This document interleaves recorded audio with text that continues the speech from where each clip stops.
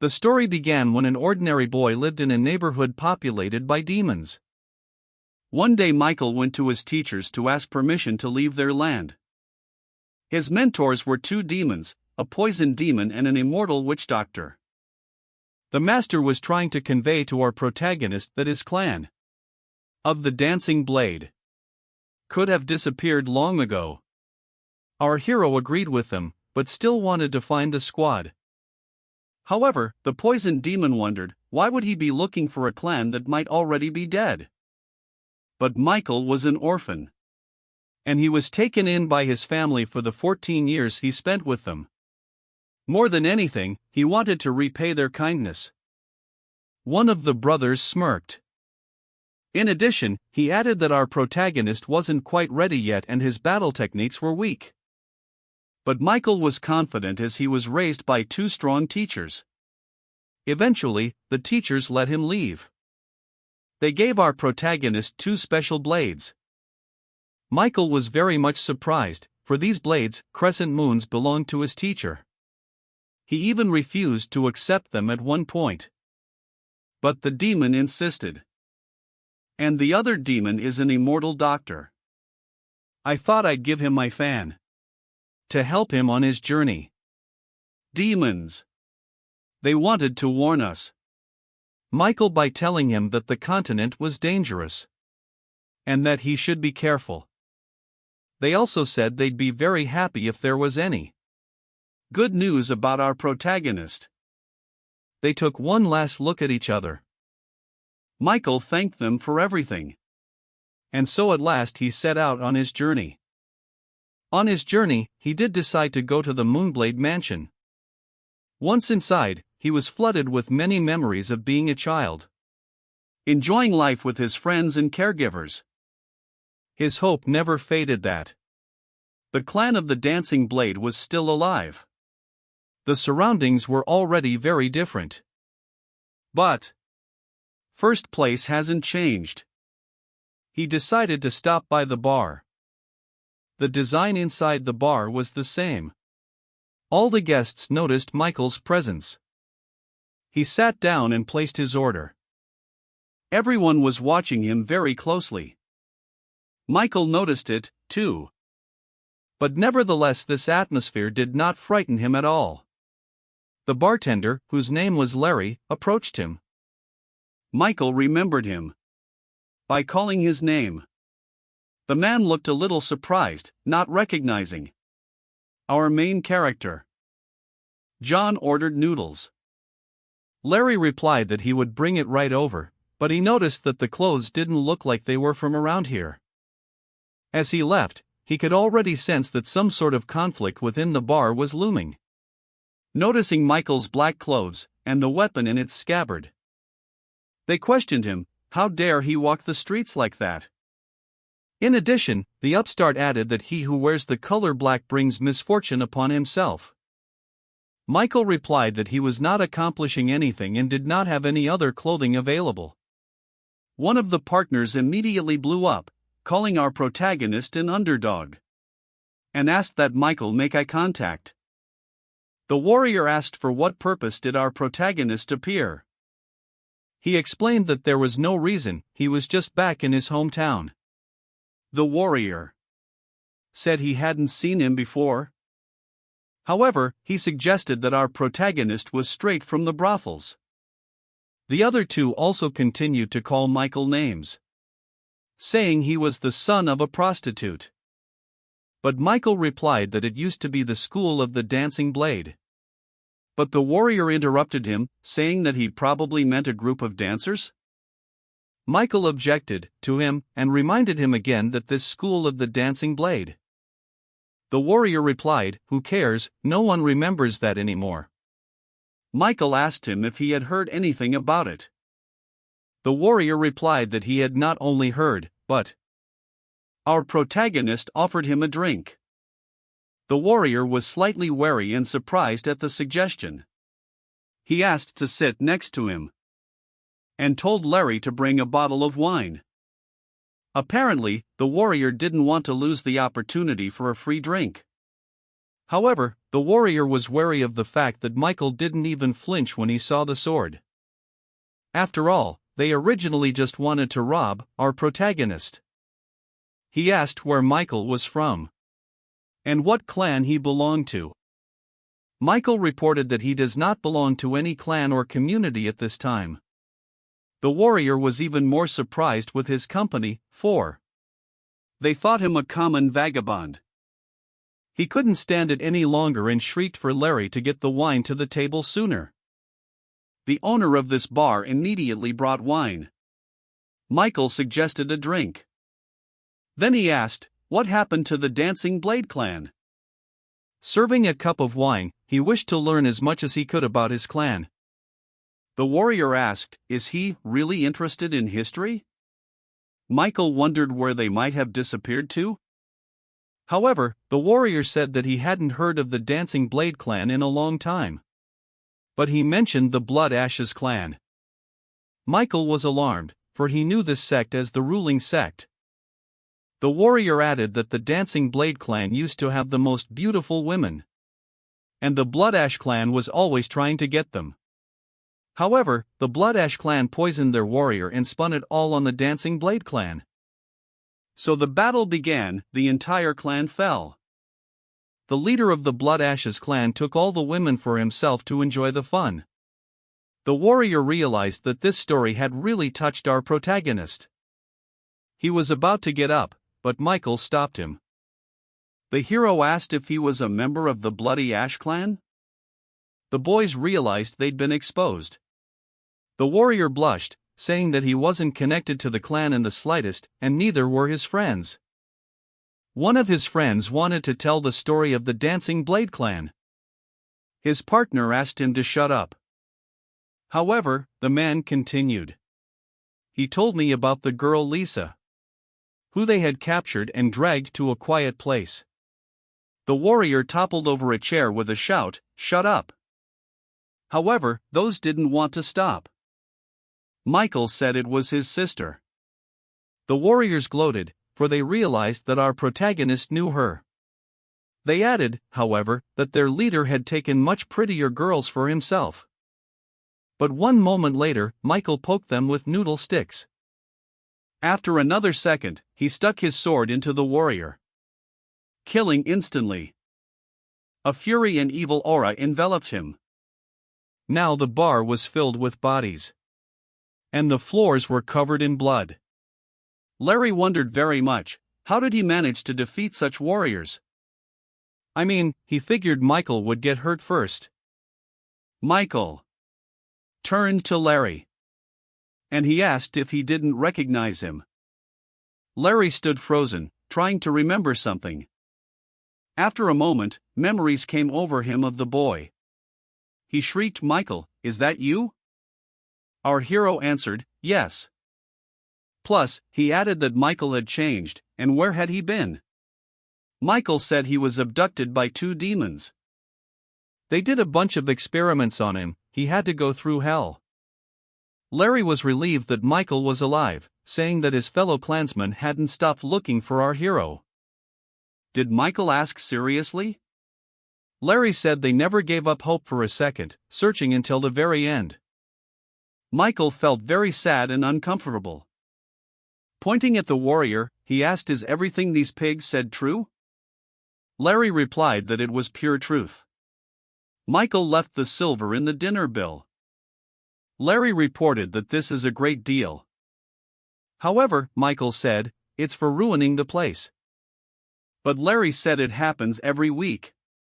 Michael decided to leave the premises, but Larry asked where he was going at this late hour.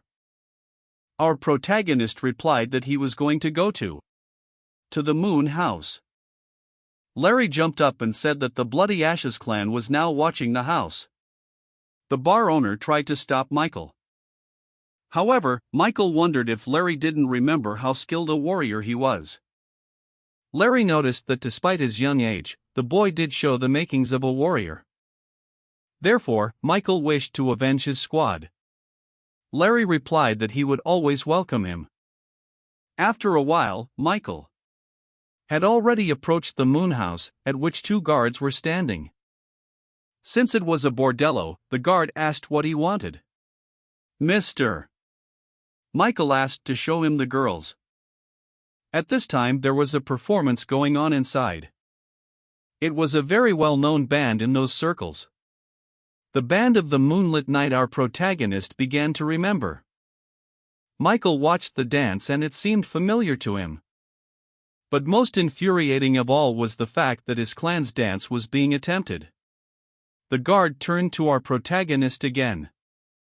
At this time, the master of the Moon Knight house arrived. His name was Harry, and he owned this mansion. The guard asked, not looking so intently at his host. But Michael went further. The guard said no visitors are allowed in there. Two warriors tried to stop Michael. However, our protagonist said he had to meet his host. The warrior replied that since he was an ordinary man, he couldn't just show up. One of the leaders heard the noise and decided to come down. It was the leader of the Ghost Sword faction, Tom. He asked Michael with a malicious look, why does he need a host? He added that if he was drunk and wanted to meet him, he should go wherever he wanted to go. Michael didn't want to put up with it. He asked, is it such a problem to meet? He took another half-step closer to our protagonist. The landlord immediately shouted for this buffoonery to stop, and motioned for Michael to come upstairs to his room. Michael's with Tom. Afterward, in peace. Master. Harry was sitting on a couch with two beauties and the table was the real deal. A buffet. Michael took a seat across from his host. Gary began to toss around in his thoughts, trying to figure out who our protagonist was. What clan? He asked why Michael had shown up. Pouring wine, he offered a drink to our hero. What alarmed the host most was Michael's drinking. Feeling safe. Our protagonist realized that they were trying to give him poison. It's like inside. There was a fire in the organs, everything literally burst into flames. Harry smiled, asking if he liked it. Michael thanked, saying it was very tasty. Asked him for more. Harry smiled more and more. I decided to pour another drink. Now he asked what our protagonist needed. Michael asked with an angry look why he'd been poured a drink with poison in it. They were already on edge. Harry was a little startled, but more than anything he was surprised that Michael was still alive. He also believed that our protagonist would not get out of this room. He also asked everyone to remove themselves. Now it was just the three of them in the room. Harry said if Michael was a good boy, he'd give him the antidote. However, our protagonist replied that he didn't need it. Gary became insistent and said it was foolish to refuse help. But Michael was very amused by it. Activating the spiritual energy, he was about to clear things up. And in a second, the warriors who stood behind the wall collapsed. By some miracle and literally managed to bring down a warrior.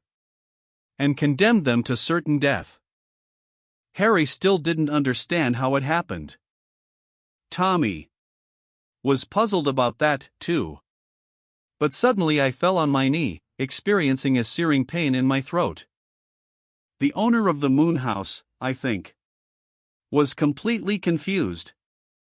Through the pain and the drooling, Tommy said it was poison. And just seconds later, the host himself fell. He was gasping for breath from the suffocation that the poison was causing. Michael now clarified that he, too, was being cautious around strangers. All the soldiers. In just a moment, they were dead. The guy couldn't figure out what kind of poison our protagonist was using. Plus to that he asked why Michael was so desperate to kill strangers. However, our protagonist responded, did he once start? Besides, whoever makes an unknowing attempt on someone's life deserves to be punished. The Moonhouse Master was horrified, and he promised that the Blood Ash clan would definitely avenge his death. Michael wasn't hurt one bit by it. Now Harry assumed that Michael would leave alive after hearing about the clan itself. But our protagonist stood his ground and said he'd never heard of them. Tommy and Harry looked at him, not understanding of their guilt. Tommy suddenly jumped up, to my that Michael wouldn't notice him. He decided to attack from behind. But after one moment, it was as if his hand was disobeying. There was an aura around our protagonist. Tommy now realized that he could not defeat such a master who could block attacks without looking. But the host came up to deliver a surprise blow to the hero, lunging with his blade. But he forgot the most important thing, because our protagonist is straight from the clan of the Dancing Blade. In a matter of seconds, he cut the host. Now Harry was like prey riddled with blades. Collapsing to the ground, he didn't move again. Tons. Michael told him if he tried to lunge again he would die immediately. But he clearly didn't want to die. Now Tommy realized he was dealing with a master and a master at that. A glorious warrior, capable to wield a sword. Michael decided to put Harry's subordinate on notice, saying that from now on he was the master of the Moon House. Tommy asked, is he going to stay alive or not? But our protagonist replied that it was up to him. Plus now he'll be taking orders from our protagonist. Michael tossed the pill to his subordinate. Tommy asked, what is it? Our protagonist replied that it was poison, but what else could it be? You can trust a man like Tommy, who attacks from behind. Tommy realized that things were bad and he had to swallow that poison pill. And after one moment, he swallowed the pill. Michael added to that. The Bloody Ash clan clearly won't pick up the antidote. Our protagonist asked for the keys. Tommy, however, did not understand what it was all about. Our protagonist was interested in a vault of riches. Now the Tom believed that's all Michael needed. Handed over the keys right away. Michaela decided to check things out and said to stay. Stay where you are. But he interjected how he could address Michael. Our hero replied to call him master. Michael walked into the vault and realized that they sell all sorts of trinkets at auction. Things like ginseng root. And not of the best quality. Michael decided to cultivate. Tommy decided to interrupt his procedure. Our protagonist asked when the Bloody Ash clan would know what had happened. Tom replied that it would be a couple of days. Plus to all of this he gave the order for all servants to gather. If they wanted to leave, now was the time. Now Tommy believed the protagonist wanted to destroy to the moon. And also those who still decide to stay will be paid for 10 months in advance. That phrase just killed the servants. After all, the money belonged to the Blood Ash clan. Plus, the Tom added that this clan is constantly sponsoring the Moon House. So Michael decided to use all the money. It was getting close to lunchtime. There was a crowd of servants, incredibly happy for such generosity from the new owner. Now Michael was watching what was going on inside. Tommy walked up and said that he had followed the orders that Michael had given him. Now our hero. Waiting for the clan of Bloody Ashes, on this one you're not the least bit intimidated. Tommy didn't understand why his master was so calm. He asked the master. Is he affiliated with the Dancing Blade group? After a moment, Michael asked as he guessed. He replied, however, that it was clear from his conversation with Harry that they had something to do with each other. Michael decided to reveal that he grew up in the Dancing Blade clan. In addition, the Blood Ash clan destroyed his home and clan. Now Tommy believed our hero wanted revenge. Plus, he asked if he had backup. Michael replied that he didn't, which just stunned his acolyte. No doubt he thought his new master was a lunatic. Michael couldn't believe that the Bloody Ash clan had managed to expand their boundaries like this. In addition, the clan owns all the retail chains, as well as most of the brothels and training camps. Now our hero believed that he didn't need to fight against the clan army, he only needed to interrupt the advisors and the head. Tommy thought his new master's ideas were crazy. He now realized it was a one-way road if he stayed with Michael. Michael decided to give the order, saying that when the clan comes of bloody ashes, let them go, too, like the others. He couldn't believe what was being said. Besides, Michael wanted to reward him with a generous reward like the others. However, that situation where he ate the poison pill kept him on his toes. But the host became irritated, asking what was wrong with Tommy wanting the antidote? After all, if you don't use the antidote in time, the person is burned from the inside out. His subordinate was just burning up at how much. His master is unpredictable. Michael held out an antidote pill to him. He accepted them in a flash. Now he could exhale in peace, knowing he wasn't going to die. However, Tommy couldn't understand that look piercing him through. Michael asked how you could take a pill without thinking. Tommy replied, "It's the antidote." Our hero upset him by saying it was poison. Now Tommy's really pissed off, because he's been tricked. The first time they gave him a fake, and the second time they gave him real poison. Michael engaged in moralizing, saying you can't do things without thinking. To take action. Tommy was smashed. Besides, our hero just sat down and started sipping wine. Tommy asked him for a drink. However, he didn't care anymore, either die from the poison or from the blade. However, he didn't want to leave, he decided to stay. Much to his master's surprise. Since Tommy has joined his new master, he will not see life. And in one or the other case, it will still end up as a corpse, no matter if it's poison or blood ash clan. Plus he asked for one more shot of wine. It seems our protagonist is gaining allies. Meanwhile, at the clan temple of bloody ashes. It was about Michael and how he took over the moon house. Head of the clan was Bruce, who just wondered how the master of the house could have died so easily. One of the elders replied that the poison had contributed to this. At any rate, it was now clear to the head for what reason the moon house had surrendered. One of the counselors turned to him. Mickey was the captain of the northern squad. He was going to visit our hero.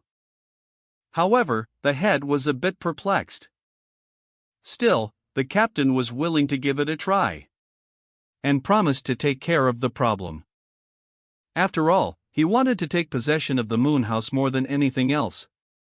Michael and his maid decided to take a walk around town. Tommy continued to feed him from his hand. He was most perplexed as to why our protagonist wasn't preparing for the invasion of the Blood Ashes clan. Suddenly he heard, as the commander of the Bloody Ash clan makes his way with his troop. Noticing this, Tommy decided to warn his master about the clan. Michael asked again, "Is he sure?" However, Tommy decided to narrate that it was the commander and his northern detachment. They were walking right towards our protagonist. Michael decided to joke by saying he hadn't thought of a greeting for such guests. Gave the order to go straight to them. Mickey gave orders to his subordinates to bring the new master of the Moonhouse in person. Squad scattered in a flash. Stepping inside, he savored the vastness. After all, what he wanted most was to become the new owner and make a fortune. The subordinate responded that there is no one in the room. The other replied that the other rooms were empty as well. Wondering why no one's here? At the mansion. Besides, Mickey assumed the new owner had taken the treasure and disappeared. However, after a moment, our protagonist did enter the Moonhouse. The warriors shrieked for this inept to immediately leave the premises as it was closed. Michael ordered his subordinate to close the door. Mickey believed that our hero had decided to meet his death. I mean, he thought Mikey ran away, but he said he was going out to lunch. Nevertheless, the medics gave the order to attack Michael. He stopped the attack of one of the warriors with the back of his hand. With the back of his hand. Literally twisted his elbow. And then stabbed him in the liver with the palm of his hand. Now it didn't look like a battle, but really our main character's dance. Wars were flying around like splinters in a room. The remaining troublemakers were perplexed as to how he was able to deal with them so easily. For in one instant they were all interrupted. And our protagonist himself was surrounded by an ominous, poisonous aura. The remaining enemies were terrified. They decided to attack again and surround Michael. However, he didn't even pull the trump cards out of his sleeves. Once again, he used his palms to smash the undersized men to smithereens. The troublemakers flew off in different directions while the captain stood by and watched. After all, he managed to break the entire squad in just a moment. Mickey seemed to get really freaked out when he saw it. Tommy realized how strong his master was, since he was able to single-handedly overpower the clan unit. Besides, he hadn't even touched his blades. The captain thought it would be a one-hit wonder. He turned to the fat man, asking, would he fight? Ripping a huge sword off the ground, Mickey was about to attack our protagonist. He was truly impressed with Michael's dancing. Still, he asked what he wanted. Our protagonist replied that he would take the lives of the entire Bloody Ash clan. Fatty wondered how he dared to behave like that. Besides, Michael wanted to possess their wealth. Mickey realizes he's shitting himself, so he makes a bet. That he'd report the whole thing to the head of the department, and in return, our main character wouldn't kill him? However, Michael was not happy with this arrangement. The captain, not thinking long, decided to attack our hero. Michael took one of the captain's subordinates and threw it towards Mickey. So much so that he literally blew the fat guy out of his seat. That one flew into the wall like a baseball. Captain. I didn't understand how, since he was a formidable warrior. A moment later, however, Michael disappeared. While the fat guy was looking for him with his eyes, he got hit in the face. With his heel. The impact was so strong that it created a flurry of dust. The captain was defeated in one instant. Tommy, as well as the rest of the warriors. They were in deep shock. Yet Michael stood like Everest out of reach. The room was filled with a pile of bodies, and was also stained with blood. The remaining warriors were perplexed. Who was our protagonist? Michael gave the order to open the doors to his subordinate. The one without hesitation. He said yes. Our protagonist told the warriors to pick up the corpses and leave the room. Half dead, they were half dead. Couldn't believe they'd been spared. Also, let them. Of the bloody ashes. What if he wants a battle? Let him. Come in person.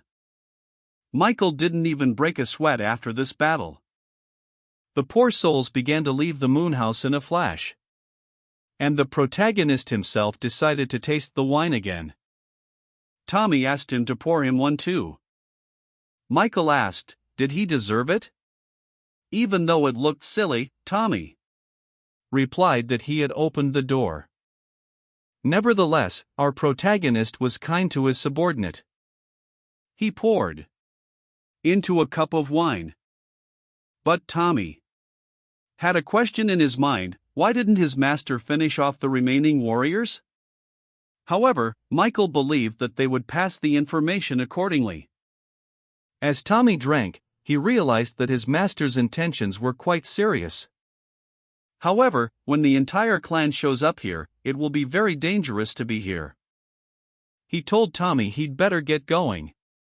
Meanwhile, in the Blood Ashes clan, the news literally stunned everyone. After all, one man managed to break the entire squad. The head was angry that they didn't even recognize who the wanderer was. One of the surviving fighters said Michael wanted something. The head asked, "What is it that this dog wants?" After a moment, he gave the order to gather all the warriors and even those who had been defeated. Without giving our protagonist a chance to assert himself and rather punish him, the elder promised to carry out the order. He also ordered to finish off the northern detachment and show the others what awaits them if they don't follow orders. The warlord seemed to be in deep shock. Let everyone know they have no chance of failure. Toward evening, the head and his entire clan were about to visit our protagonist. Just as Michael was cultivating, suddenly, his subordinate suddenly burst into the room. Michael opened his eyes. Tommy narrated that the clan was about to be in the moon house and there were innumerable of them. Michael remained calm, for he assumed it would look like this. Plus, Tommy added that now they're in trouble. Serious problems. Our protagonist asked, "Where is the head?" Tommy replied, "Nearby." From the street came a voice saying that the one who attacked the clan of the blood ashes to come forward. Michael decided to put on his robes. Tommy was shocked, however, for this garment belonged to the dancers. Michael replied, "So what? I mean, it made him kind of nostalgic or something. Plus, this act was sewn specifically for the clan of the dancing blade." Tommy realized that. However, he still asked why he needed such a cape. However, Michael replied that it is a sign that he represents the dancing blade clan. Besides, he wanted to punish his enemies in this particular garb, adding to his words that he would be back soon. Tommy decided to go with his master, as he was not a survivor if he stayed anyway. Nevertheless, Michael decided to insist that this battle was not his to fight. He also added for the host to come back alive, to which Michael replied no problem. Stepping outside, an entire army stood in front of our protagonist of the Bloody Ash clan. They cheered and waited for the blood of our protagonist to be spilled. Michael stood with a nonchalant face. What surprised everyone the most was the dancer's cape, for she belonged to the Dancing Blade clan. Laughter could be heard in the crowd and the way everyone was calling him crazy. The head seemed to be excited for the battle as well. Michael has finally decided to take up his blades, which one of the demons had given him. Once again, he enveloped himself in that eerie and sinister aura. On Bruce's face, there was confusion, for he had recognized this boy in the past. That's when the nostalgia kicked in. A boy, while still a child, tried to practice with a sword and hurt his arm. And the foster mom was showing me how to hold the blade properly. Plus, not just hold it, but do it in a dance. The girl, playfully practicing with the ball, it looked pretty amazing. By the time the boy was a teenager, however, he was as good as his foster mother in technique. The entire clan was discussing our protagonist and how he managed to master the sword. In addition, Michael's mind began to glare as Larry pronounced that he was being searched all the way to the end. Our hero was furious, he inexorably wanted revenge as quickly as possible. Bruce was shocked at the speed at which the kid was moving, because just a moment later, he was already skipping through the crowd. The warriors couldn't even keep their eyes on his movements. Michael only managed a couple of swings of his blades, just as suddenly blood was whipping all over the street. Now he was really determined to kill everyone, not hurt them. Warriors lay stacked after coming into contact with his blades. They were terrified and did not know what to do, for the speed was incredible. The hero's face was also bloody.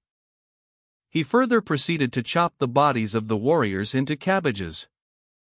The warriors had only to watch and wait for their moment to come. Of death. One of the warlords cried out that you can't give up, he's only one. To Tom, he ordered us all to attack together to take him by surprise. They were confident of victory, about to strike. At least one hit on the hero. A crowd of rampaging fellow clansmen had all but decided to clash with him. It only amused him, he said, and you attacked again and again. Now the streets of the city took on a very different hue, blood red. Michael shredded their bodies like a first-class chef. Bruce remembered him from his childhood. Michael was talented, but he didn't expect him to change so much. And what was most striking were the movements, for these movements were unique to the Dancing Blade clan. Now he had doubts, would they even be able to touch him? Michael was unstoppable, running like a freight train. Tommy enjoyed and at the same time was horrified by his master's superiority. Plus he was emitting tubers, venom, air. Now the head and his subordinates have grasped how dangerous the protagonist is. The wars became oregano, their internal organs literally burned in seconds. Now the entire army was almost lying on the canvas. And our protagonist continued to shred them and emit venom. In addition, they were stunned and unable to move. The warriors cried out in pain. And they asked the head to help them. Michael dealt with the warriors with particular cruelty. The commanders said the defenses have been breached. The battlefield was like a real mess. The head didn't expect Michael to become such a ruthless monster. After all, he walked the bodies as if they were a red carpet. The remaining clansmen were horrified, they called our hero a monster and couldn't understand why the warlords and the head were asleep. Michael said just a phrase, whoever wants to live, let him freeze in place and not move. They immediately froze, creating a passageway for our protagonist. Head said he admired his skills at what he needed. After all, Bruce believed it was all not just for revenge, but for a treasure of bloody ashes. Michael replied that he didn't want any treasure or riches. He only needs one, the death of the head of the Blood Ashes clan. With lightning speed, he was already standing in front of the head. The leader seemed to feel the most genuine fear. Michael wasn't kidding, he was going to finish that old man off.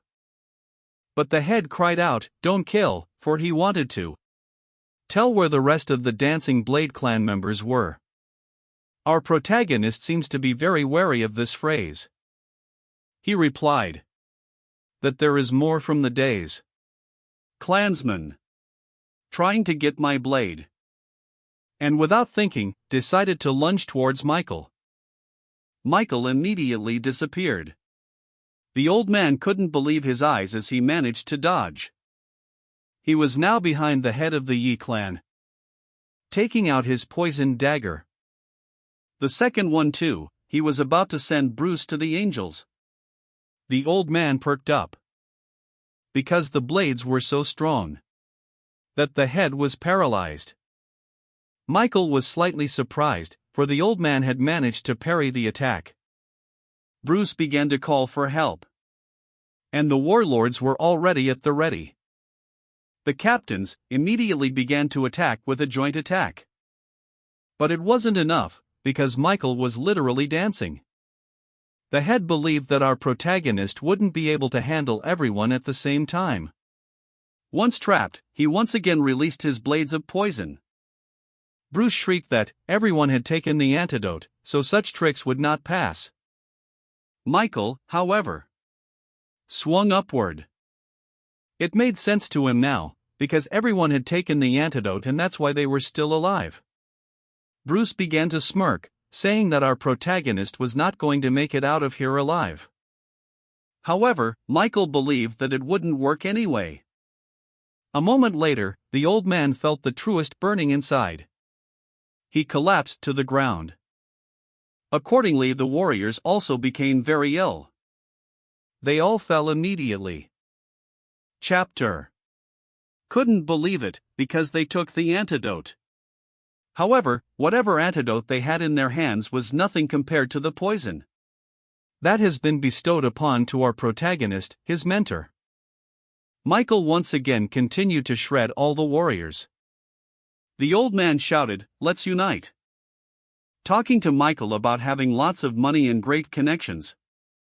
But our protagonist wasn't interested in that. Kneeling half dead, he asked Michael, wasn't he wondering where his fellow clansmen were? But a second later, he struck our hero as the assassin of the entire clan of the Dancing Blade. Like a madman, he began to shout that he had chopped up everyone, women and children alike. Michael couldn't take it anymore, and he cut up his body with his blades. It was like a stone fell from the protagonist's soul as he carried out his revenge. There were murmurs from the crowd, did the head die, and so did the warlords. Michael offered the warriors to share the fate of their chapter. The next day, our protagonist decided to change the facade of the building. Tommy came to his master, told him the job was done. He also ordered me to check with the locals for surviving members of the Dancing Blade clan. Our protagonist praised him. After all, he believed that even if the Blood Ash clan head had killed everyone anyway, there were those who were still hiding. Also, Tommy said that most of the residents are happy the fall of the Bloody Ash clan. Michael was even a little surprised by this. Tommy replied that this was exactly the case, for the clan bullied the inhabitants in every possible way. However, our protagonist said that Tommy was one of the rampaging. He felt very ashamed. However, that was not all. Tommy told us that our main character wanted to see the chief of the Western District, because the Bloody Ash clan has done them a disservice. So the warden would like to thank Michael personally. So how's the clan? Blood Ashes has been robbed the harbor quite a bit. Michael has ordered all the loot to be given to the district. He promised he would follow orders. However, the conversation was interrupted by one more of the servants saying that the tavern owner also wanted to meet with the owner. Tommy was a little wary of that. Michael ordered him to be let in as soon as the tavern owner appeared, for he was his childhood friend. Larry brought a lot of delicious food to our main character, and he was happy to hand it over to Michael.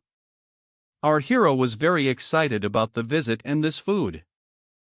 Michael began pouring wine for his longtime friend.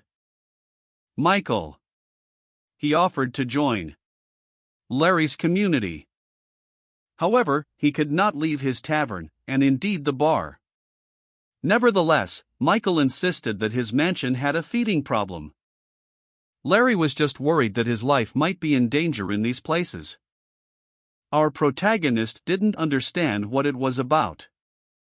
However, Larry said that Michael is very dangerous. Besides, the bar owner wanted to know how strong our hero had become. Besides, it's a very difficult question to answer. After all, Michael had just recently left his demon mentors.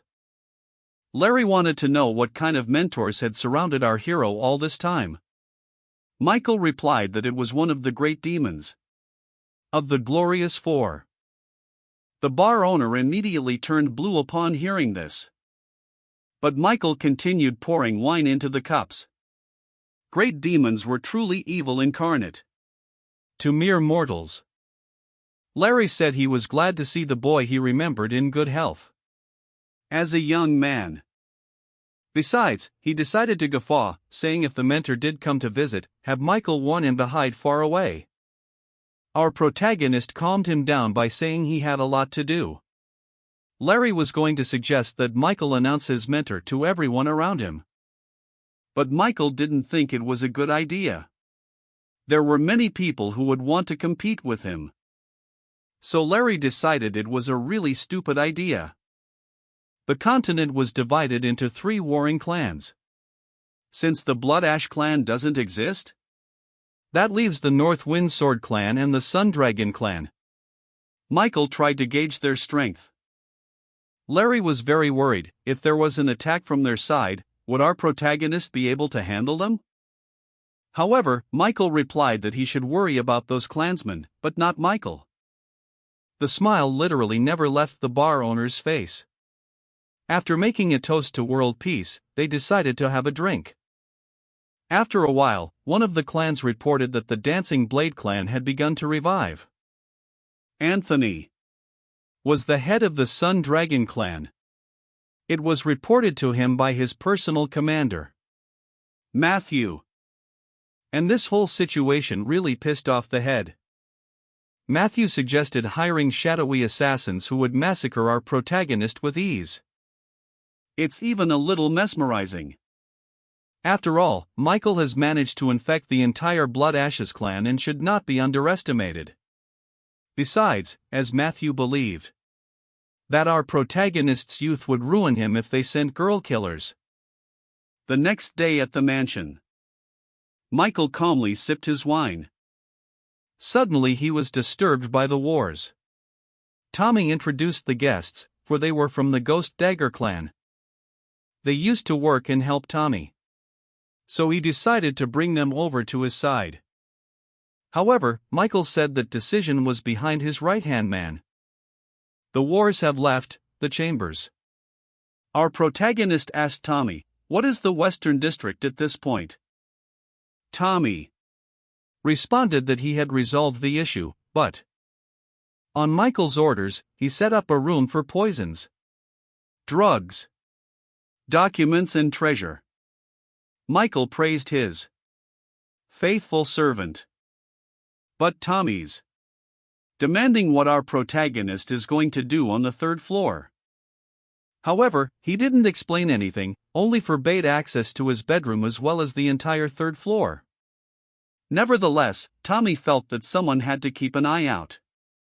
But our protagonist said, "Is someone so eager to part with their life?"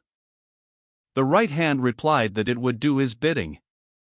The only thing I was worried about, Tommy, was that they might be sending in assassins pretty soon? But Michael was on standby. Upon arriving at the training arena, our protagonist wanted to test the skills of these warriors who had joined him. They were puzzled by something else entirely, that they should attack all together. The warriors, he asked seriously? For they would be fighting with real swords. However, Michael said, "You don't have to think about it." One of the warriors decided to be the one to attack. Snapping out of his seat, he was already rushing to attack our hero. But Michael, as usual, began to dance, but with a blade. He managed to parry the threat without much difficulty. And in a moment, he split the warrior's sword in two, and then stabbed him in the neck area with his hand. That one went down like a sack on the ground. The rest of the warriors were dumbfounded. Tommy felt sorry for these guys. Michael said to let the next warrior speak.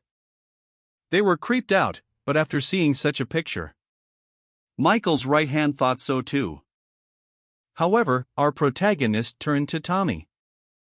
He blurted out in a flash, saying that his master knows the level skills. Now, however, Tommy was serious. After a while, he was badly beaten for a while. The rest of the warriors were also in a horizontal position. Michael decided that they would train like this every morning, and when our main character wasn't there to do the training, Tommy would be on his own. However, his right hand was very much afraid, most likely to be beaten. Michael promised that he would take elixirs for them so they could recover faster, and left the battlefield. The main character made one point, that if Tommy doesn't pull himself together, he will die very early on. He decided to take a walk, but instructed Tommy to find good guns in the market and hand them out to the boys. Our protagonist, walking through the city, spotted some warrior. Their gazes crossed. The traveler greeted our protagonist. He inquired if Michael was the manager of the moon house. The one replied, "All right." The traveler said he was sent by the North Wind Sword Clan. And he himself is the messenger, to whom he would like to deliver a letter with a gift. The warrior sent a short man to deliver the letter into Michael's hands.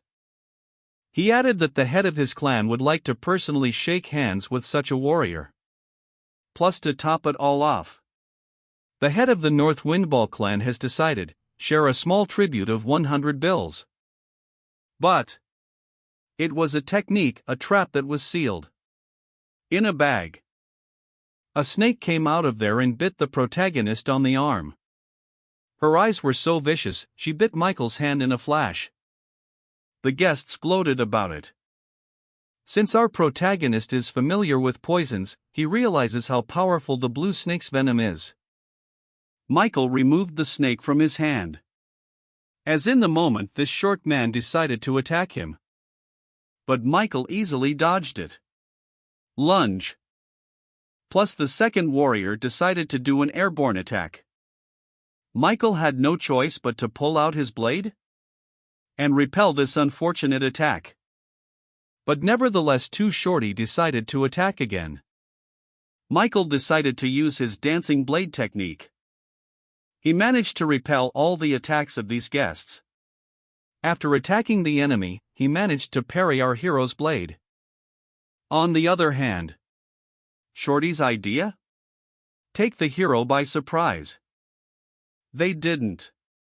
They must be Michael's capabilities. They decided to take better positions. The warrior praised our protagonist for his skill, as well as standing up to poison. He also added to his words that our protagonist better give up before he faints. Shorty began to attack again. But he decided to divert Michael's attention by throwing a smokescreen. Now you're gonna end it all with 2 strikes? He managed to get behind Michael's back. But what he saw a second later. It's a poison wrapper that our protagonist was able to create. Besides, he managed to finish off the runt in that smokescreen. Our protagonist asked who sent them. The warrior could not believe his eyes, for the snake's venom must have worked. But he decided to attack nonetheless. But Michael immediately cut off his hand. To a guest. The warrior began to scream in pain. The wanderer could not move as the blades were poisoned with a venom that paralyzed instantly. Michael approached this loser, saying she could give him the antidote. In return, he wanted to know who had sent them. The warrior responded with a soaring shadow blade. However, Michael got tired of waiting and struck him in the skull area. With his head split open, he collapsed to the ground. Now our protagonist believed he was being watched, learning skills. Looking around, seeing no one, the urge to get rid of the spy didn't stop. The hat-wearing warrior watched the proceedings. Michael wanted to meet with these clans, who had divided the city. Tommy wondered why. It was simple, someone sent mercenaries to kill our protagonist. The only way to lure them out was to invite them in. The so-called gathering of all the clan leaders. It's long gone now, but they used to be held every year. Besides, all their counselors always accompanied their heads. Michael asked how such a meeting could be organized. But the conversation, Larry interrupted with lunch. Our protagonist didn't notice it was lunchtime. Tommy decided to leave the mansion looking for a way to lure all the heads out to meet. Michael offered him something to eat.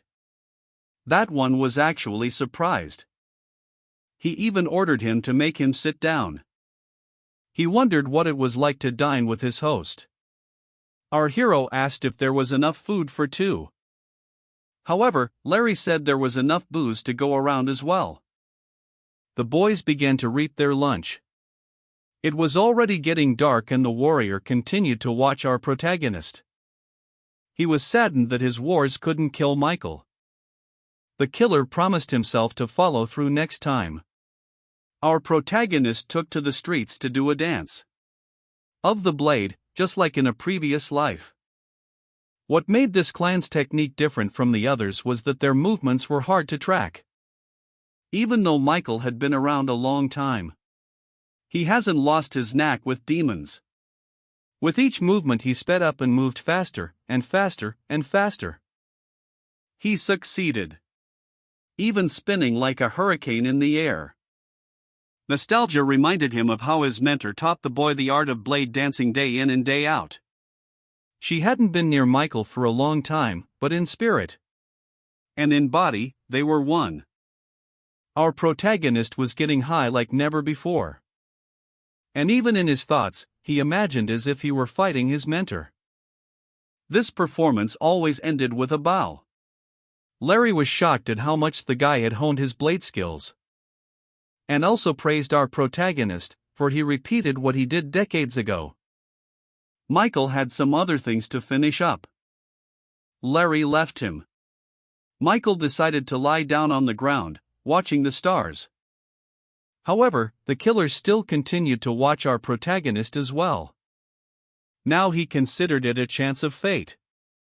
He pulled out his darts to throw at the drunken Michael, and he threw them as hard as he could. Michael looked unfazed. A literal hail of darts managed to bring the war down, and a smokescreen was created. But his attack failed to reach its target. Now Michael was looking down at him. It seems this warrior had a snake trump card in reserve. Now he was about to unleash his attack on our protagonist once again, firing about 1,000 darts in Michael's direction. However, the protagonist pulled out his fan given to us by one of the demons. And to fend off the attack, he decided to create a vortex. The darts immediately all hit the ground. That level of attack is not going to get through on Michael. The assassin couldn't believe his eyes, how he had managed it. Now he realized that getting Michael was like getting out of a burning house. Getting out of a burning house. The warrior didn't seem to want to put up with it. John asked, was he the one watching the battle in the city? The assassin didn't want to explain anything. He started attacking our hero again. But the dance master returned from this primitive attack with ease. Seeing this, the warrior decided. Putting all his strength into his sword, he began to attack without stopping, while our protagonist defended himself with just a fan. Sturm assassins proved useless against Michael. The warrior realized how strong the internal energy was of his opponent. After all, when he makes attacks, it feels as if the reflection is accompanied by a shockwave back. The warrior felt pain, blood spurted from his mouth. He's decided again to take a swing at our protagonist. But, as on previous occasions, it was to no avail. Michael asked, "Is that it?" The warrior was in shock that he had never even touched his opponent once. Now it's his turn to attack. To his opponent. The enemy was stunned by the blow. Accordingly, the shock wave caused him to collapse to the ground. Blood came out of his mouth. He also realized that the competitor was just amusing himself with him, like a cat with a mouse. Michael asked if his opponent had anything else in store, or was that it? The opponent realized that Michael's possibilities are limitless, apparently. After all, his legs were also injured and he could not leave the battlefield. He begged for mercy in exchange for joining our protagonist. Michael hastened to disappoint him, saying it was too late. The warrior perked up and asked why he didn't kill him right away. The enemy kneeled down and asked what he wanted. Michael. It got to the point that the opponent was ready to become even the opponent's hand rabbit. However, Michael had no need for such favors. The killer decided to give up his client, saying that he was sent by the Sun Dragon clan. And the head of the clan, Anthony, paid him 10,000 silver pieces. Michael was even slightly relieved to hear that. The warrior asked if he would be left alive by our protagonist. However, Michael kicked his sword back, and he said he'd kill him without pain. Like a true samurai, the assassin decided to stab himself with his own sword and commit harakiri. Quite a fitting death for a mercenary. At the end of the assassin's life, he asked what his opponent's name was. Our protagonist introduced himself to him and died of cardiac arrest moments later. Meanwhile, the head of the Sun Dragon clan got a report that 2 men had attacked in town on Michael. Dead.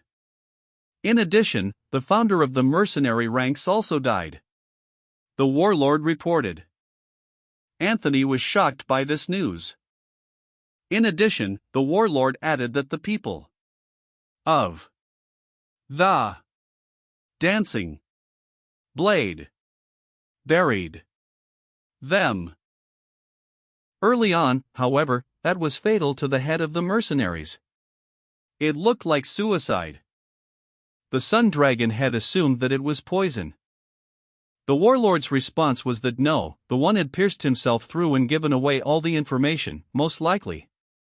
The warlord added that there's a clan meeting very soon. And Michael doesn't represent anyone's interests yet. Anthony gave the order to begin preparations for the meeting. The warlord agreed. Anthony turned to his assistant, who was familiar with the clan of the Dancing Blade. However, the demoness accepted her acquaintance from the Dancing Blade clan as her apprentice. A girl from the Dancing Blade clan. As Anthony believed, she was completely subservient to the demoness. The next day, Michael received a letter inviting him to a leadership meeting from the head Sun Dragon. Tommy was surprised. In addition, the letter states that the venue will be our protagonist's mansion. From each clan, there must have been 10 people.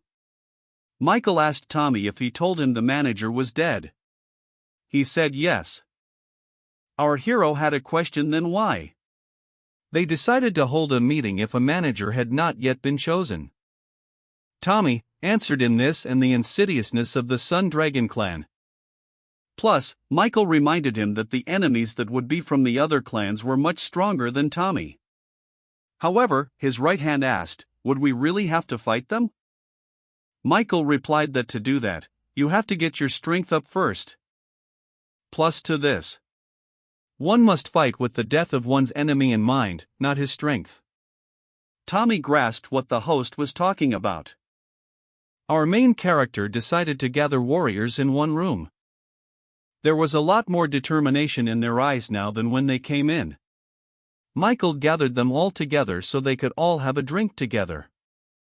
Our protagonist raised a toast to their hard work and hard training during this time.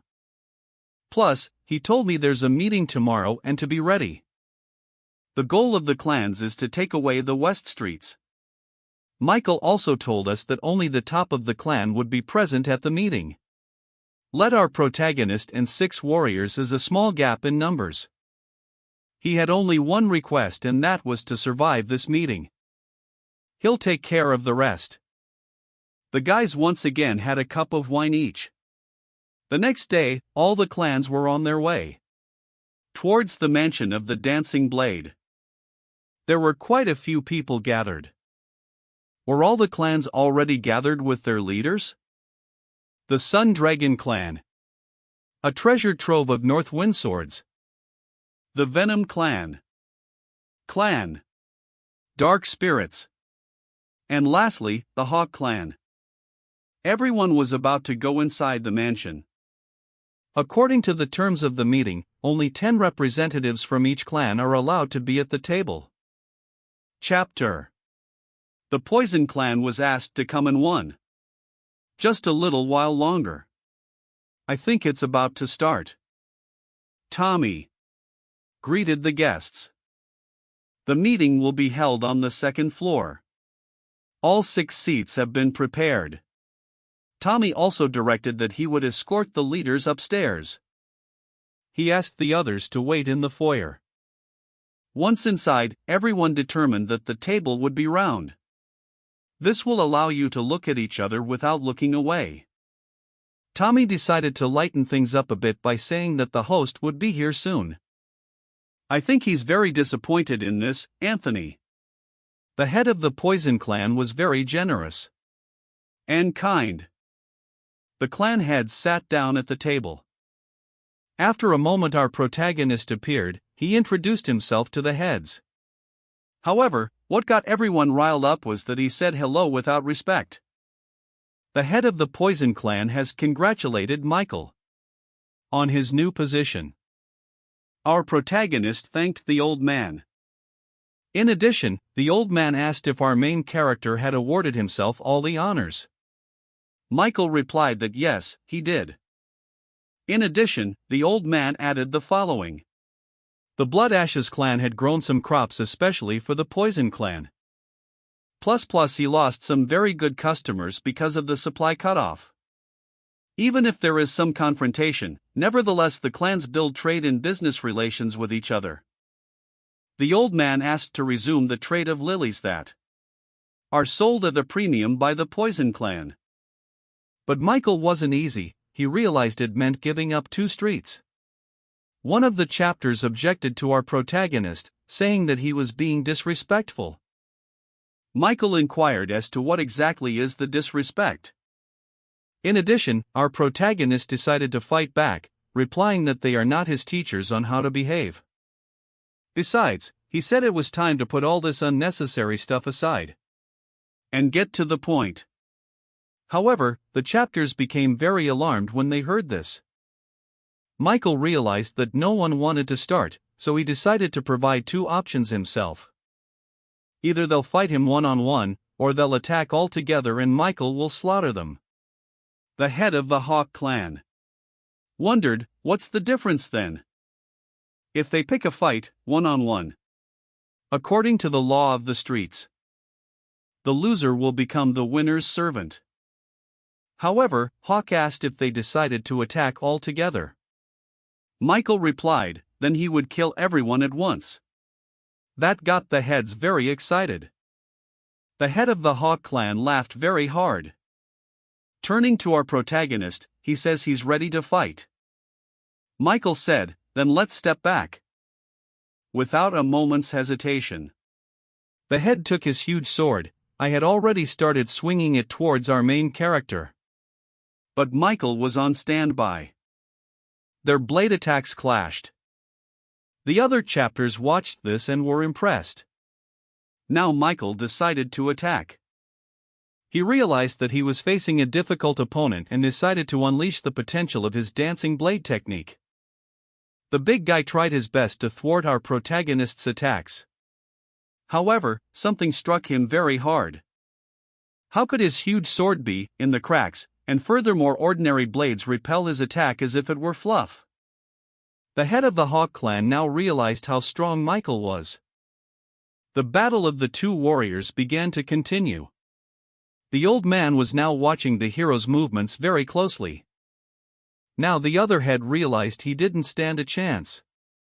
The confrontation was truly mesmerizing. The head of the Dark Spirit clan is up to no good, while the warriors are fighting. The ferocious head decided to attack with his most powerful technique on our hero. When Michael once again fought off an enemy attack, the heads were at the ready.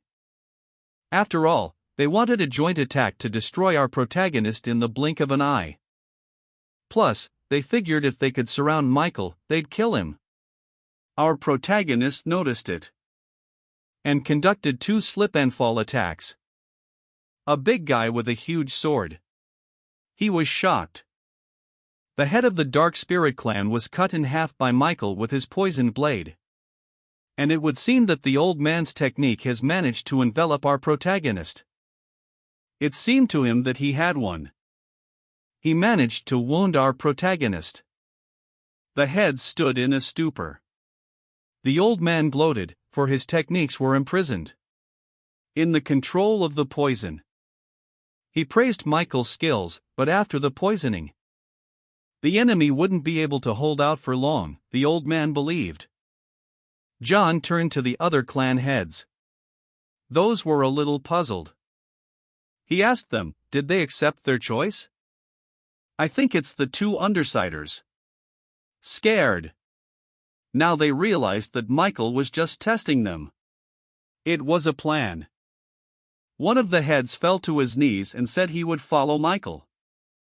Plus, Anthony's the head of the clan. The Sun Dragon also said he would follow Michael's path, and also he wanted to apologize for sending the assassins. The big guy also decided to join our protagonist. This old man wondered why they were acting this way, since he had poisoned Michael.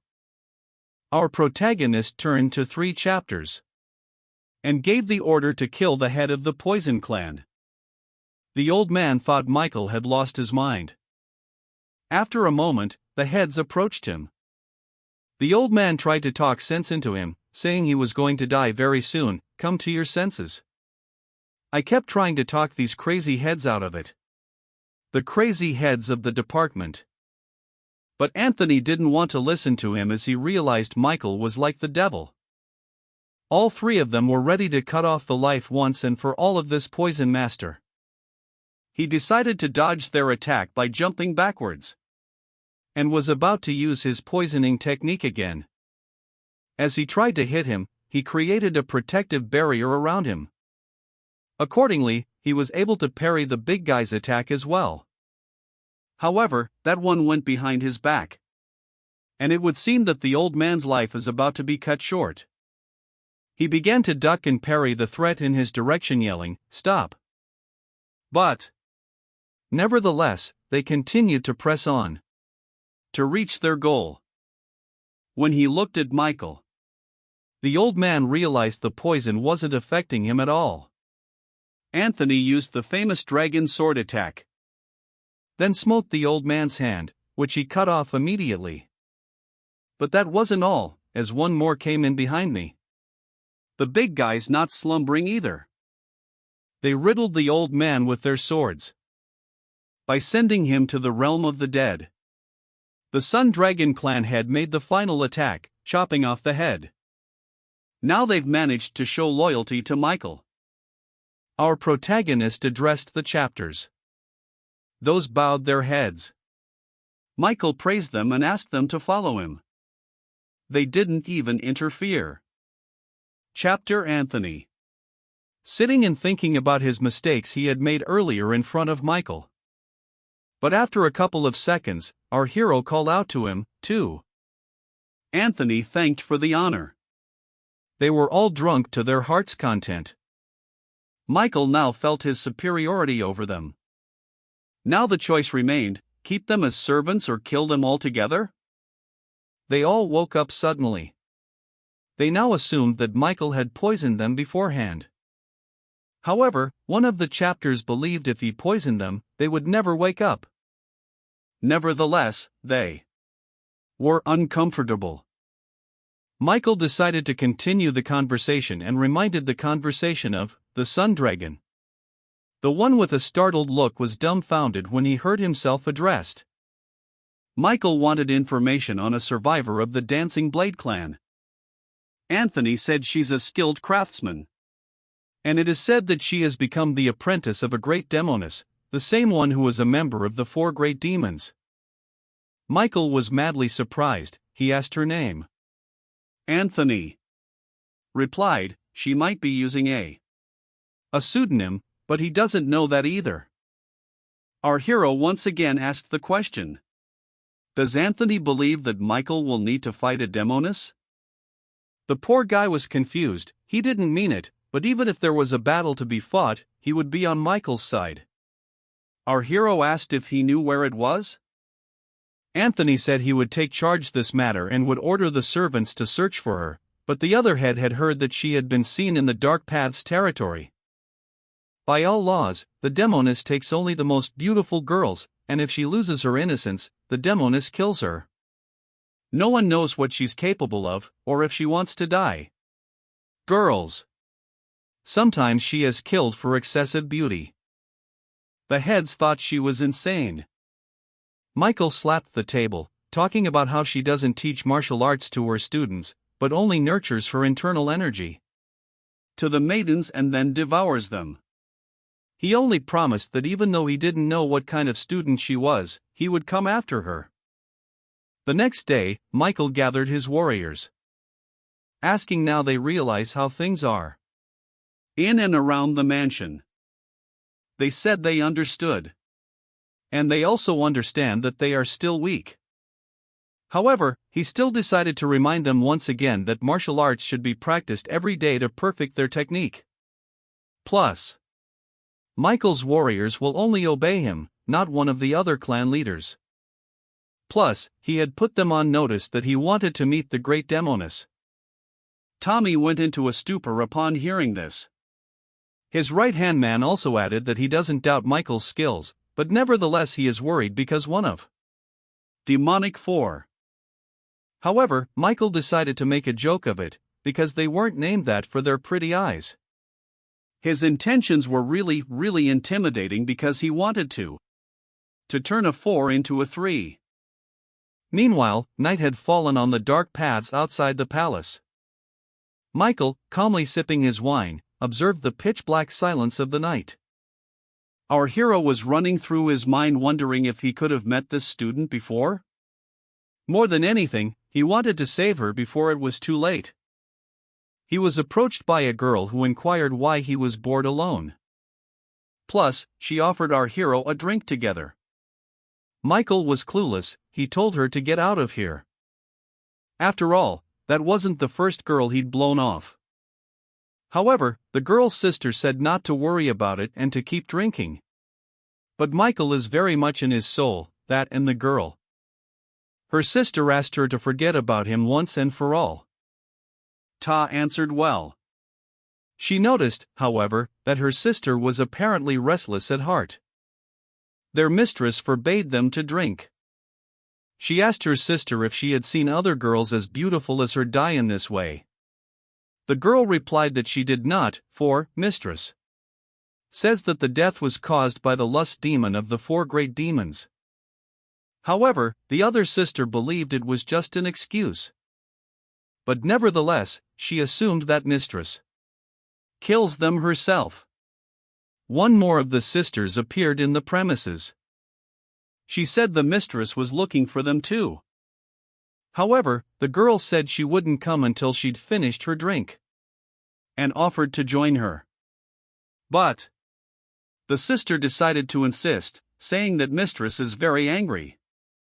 Literally a moment later she shrieked, "Sit down, drink with me." Especially after the phrase, "No one leaves here sober," it just stirred her up. Now they were all sitting around the table. Michael turned his attention to the girls. They continued to banter with each other under a drunken wave. After one moment, Michael decided to join them by asking permission. His sister, however, immediately showered him with words, which was so trivial, it had been a long time since anyone had tried to talk to her. The girl who had just arrived said the mistress had forbidden them to associate with men. Michael assumed that the Dark Path clan was the Sun Dragon clan. If they were forbidden to associate with men, it could be a demoness. In addition, Michael noticed that this girl was quite young, and she might have joined the Dancing Blade clan after his kidnapping. One of the sisters noticed our protagonist's interest in another girl. Michael joined them, saying the drinks were on him.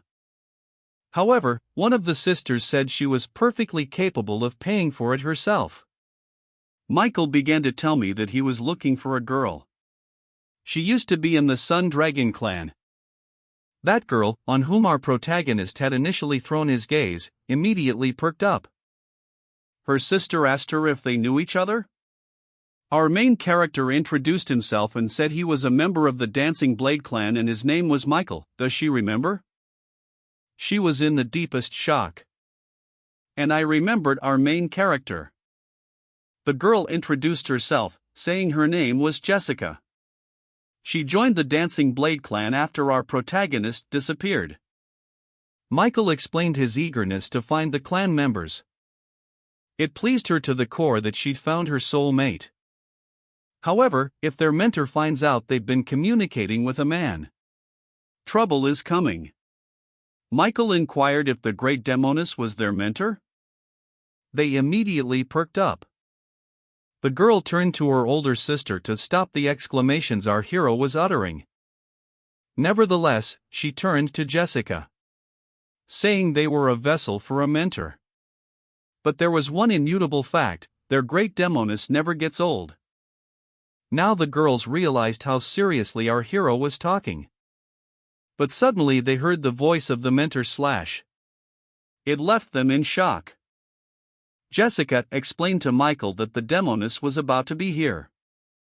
The other sister also said he had to leave or his life would stop immediately. But Michael nonchalantly continued to sip his wine.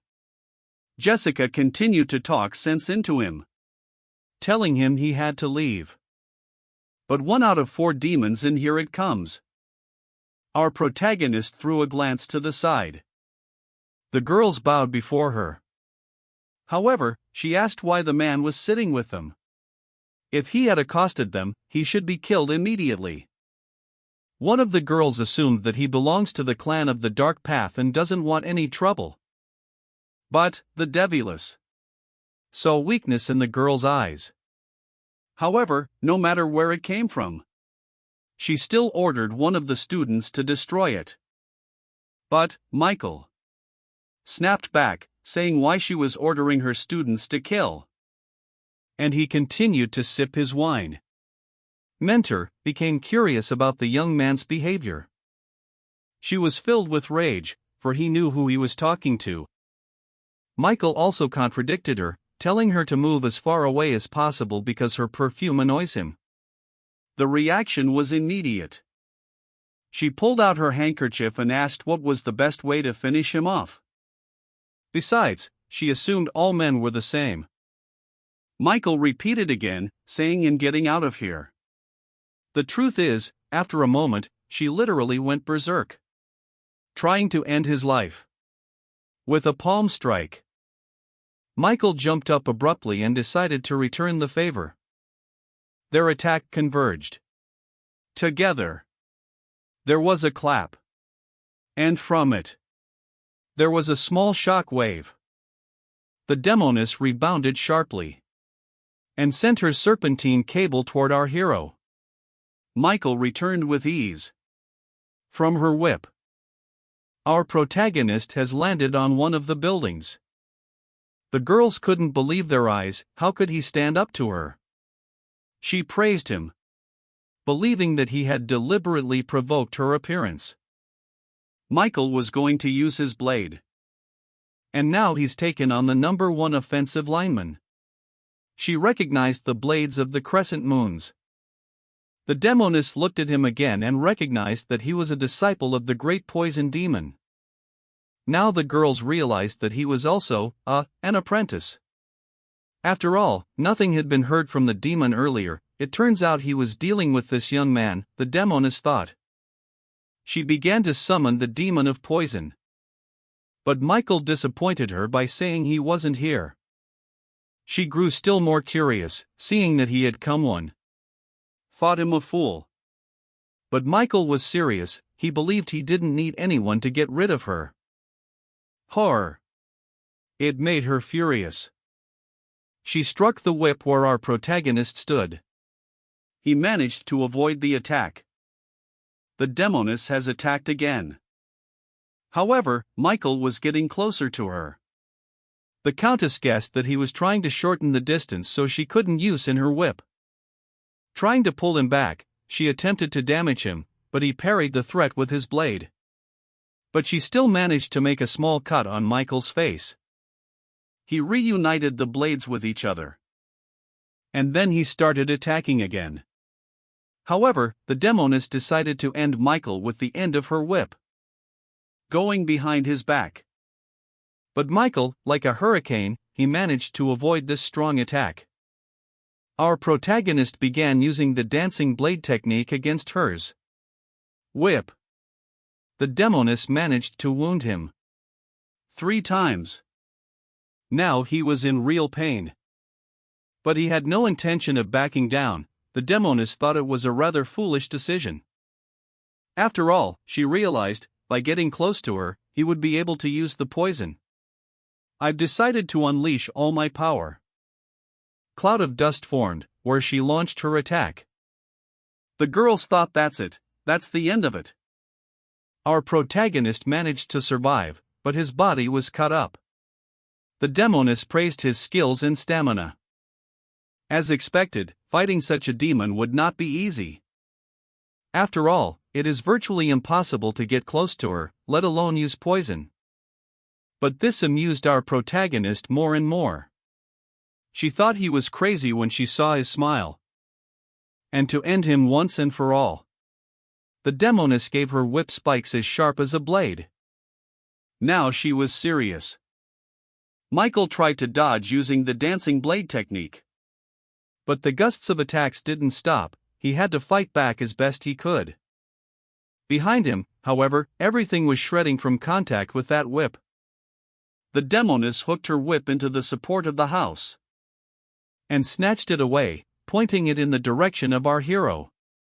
Plus, she managed to pile debris on Michael's house. She now believed that victory would be hers. But he used his blades to break through the fence. The demoness was shocked by what she saw. Michael decided to create a shockwave to hit her somehow. The force of the gust of wind shook the demoness very badly. For the first time, he succeeded. Shake her. Michael was once again about to attack directly into his forehead. His body was enveloped by the spiritual energy of the poison. She realized she had made a mistake as she helped him shorten the distance. Michael delivered exactly 2 blows with his poisoned blades. The demoness had to defend herself. The whirlwind she created with the whip. From the outside it looked like a hurricane. But nevertheless, the blade strike still managed to break through this defense. The demoness couldn't believe her eyes. However, she managed to dodge, and the shockwave came at the building behind her, which turned to rubble in a flash. She realized now that Michael had held back his power to the last. He didn't want to give her no chance and once again continued his onslaught. He was moving at a very high speed. She tried to defend herself with her whip again. Our protagonist, like a true master, dodged from the onslaught of the whip. Michael's speed wasn't the same now as it had been before. Did the demoness notice it too? And launched an attack on the area where the hero was located. By jumping as high as you can, away from where the dust cloud formed, Michael managed to survive once again. He was eager to strike her with poison. The demoness decided to do it again. To strike him with her whip. She managed to get a grip on the blade. But it seems it was our protagonist's plan to get close to her, pulling him towards her. Him she believed she would kill him. Spiritual energy that concentrated in her left hand. But Mike didn't falter. He let go of his blade. She realized now that she had brought the trouble upon herself. As she dodged the blade, Michael was just around the corner. And with his 2 weapons, he gave her an attack that she tried to fend off. But he maneuvered and grabbed her by the throat. Now she was horrified at what was happening. Our protagonist lifted her off the ground like she was nothing. He only added 1 phrase, the great 4 demons were now 3. He was squeezing her throat. However, the demoness was saying, "Wait." And a second later, he broke her neck. The girls stood aghast as they observed this picture. For now their mentor was on the canvas. Meanwhile, one of the servants reported to the head of the Dark Path clan that one person had managed to kill a demoness. The head. His name was William. He was amazed at what he heard. Plus, the servant explained that our protagonist had conceived this devious plan from the beginning. In a flash, he had an epiphany and realized that to kill a demoness, one had to be on her level, and that could only be one of the demons. The head of the dark path was furious, realizing the fact that demons were walking quietly through his streets. Finished with the confrontation, Michael decided to treat the girls to dinner. Jessica asked how he became an apprentice to a poison demon. Michael replied that he had been kidnapped. The damsel added, "Is the demon really that harsh?" However, our protagonist told us that he never stops experimenting on people. The girls were horrified at what they heard. And if he hadn't gotten so involved with Michael, the kidnappings would have continued.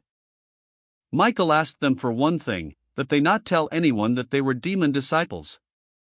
Jessica agreed with him, and so did the others. In addition, Michael took her whip, but hid it safely because 1,000 skilled warriors fell by it. Michael decided to leave them and take a hot spring bath. His whole body was scarred. From nowhere, the warriors showed up and expressed their respect for Michael. Michael asked them, "Why them? Show him respect and think of him a demon of lust." And in a moment, he was upon these warriors. The warrior realized his mistake. Our protagonist rose from a hot spring. They were all amazed at how his body was racked with wounds. A moment later, a servant of the clan leader of the Dark Path apologized for mistaking his identity. William was annoyed that his acolytes never managed to find out anything. The only thing he added was that his body was scarred and he is a warrior. The head was really pissed off, because he was pissed off about it. Demons getting into his territory. After one moment, he decided, it's time to gather all the warriors. One of the warlords tried to talk the head out of it, because the guy was able to beat the demoness.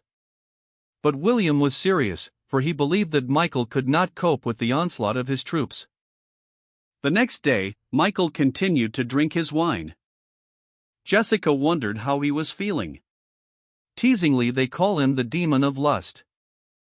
However, he asked not to be called that. The girls responded well. They won't from now on. All this conversation was interrupted from the throng of warriors who were cheering outside the window. The clan head was also among them. The warriors opened the door to the mansion. A few seconds later, they flew out like a comet over Paris. Michael stepped outside, asking who dared bother him. William turned to him, calling him a raging demon. Our protagonist replied that he didn't. However, if he's not a raging demon, why is he causing trouble? The neighborhood and the dark path. Michael replied that he was a member of the clan of the Dancing Blade. Dancing Blade, interjected the head. Plus, he wondered what he was doing on the ground back then. Our protagonist. Michael replied that he was now the lord of all the clans. William began to sort out his thoughts. It was foolish to attack Michael. Nevertheless, the head wanted to get his hands on the demoness apprentices. The girls went outside and said what for. The henchmen dared to disturb their peace. In addition, the elder sister added that once the demoness was gone, they came like rats to achieve something. However, the head inquired as to what binds them to each other. Michael didn't want to explain anything, and he wasn't going to give the students away either. It made the girls feel good to have such a master standing up for them. William said to our hero that he is the law in this territory. Michael turned to the girls, asking how strong were they and should we worry about their lives? Jessica replied that they will be fine. With these words, they had greatly agitated the head of the Dark Path clan. Michael flew upward, pulling out his fan.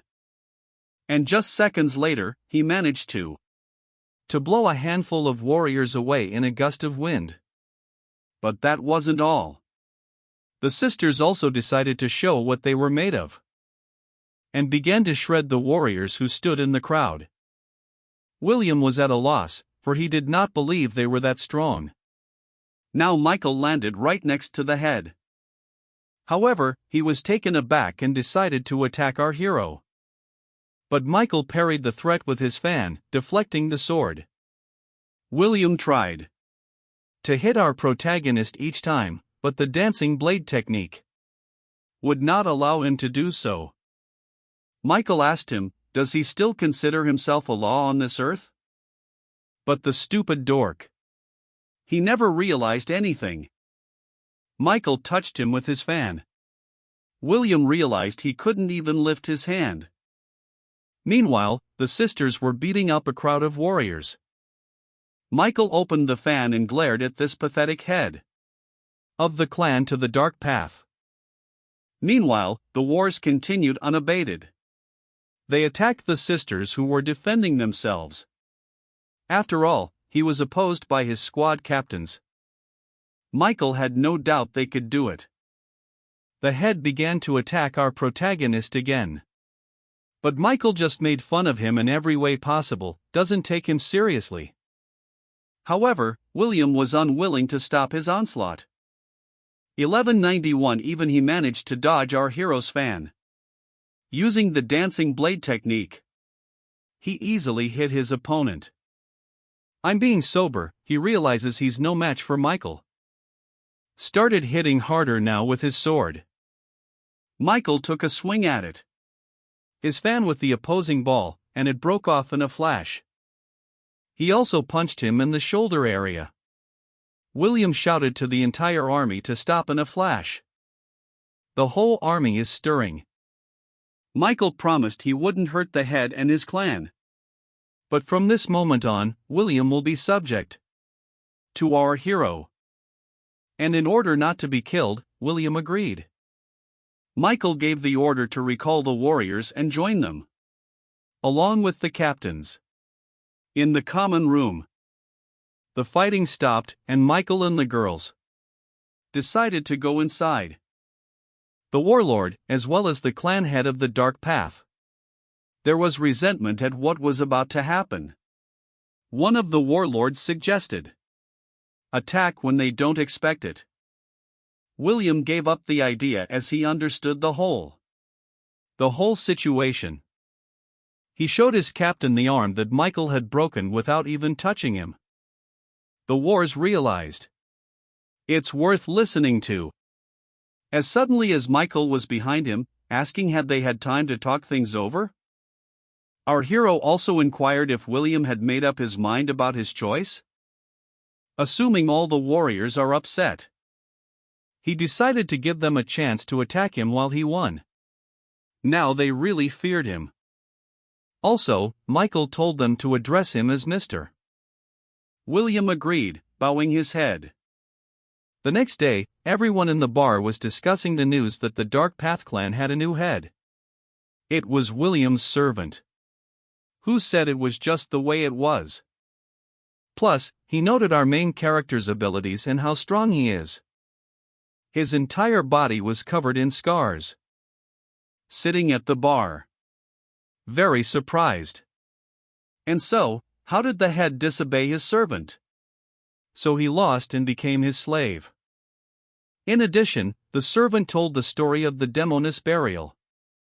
After all, the warriors who buried her could not believe this fact that she was dead. Suddenly an unusual guy appeared on the horizon. He realized that the demoness' neck had been broken. But still, he wondered who the man was. The warrior replied that the boy wielded blades, crescent moons, used an ash fan in battle. The warrior, assuming there were no cuts on her, drew his weapon. Nevertheless, the guy guessed that our protagonist was distracted by the rushing blade and grabbed her by the neck. Plus, he knew Michael's name. He guessed that our protagonist was personally dealt with by a poison demon and an immortal witch doctor. If 4 demons were known as 4 psychos, the poison demon would be the craziest of them all. Long ago in a battle of poisonous demon was wounded. And then the immortal witch doctor appeared. He was able to heal this leader. The venomous demon wondered why he'd healed him on the witch doctor, never uttered a word. Plus he saved the rest of the people. Who were along with the poison demon. In the end, he took his brother of the future in his arms. And this guy guessed that the 4 demons are quite sane. But you have to be careful with your apprentice. After all, who knows what experiments the poison demon was doing on him? The warriors agreed with their master. The servants asked if their master was going to attack Michael. However, the latter replied that he had yet to observe our hero. He later assigned this task to 2 of his warriors. They immediately agreed. As for the demoness, he said to get rid of the body. However, the warrior asked, "What about her whip?" The guy responded by telling them to bury him with her. Meanwhile, our protagonist was having dinner with the girls. One of the sisters noted the moment that everyone became happier as her mentor did not. However, the girl replied that it's all because of what they eat, and they are not controlled by anyone. Jessica had a dream in which her mistress came to her and said that she was being attacked by a demon of lust. But Michael interjected in his dream he was fighting alongside a lust demon against a demoness? But she replied, "It's probably bullshit." The next day William, along with our protagonist, were quietly drinking wine. The former had revealed that rumors had spread across the continent that Michael had become the leader of the dark path. William suggested we take a walk. Michael agreed to keep him company. When William was around him, he felt a terrible, unbearable anger, but now he's at ease with him. Suddenly, however, a warrior came and disturbed the peace of the boys. The warrior said William's personal servant is here. He wants a private meeting. He apologized to Michael. However, our hero said, "Let him come in." William replied that it wasn't worth it. But our hero wanted to listen. This subordinate, the servant, entered and apologized. Michael knew him and asked him if it was you fool, from the hot springs. He apologized again and said he had done something stupid that day. Michael inquired as to why he needed this meeting. The servant replied that there was some warning, and that there were people interested in our protagonist. William beat him to it, saying that everyday rumors spread, what's it all about? However, the acolyte said that some young lad was diligently trying to find information about Michael, as well as information about the great demoness disciples. Plus, he came into the bar recently and suggested that, Michael has 3 girls in his charge. Michael thanked at the word and said that this information was very valuable. Servant bowed and thanked him for the opportunity to listen to him. William assumed if he was asking more than just a damsel in distress. Michael interrupted him, saying that most likely this guy wanted a virgin demoness apprentice. In addition, our hero suggested that he was greatly feared by the Dark Path clan. William asked if Michael knew who it was. Our hero replied that it was most likely a demon of lust. William immediately perked up and asked, "Is he already in town?" Michael believed that he was quite strong, but he was also damn fast. So he would be able to leave the battlefield immediately. Now William wondered if his squad would be able to catch him. Our hero said that no one had ever caught him before. Even the mercenaries were not up to the task. The former clan head of the Dark Path clan had no words for it. That's why Michael said it's time for us to catch him, settle the matter once and for all. It was as if the servant was elated, for he was rushing about on joyous cheers. In the evening, our protagonist and William decided to take a walk. However, all the residents greeted him. The women asked him to stay in plain sight a little longer, but he promised he'd come back. Meanwhile, Michael was under surveillance. It was the same demon.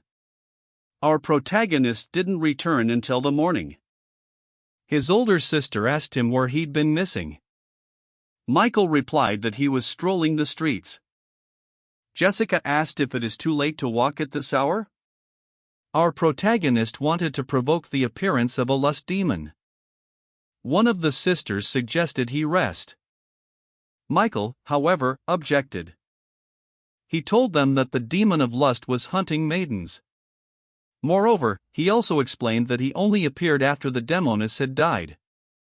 Therefore, Michael had the idea of using the Dark Path clan to slay him once and for all. So he asked the girls not to worry. They couldn't understand why he would risk so much for them.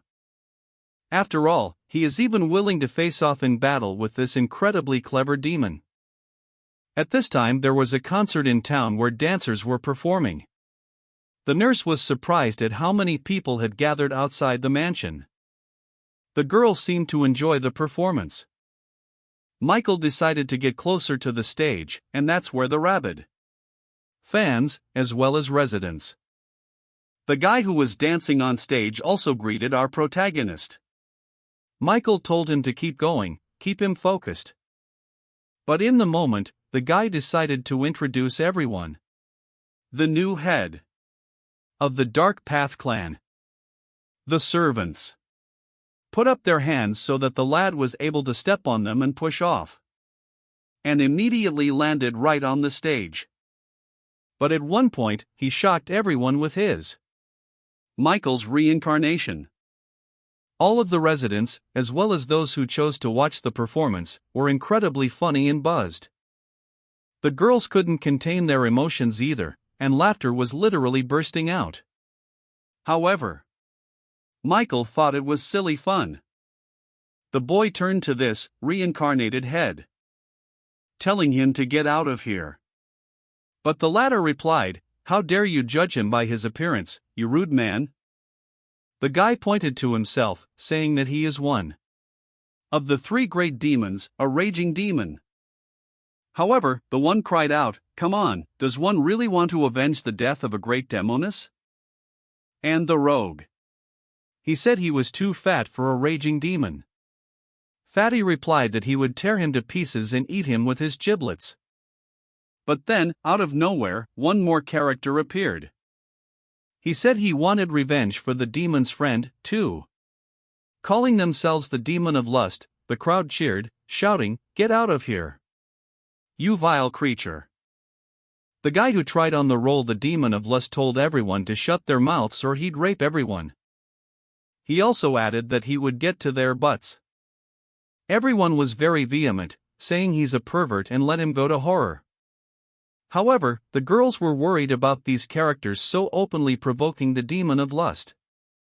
The character called the demon of lust said, "Who won open the ass?" So he decided to take the innocence from both of them. It was very funny for the people to watch. But suddenly a shuriken flew. Michael decided to fight him off. He realized the throw was from under the columns. And then I rushed out to find this scoundrel. The warrior tried to leave as quickly as possible that place, because what pissed him off more than anything else that his master was being bullied. But a moment later, behind him, there was an explosion. Michael with his two blades just ripped that door open. And he also added that his master is far worse than this whole character plot. The warrior drew his sword and told our protagonist to shut his stinking mouth. But Michael seemed to want to settle the matter extremely quickly. He hit the stomach area with his attack war and killed him with one punch. But suddenly Michael felt something else. Someone broke into the room, too. Besides, the attack wanted to reach Michael. It was the second warrior who tried to attack our protagonist from behind. But after a moment, Michael had him, too. I mean, it's a seed to him. The warrior couldn't understand the speed of our hero, because he was able to put his partner down with one punch. The guest now realized that he couldn't do it without the Lord. After a moment, he decided to pull out his darts and launched them at Michael. In the dancing blade style, our hero had no trouble fending off this primitive attack. The warrior decided to go a little higher, recoiling. But our protagonist's guards are already on the hunt for him. He had to leave the scene with incredible speed. He was running. But he didn't realize one thing. Michael was after him, too. Now he was very close, because his speed was on a whole other level. The warrior seemed to guess that he was going to be finished. But all of a sudden a very fast attack came out of nowhere. Yes, with such speed and power that Michael was thrown into a neighboring building. His acolyte guessed that the master had finally intervened and he should leave the place. A moment later, however, a vine enveloped the warrior's neck and literally blown off the roof. It was the elder sister. With the help of her whip, she managed to catch this warrior. He was having trouble breathing. Suddenly a very angry voice was heard. Especially the one who spoke was using internal energy to hide his presence. He only added one: if they wanted to play, he would kill one woman a day. And all wives, mothers and daughters. Explaining that they decided to put on an entertaining show. The warrior was on the verge of drooling. The older sister continued to apply pressure in the neck area with that whip. Now the lust demon realized that he had lost his students. And he was even kind of amused by the fact that he was now going to be hunted by the entire coalition of clans, as well as our protagonist. However, Michael did find the demon. And he didn't seem to expect to meet him. Michael, upon entering the room, behaved brazenly, taking his seat at the table with the wine. Besides, he took a few sips. Afterward, the lust demon had some mixed feeling on his face. Our protagonist asked, didn't the man think he would find it? However, the lust demon began to snap back, saying that the disciple of the poison demon. I shouldn't live like this. Besides, he must, as a demon's apprentice, to follow the path of his master. But most of all, a demon of lust. Unhappy about that, what links the demoness apprentices to our hero? Michael didn't want to have to justify himself to this narcissistic turkey. Even through the demon's smile there was hatred for our hero. And after a moment, he wondered if Michael would be able to catch him. But Michael didn't do bad. He initiated the demon. Said he was now surrounded by a sizable army. The demon didn't even seem to tense up upon hearing that. The warriors shouted to the demon that they would keep him alive if he took off his pants, surrendered. The demon of lust has become enraged. And after a second, he decided to bare his sword. Their gazes crossed. Pulling his blade from its sheath, he decided to strike at our hero. But Michael did not fail to pull out his ash fan. Their attacks collided. The lust demon bounced to the side. The demon's sword-wielding skill was truly astounding. After a moment, he put his blade back into its sheath. Now he truly understood, no matter how fast he was, our hero's strength was no match for him. Standing up on the window frame, he suggested a walk to Michael and rushed forward. However, he wanted to unleash his attack on the warriors that stood outside. They terrified. But Michael arrived in time, fending off the attack with his fan. And I started chasing this one. Godless. The warriors thanked him and asked him to deal with the demon once and for all. However, the lust demon was very fast, even teasing our hero a little. Plus, he added that with the speed of a turtle, he would never reach the lust demon. But the warriors from the dark path were ready for it. They decided to attack the demon of lust with cannonballs. He was quite surprised. Pushing off the wall, he was going to slip away from those attacks. And he succeeded. But what awaited him a moment later? A sparkling attack. From the shuriken chain to the whip. This is something he clearly didn't expect. Lust Demon immediately landed on the ground. But the coons followed him. Furious, he pulled his blade from its sheath and began to fight back. It was a distraction, though, because we have a protagonist coming up to strike his coveted blow. Michael, after catching up with his opponent, still decided to chop his head off. But the elusive demon managed to parry the threat. And he started running again. Realizing that it was ordinary people coming out against him, he promised himself to destroy them all. However, decided to back off for now. His speed was truly astonishing, for he was running without feeling the obstacles. Being angry, he was stationed somewhere in the woods. But that wasn't the end of it, because a warrior on a horse decided to decapitate the demon. The one recognized him at once, for it was a good one, a very masterfully strong warlord, who was once called Robin Hood. He bared his halberd and wanted to end things with one sharp lunge. The lust demon didn't expect to see him. He managed to dodge this lunge. He literally pissed off a warrior named Goodwin. After a moment, however, they missed each other. Goodwin promised he'd be back again. The lust demon was left puzzled. The attacks didn't stop, because a moment later a kunai whip flew towards the demon. However, the lust demon can't just be taken by such attacks. That punch was able to penetrate dozens of meters. Trees. It was one of the archers. This shooter's name was Joshua. The demon of lust was getting furious, for he didn't realize what was happening. The archer fired his sparkling arrow again. And the lust demon went on the defensive, bearing his blade. With a sweep of his sword, he succeeded. Cut his opponent's arrow into several pieces. Joshua was shocked. A moment later, our protagonist appeared. The demon's and Michael's gazes crossed again. The old man thanked our hero, saying that finally he had the chance to end the life of this demon who molested girls. Michael's fury at him even made him flinch a little. The lust demon asked Michael what kind of show he was putting on, calling our hero a coward and that he hides behind wars. But Michael explained to him that he had tried to escape a few seconds ago. So who's the coward?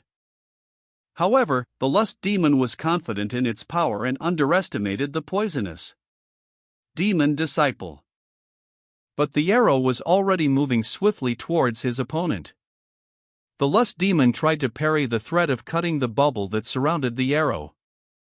But this balloon burst and released the contents inside.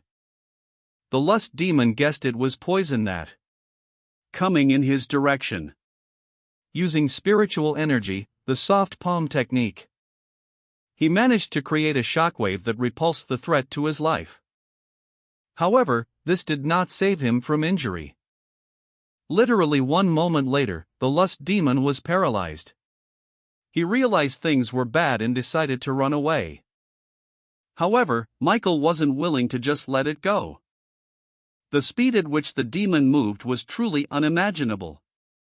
Meanwhile, the wars were ready to meet the demon that is lust. Their plan was to attack the demon with spears as soon as it appeared. And finally the demon showed up. The warriors immediately sent their spears towards the lust demon. But by pushing away from the tree, he managed to escape the threat. The commander gave the command again. Attack! But that didn't take the demon of lust. He was untouchable. A moment, he cast a glance in the direction of one of the warriors. He's getting very uncomfortable. Because the demon is literally drilling him with its gaze. After a moment's thought, the demon decided to attack after all. The warrior ran as fast as he could. The enemy's blade was already ready to strike its target. Not wanting to catch up to the pathetic coward, the demon decided to unleash a shockwave with his blade. Did he manage to hit his target? A moment later, with lightning speed to save. The servants were rushed by our hero. He managed to do it with his blades. Michael and the demon of lust began to face each other. After all, the running couldn't go on forever.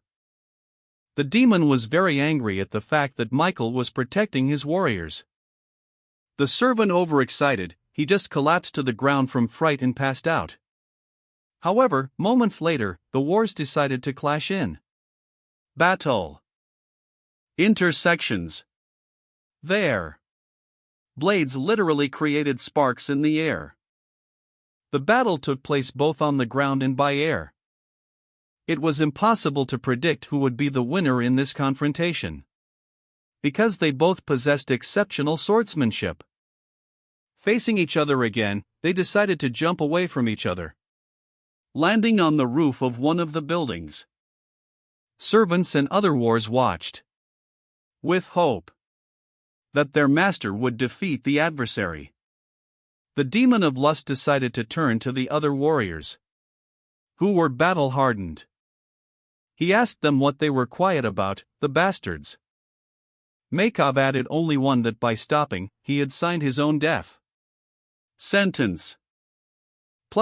If he had fought Michael right away, number one warrior would have gotten into a confrontation. The lust demon stood angered. His extreme rage was clouding his mind. He promised himself he'd cut up our protagonist's entire body in front of a crowd, as well as his tortured body, lifted to the top of the mountain from the corpses of his servants. In just a split second, he sped by our hero. He managed to cut Michael's shoulder without him noticing. And after a moment, the shockwave of the two warriors clashed once again. The onslaught of blades they exerted on each other produced a sensation. The blows were so powerful that they literally collapsed buildings behind them. Our hero's swift sword technique versus our hero's dancing blade technique. It was hard to follow their movements. There were only ruins left from this endless attack. Sisters as well as Steel Wars were in deep shock after seeing the two masters fight. After a while, they just stood in front of each other. Everything was strewn with the debris of houses, as well as between them. There was a cloud of dust. Michael said that's where the demonist died. The lust demon asked, so what of it? To make matters worse, our hero added that she also taunted. But she died with a face full of horror. The lust demon behind smiled and asked only one, is Michael really going to kill his mentor? After all, the derivative words in mentioning demons sounded like frenzy, poison, lust, and witchcraft. The attack speed of the lust demon was on a whole other level. He brought the force of his sword down again, but Michael parried the threat.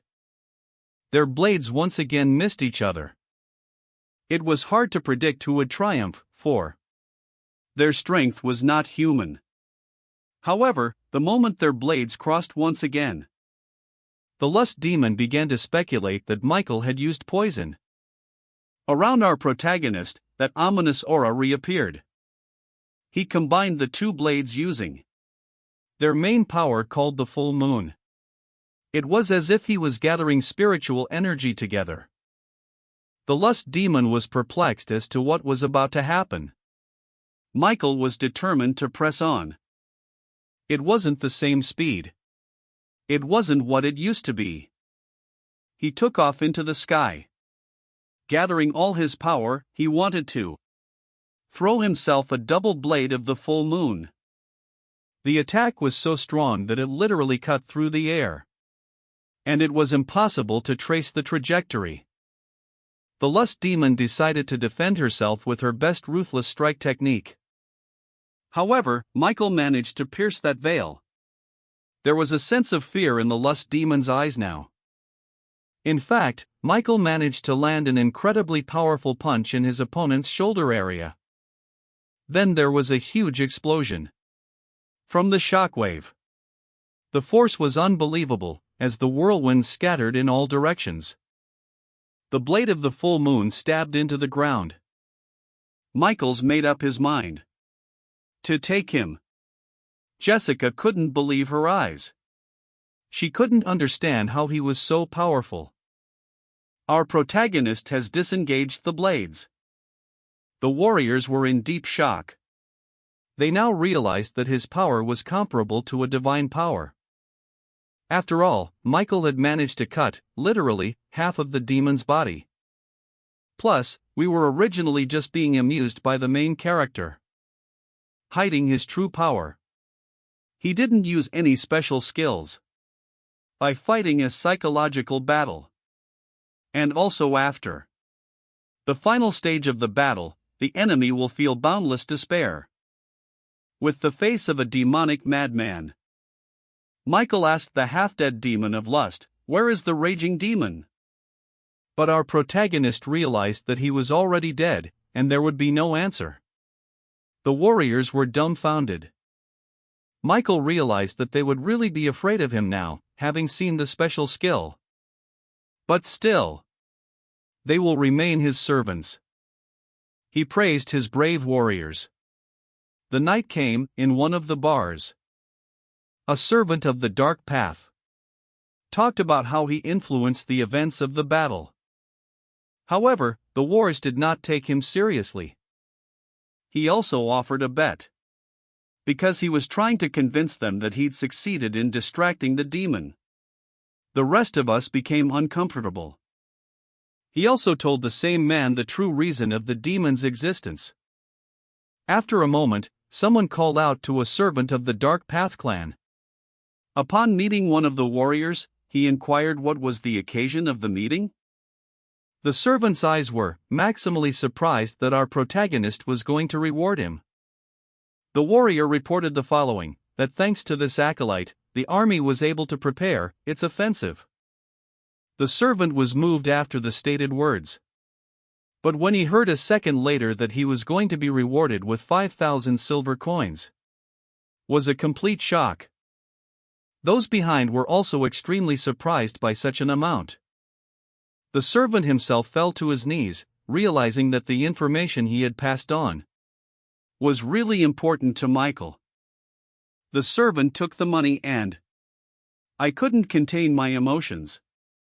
Meanwhile, our protagonist, along with his sisters, wandered through the streets of the clan. Michael offered to visit the former head of the Dark Path clan. They approached the mansion. The girls were struck by one more fact, that our hero managed to restore the former building. Tommy was unspeakably glad to see his master. The whole mansion is stirring. The girls were shocked that there were many voices coming from the house. Yes, and Michael himself was really impressed, as if they were breeding.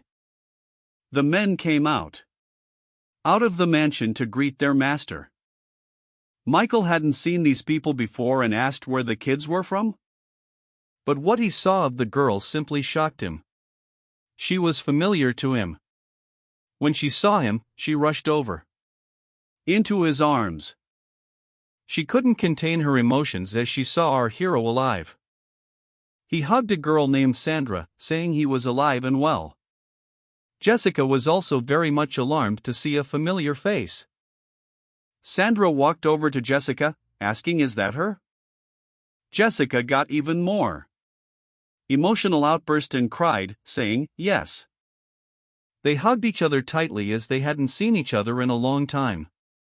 Michael introduced himself to his mentor. But he did the same thing. Heard of our hero's exploits. His name was Mark. But he used to be called the Ugly Demon. Our protagonist has also heard of him or his help to the School of the Dancing Blade. Now Michael realized where Mark had disappeared to. He had been with Sandra the whole time. Also, our main character asked if he was a husband to Sandra. Tommy had never before seen a gentleman behave like this openly. After one moment, he offered to come inside, not standing on the threshold. Larry was also very worried about our hero's absence and offered Michael a smoking pipe. This surprised our hero very much. After all, there was literally grass there. Larry said he managed to get it in a very clever way. He gave our hero a light right away. Asked if he'd seen Sandra. Larry added to his words that Sandra returned one, without her companions. He asked Michael to finish his cigarette soon, as he was about to set out an appetizer for the wine. Nevertheless, Michael continued to smoke weed and gaze up at the stars, thinking that he would now be able to protect the remaining clan of the Dancing Blade. Inside the mansion, everyone was discussing how the protagonist had killed the Demoness and the Lust Demon. Michael pours himself some wine, not really proud.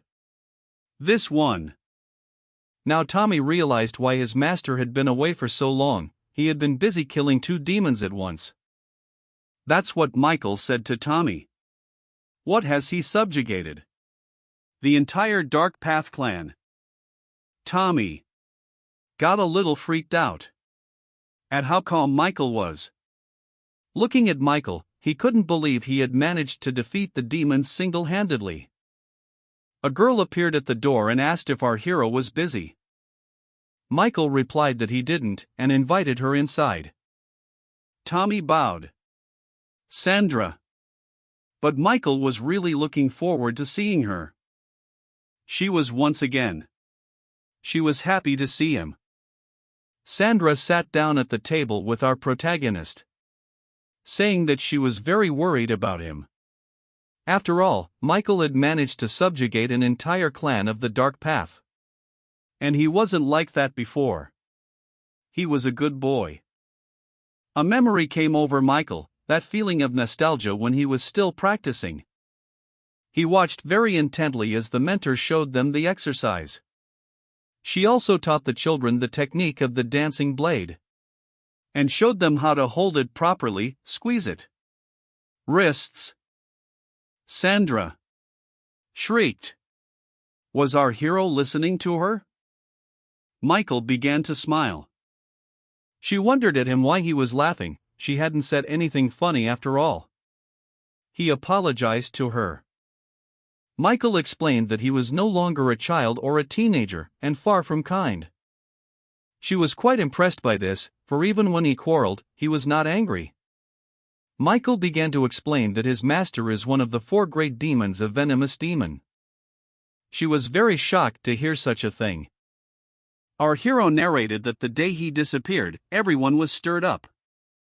In addition, the poison demon had been closely watching the boy grow up, and at one point he just took Michael and kidnapped him. But nevertheless, she tried to convey to our hero that he shouldn't be like this demon. However, Michael said he had to and there was no choice. She was even more astonished, for she assumed Michael wanted to be a villain. She asked, had he lost his mind? In addition, our protagonist decided to explain to the girl about everything. Since he killed the leaders of the Bloody Whirlwind clan as well as the 5 Poison clan. After he freed the girls from the Demoness, he killed and also finished on the demon Lust. Plus, he freed the people who were being held in a cage by the Demoness. There were so many children among them, they were all dehydrated and on the verge of death. He killed all the scum in the fortress that guarded the cages. And freed the humans. Sandra said he did the right thing, because he punished those abusers and saved the defenseless. In addition, news has spread across the continent that Michael has managed to defeat such opponents.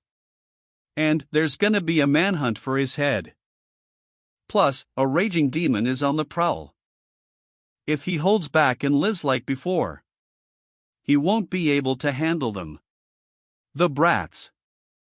Sandra cried as she was very worried about him and didn't want him to get hurt and only wished him happiness. Michael took her hand, trying to reassure her. She immediately wiped away her tears and realized that she should not give advice to such a true warrior. Michael responded by saying that he really missed it, which is why he was smiling. Sandra asked for a pour of wine. Our hero promptly did so. She inquired again of Michael, how had he managed to escape from the demon? However, our hero replied that he had not escaped, he had simply been put down. She couldn't believe what he was saying, much less understand the meaning of it. But there was one. But Michael had managed to defeat the demon, which was the only reason he gave him his freedom. She was horrified by this. She interjected, had he really fought a master? The thing was, the demon had come to love Michael like a native son, so he couldn't refuse him.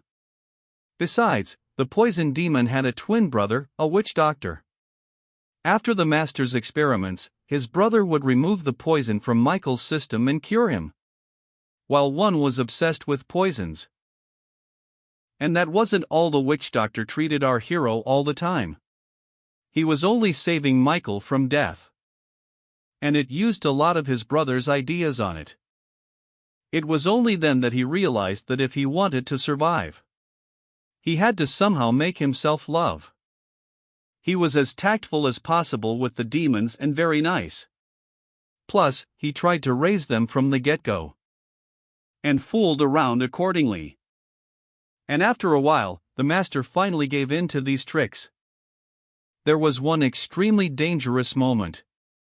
The poison demon said he had a very powerful poison in his possession.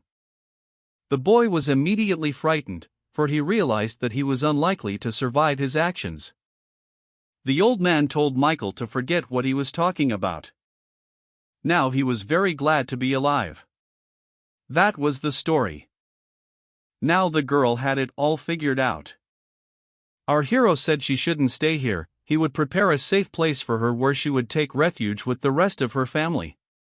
However, Sandra was undeterred. She would stay until then, she said. Until every member of the Dancing Blade clan returns home. But Michael stood his ground, because she has children. Besides, he had outlined the situation, in case he was hurt, or even worse, killed. She, as a mother, felt pain inside from such words. And Michael promised that he would visit her often. He, too, needed a home where he could heal his wounds and be himself. Did she question him about the wounds? He didn't just start talking about his teachers for no reason. Because if an army of raging demons attacked them, Michael would have to intervene.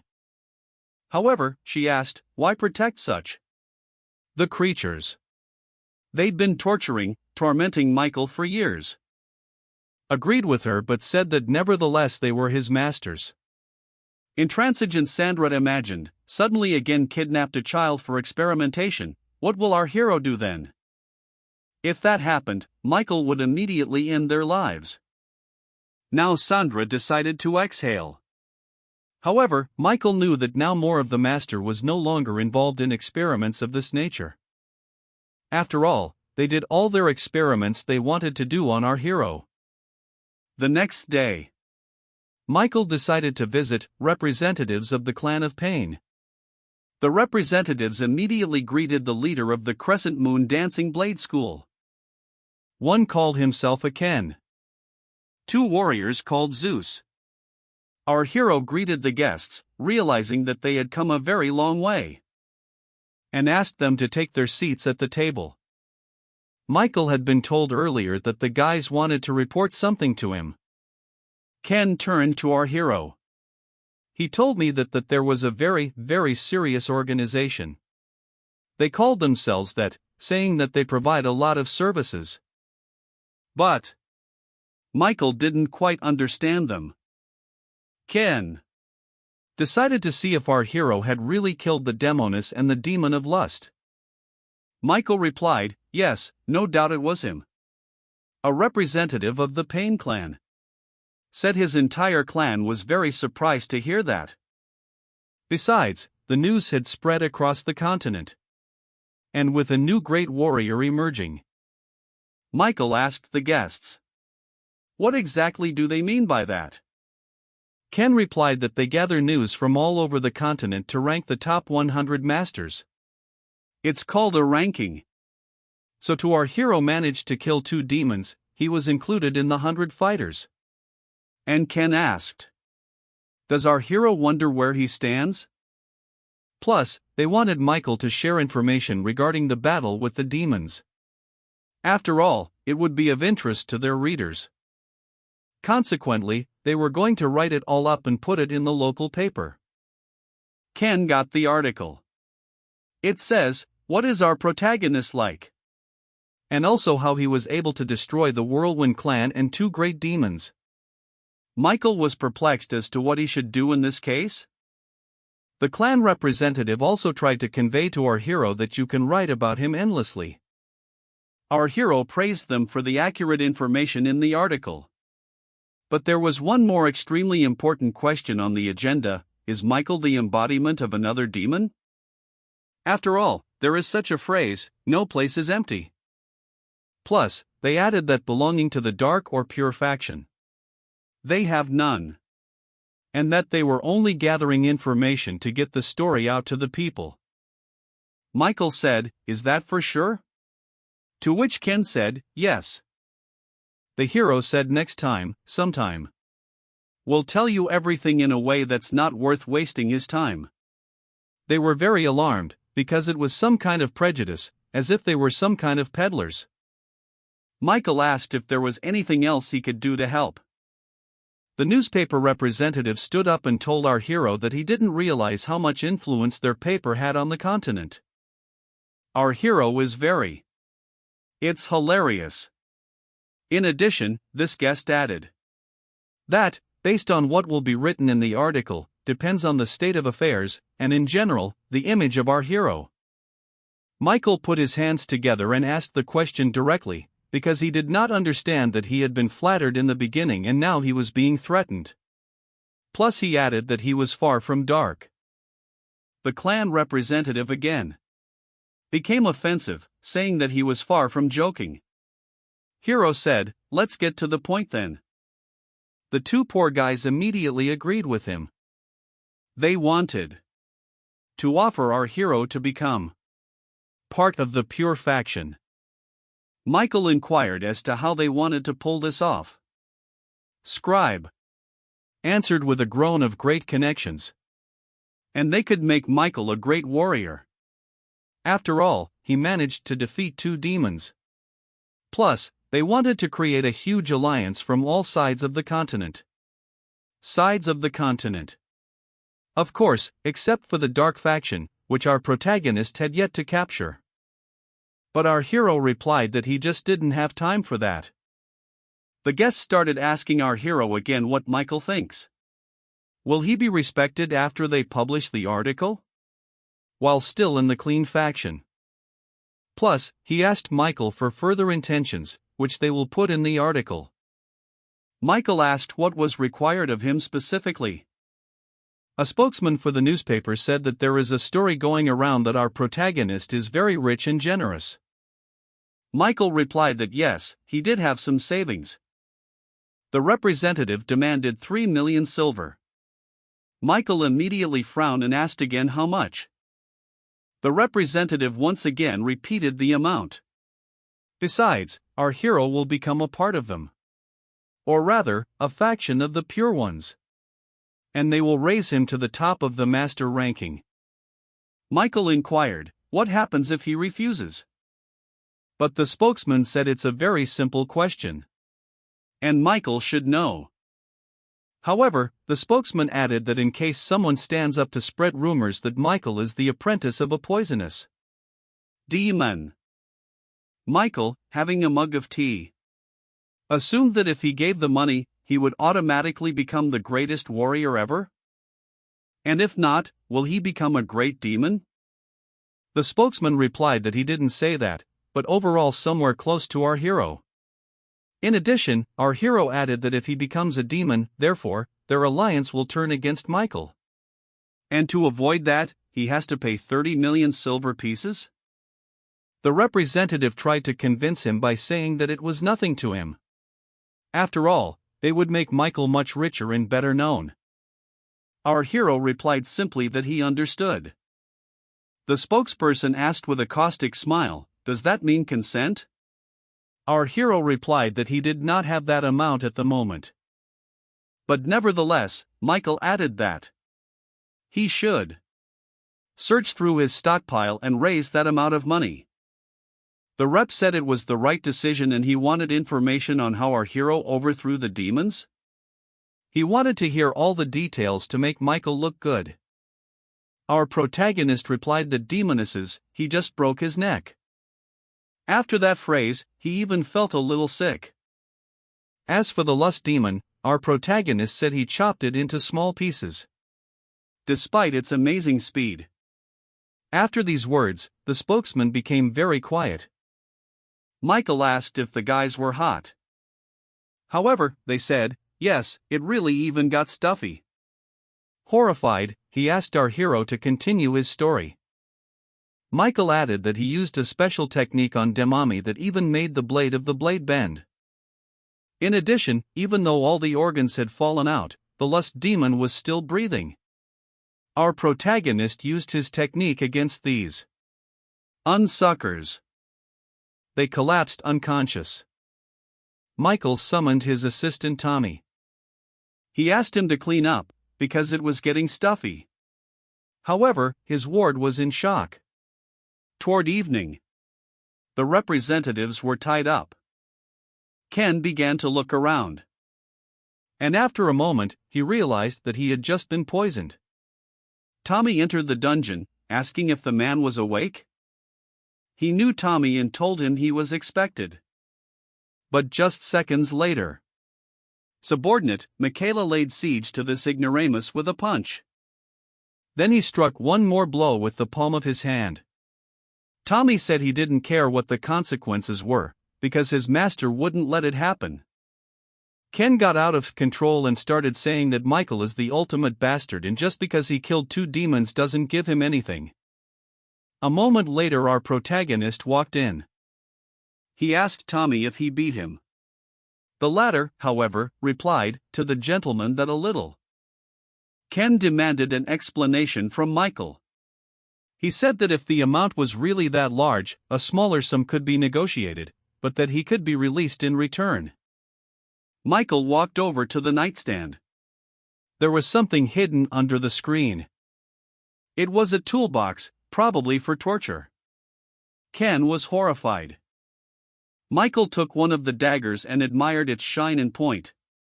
Ken tried to justify himself by saying, "Why such a punishment, why?" Our protagonist replied that it's because Ken is talking nonsense and was just wasting time. The representative became very scared.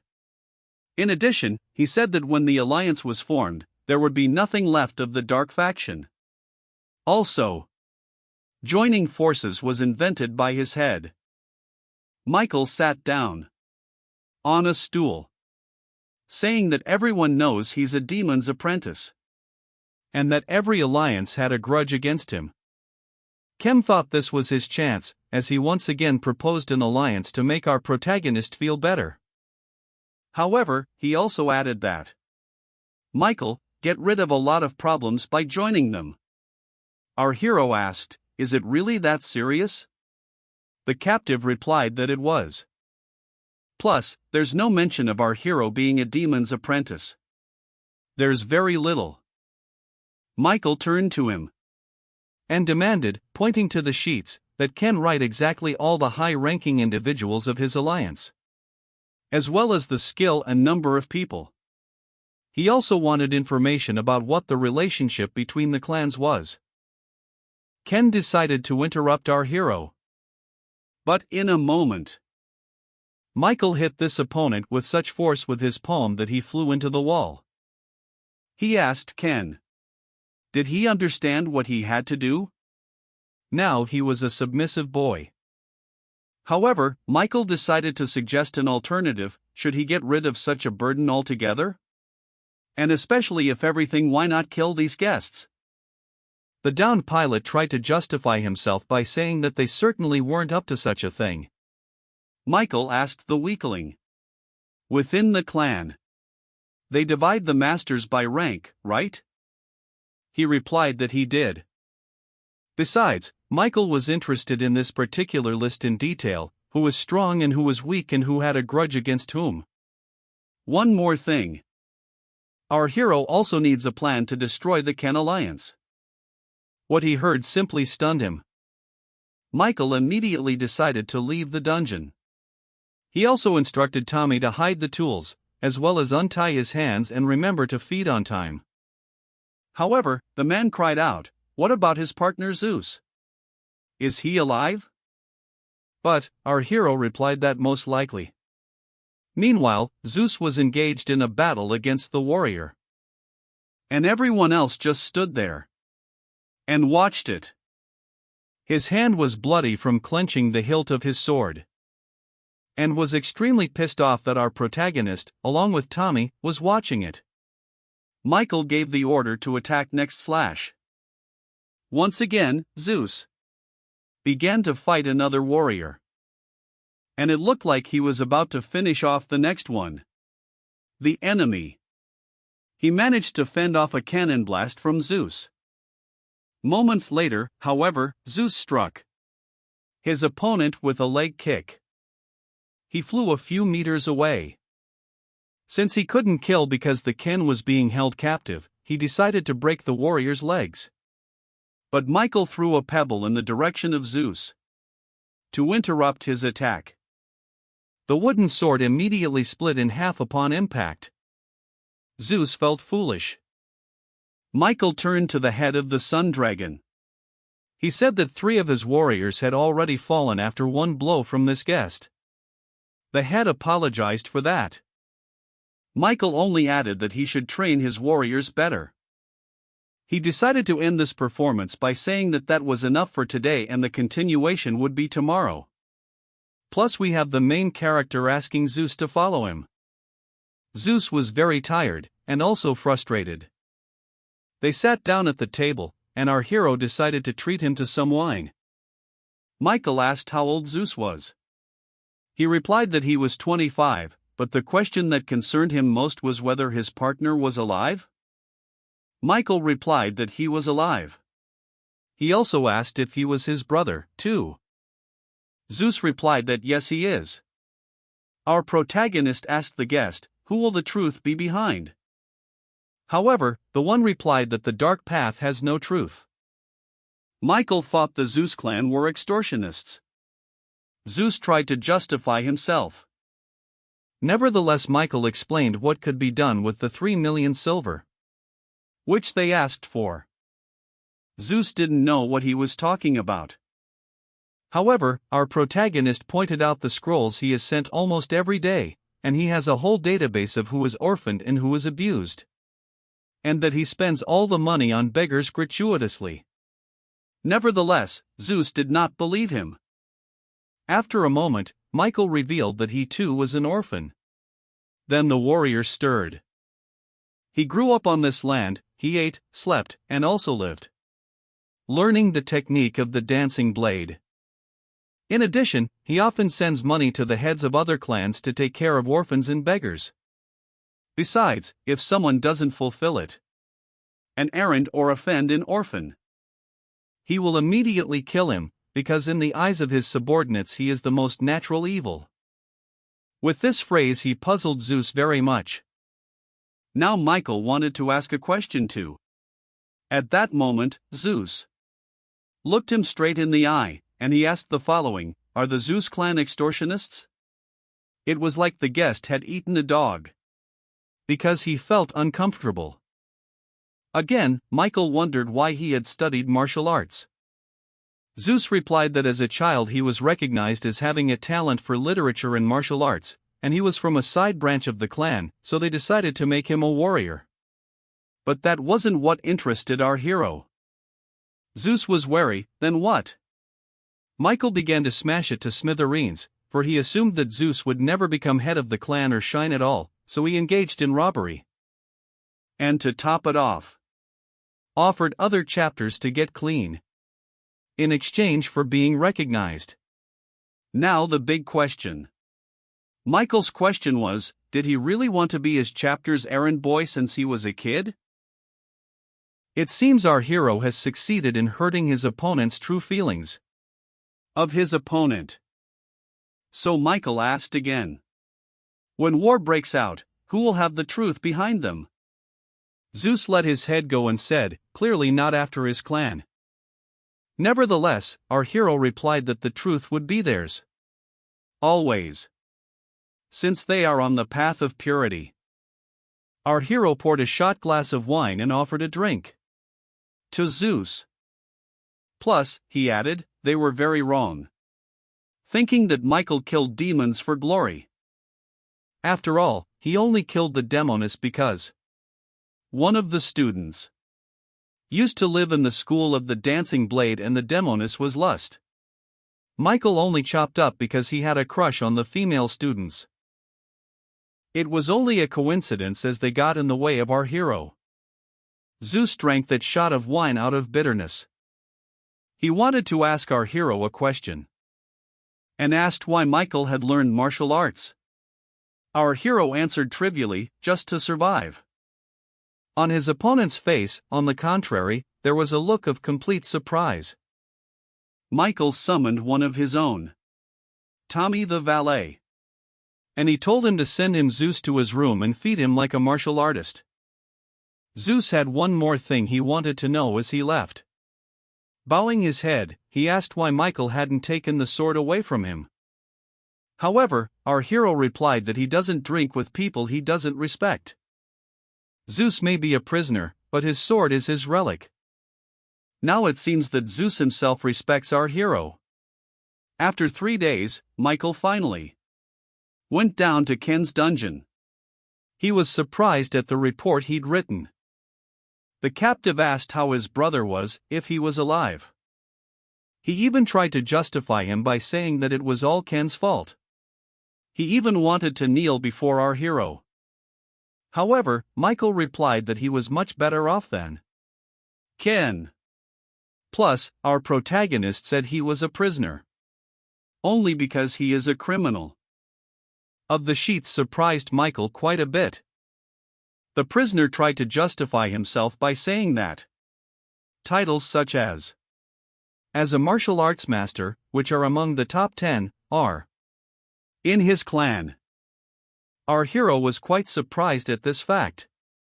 However, that was not all in the report. It was also stated that there were also masters of the highest category. Michael seems to have guessed who was one of the consummate masters. Ken was surprised, as our hero was never once frightened by it. Nevertheless, Michael didn't see the information regarding the unrivaled master. Or rather, the basic one. Ken replied that he would correct himself.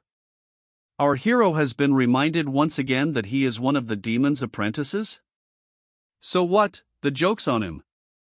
And besides, if he needed to extract a confession or information, Michael would be the man to do it. Ken began to beg our hero not to resort to all sorts of methods. However, Michael also explained that if he loses to the alliance, Ken would die. But that wasn't all. Michael was going to make Ken his military advisor until the war was over. Tommy came running in, saying that the head student had arrived. She inquired of our hero what he was doing here. Yet he had the same question for her. She felt resentment as she hadn't seen Michael in days. Ken was very surprised to see the way she was communicating and in what tone. Michael asked, wondering if she had nothing better to do. However, the older student replied that calmness is the thing that presses her the most. Michael suggested she meditate. On the very top floor there is a large room of the previous owner of the mansion. She thanked him and scurried away. But when she stopped, she still wanted to find out who these people were. Michael said they were extortionists and the journalist was going to take 30 million pieces of silver. The girl immediately perked up at hearing such a thing. It didn't take her long to slap him. She cut the poor guy down. Plus, she had a question: why hadn't Michael killed him yet? Ken tried to justify himself by saying he still had a lot of work to do and didn't need to kill him. He added that he was working on a war strategy for the Lord, and with it, he would be able to defeat the alliance. The older student asked if that was the case. She called him a traitor. However, Ken said that he is a representative of the secondary branches of the Pain clan. She was literally drilling him with her questions, asking him if he really wanted to help defeat his own clan. To which Ken replied that he would do his best. Michael asked the older student to leave the room, because he had something else to discuss. Michael took Ken by the scruff of the neck and threatened him with death if he betrayed her double. Even though he shouldn't know about all of our hero's subordinates, he will tell you who is the strongest among them. Besides, he reminded me of that girl who left to deal calmly with the unrivaled master of the Pain clan. He was very amazed by this, and also Michael said that the demon was caught far from him. Our protagonist's tale of war has managed to draw out the demon of lust, and he has no equal not in heaven nor on earth. Ken was terrified. Plus, Michael told me if he was in any danger, the great poison demon was bound to show up. And don't write off the rest of the clans that are currently under our hero's command. Accordingly, Michael doesn't care about numerical superiority. However, Michael wanted to get information about one more clan of the Holy Sword. It is quite powerful and our hero wants to know all the weaknesses of the clan. And that wasn't all, Michael asked him to draw up a declaration of war, which surprised the prisoner. Also, have him detail the reasons why Michael decided to do this. Kent got worried. Why should he be the one to draw up the deed? With a disgruntled face, our protagonist explained that this was his job as a counselor. Michael said Ken has very little time. The poor guy seemed to realize that he was declaring war on his clan as well as the alliance with his own hands. Michael returned to the main hall where he was greeted by the warlord as well as the heads of the other clans. One of the generals congratulated our hero on his successful victory over the demons. Michael asked what is the status of the troops at this point, what condition they are in. The warlord said that he had chosen only the best fighters. He wondered why the urgency. Michael explained that the clan of Pain offered to move to the light side for 3 million silver. The warlords were alarmed, saying it was literally a robbery. Our hero replied that he had said no. Accordingly, the warlords thought so. And after he said they would declare war on everyone, the warlords felt uneasy. Michael announced that from now on, we have to think through every step of our own, and the alliance will be called Blade Crescent Moon. One of the warlords disagreed with our hero, as he must be recognized before an alliance can be formed. Nevertheless, Michael stood his ground, believing that he was already famous and had enough money. And sooner or later he would be considered anyway. But the first thing Michael wants to do is decapitate the slave traders who are selling children and keep them in cages. One of the generals was very embarrassed. Besides, Michael believed they were on the side of light. The warlords immediately cast their interested glances. What surprised them was that they were themselves. They were supporters of the dark path. Michael concluded that he should notify everyone later that he had destroyed 2 demons and his alliance was involved. Crescent Moon Blade. In addition, he will add information to this article that the alliance also freed orphans and helped beggars and homeless people. But that was not all, for the light factions speak of feats and help only in words. The warlords with frowning faces agreed with our hero. Our hero decided to mention that the last time, when there was a sea of blood, he spilled while destroying the Blood Whirlwind clan. Still, he wasn't interested in the opinions of the rest of the clans. Michael added that if they decided to take revenge or turn against Michael, they would face certain doom. The warlords announced that they would be with our hero to the end. The next step is to capture the head of the Pain clan to make him confess to all his crimes through torture. Accordingly, it will provoke conflict between the Light Path and the clan of Pain. One of the generals agreed with our hero. Otherwise, you'll just have to kill off the entire clan.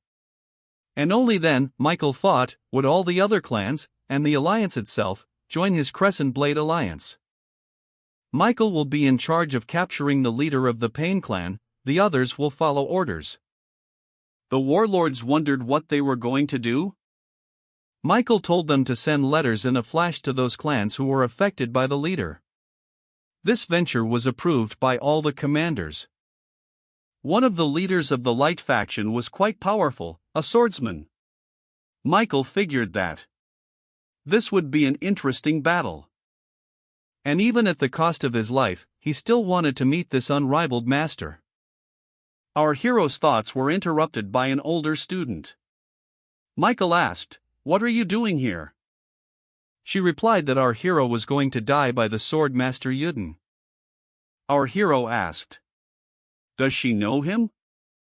However, the older students were very knowledgeable about him. This was the warrior the Demoness was trying to stay as far away from as possible. Our town hero found this quite amusing. He asked what about the other 3 demons. The older student said, and the others too, in addition, that she would participate in this battle. Michael decided to warn her, telling her that the sortie would be quite a challenge. This news made the beauty very happy. She had a sly look in her eyes. Our hero liked the dress the older student was wearing. She reminded him of a Demoness. We said good night to each other. Michael realized that if he attacked the leader of the Pain clan, he might automatically become an enemy of the people, and his people might suffer as well. But our protagonist's anticipation was just unbelievable. Meanwhile, our protagonist's servants were sending out their letters. Plus, they stated that so far Michael, his alliance had destroyed 2 demons as well. A leader from the Pain clan offered the title of Great Warrior, asking for 30 billion silver in return. Everyone who read it was horrified, plus it called for his Crescent Moon Blade alliance to join if the other clans were deemed to have cheated. Our hero stood on a high cliff, surveying the surroundings of the clan of Pain. He inquired of his warlords, "Has war been declared?" The warriors replied that they had carried out the order. But by the time everyone reads the letters, the clan will be defeated. The funniest part was that Michael, being an orphan from the Dancing Blade clan, would put an end to the great clan of Pain. The expression on his opponent's face was quite calm. Michael, along with his warriors, decided to attack at night. Were they already close to the vicinity of the Pain clan? The aim was to impose an attack to thus make up for the lack of numbers. The commanders resigned themselves to the order. However, one of them asked if Michael would be wearing a blindfold. The proud hero decided not to do it so that everyone would remember. Michael decided to attack the guards. And just a second later, he managed to hit all the warriors. They began to make their way deeper into the neighborhood. At one of the war mansions they spotted enemies approaching. Our hero decided to bare his blade, the Crescent Moon. With a single swing of his blade, he was able to strike his enemies, breaking through the fence. The warriors have already gathered at the mansion to defend their head. Michael realized the reaction was immediate. Apparently, there's going to be a collision. Now it was time for the warlords to show their skills. With their sword strike, they managed to create whirlwinds that threw the warriors away. Michael moved close to the warriors, sword upward, and he was going to make a wave with his spiritual power. In doing so, he has succeeded. Scatter the warriors like tennis balls. A moment later they were already walking quietly toward the head's chambers. By opening up the leader's possessions, the head of Dixon himself stood before him. Michael had a rather menacing look on his face as he decided to bare both blades of the Crescent Moon. Dixon gave orders to catch the intruders. The crowd of followers immediately heard the order and rushed into battle. However, Michael, as usual, caught them off guard by using the dancing blade technique, slashing their flesh. His enemies were terrified, for in one instant his commanders appeared. Seeing his men die, Dixon couldn't stand it any longer and decided to launch his blast attack. He even managed to push our hero away. And a moment later, he landed. However, the generals could not understand why Michael did not repel the attack. Dixon gave the order to stop the massacre. Immediately, everyone froze. Plus, he asked to close the gate and leave the premises. The wars obeyed him. Now our hero, along with the warlords, remained in the Great Hall. The leader was surprised at how silently and quickly our hero and his team managed to break through. Michael looked intently at Dixon's leader. Plus, Dixon thought it was a bold move to pierce like that the defense with the menacing bandits. He asked our hero's name before he was going to kill him. Our proud hero, however, laughed. The enemy was gloomy, angry at this moment. For he considered a smile to be disrespectful to himself. He ordered one of his warriors to teach Michael a lesson. The warrior, drawing his blade, approached our hero. He was pretty pissed off and he wasn't going to decapitate Michael. After a moment, their attacks clashed. Bowen could barely keep up with the speed of our hero's punches. Michael picked up his blade. After conducting an attack, he found that his opponent had managed to dodge. And after a second, the warrior decided to attack on his own. But Michael and he beat him to it, fending off this pathetic attack. Next, the warrior decided to kick our hero in the face. Michael, without averting his gaze, made multiple attacks with his blade. He managed to hit his opponent's leg in the area of the foot. In addition, he kicked his opponent with his left foot and flew into the fence behind Dixon. Now they saw how strong Michael was and that he had 2 blades in his hands. Dixon said that apparently 30 billion silver is too high a price, since our hero decided to come to him. He addressed Michael by name. Our hero replied that this was correct. By the time he looked at the warlords, he realized that they were former heads of their clans. But what pleased Dixon most of all was the one fact that the bigwigs were gathered here. Nevertheless, Dixon decided to voice our hero's age, as he was only 25 years old. He asked the warlords a question, did he? They're not ashamed to obey a brat like that. Pathetic leader. Offered him a place in his clan as town leaders. And besides, if they cut off Michael's head, he'll pay 100,000 silver each. This amount literally stunned them, their faces were quite astonished. In addition, he began to extol his stores of wealth and money. Michael said, yeah, not bad. The amount. Our hero asked the warlords to put their swords and blades in their scabbards. Those obeyed him and hid their weapons. The old man was amazed at how obedient and submissive they were. Michael. Now Michael has made up his mind to make his own proposal, convincing you to fight one-on-one with him in an even battle. The old man asked what if he refused, but Michael said he would kill everyone then. He was quite amused by this, and gave orders to his warriors to destroy the uninvited guests. Our hero decided to end it in a flash. Introductions. He managed to strike all the warriors with one swing of his blade, inflicting massive cuts. His spiritual energy was blazing. He was also trying to make everyone realize that these deaths were meaningless. The opponents were horrified after what happened. And Michael decided to go through and shred them all like cabbage. The old man, it's like he froze. Michael was handling the crowd like it was some kind of game. In addition, he tried to convey to these warriors that their leader was a real coward if he decided to sacrifice his men. Dixon couldn't stand it and tore toward our hero. Michael, however, was wary. Both were confident of their victory. Clashing their blades, there was an explosion. The debris dust was mixed by the warrior, sorting out whose side had won. Nevertheless, the two skilled warriors continued to fight. Clinics could be heard bouncing off each other in the center of the hall, with our hero using the dancing blade technique. Dixon was a brave enough warrior and put forth his best effort. He decided to use the Thunder Dragon technique. However, Michael decided to create a shield with rotating blades. But the dragon's onslaught was so strong that our hero couldn't handle the pressure and was overwhelmed by the enemy's attack. The shockwave threw him backwards. Dixon himself stood watching the scene, feeling his superiority. Michael's followers were surprised and embittered at the same time.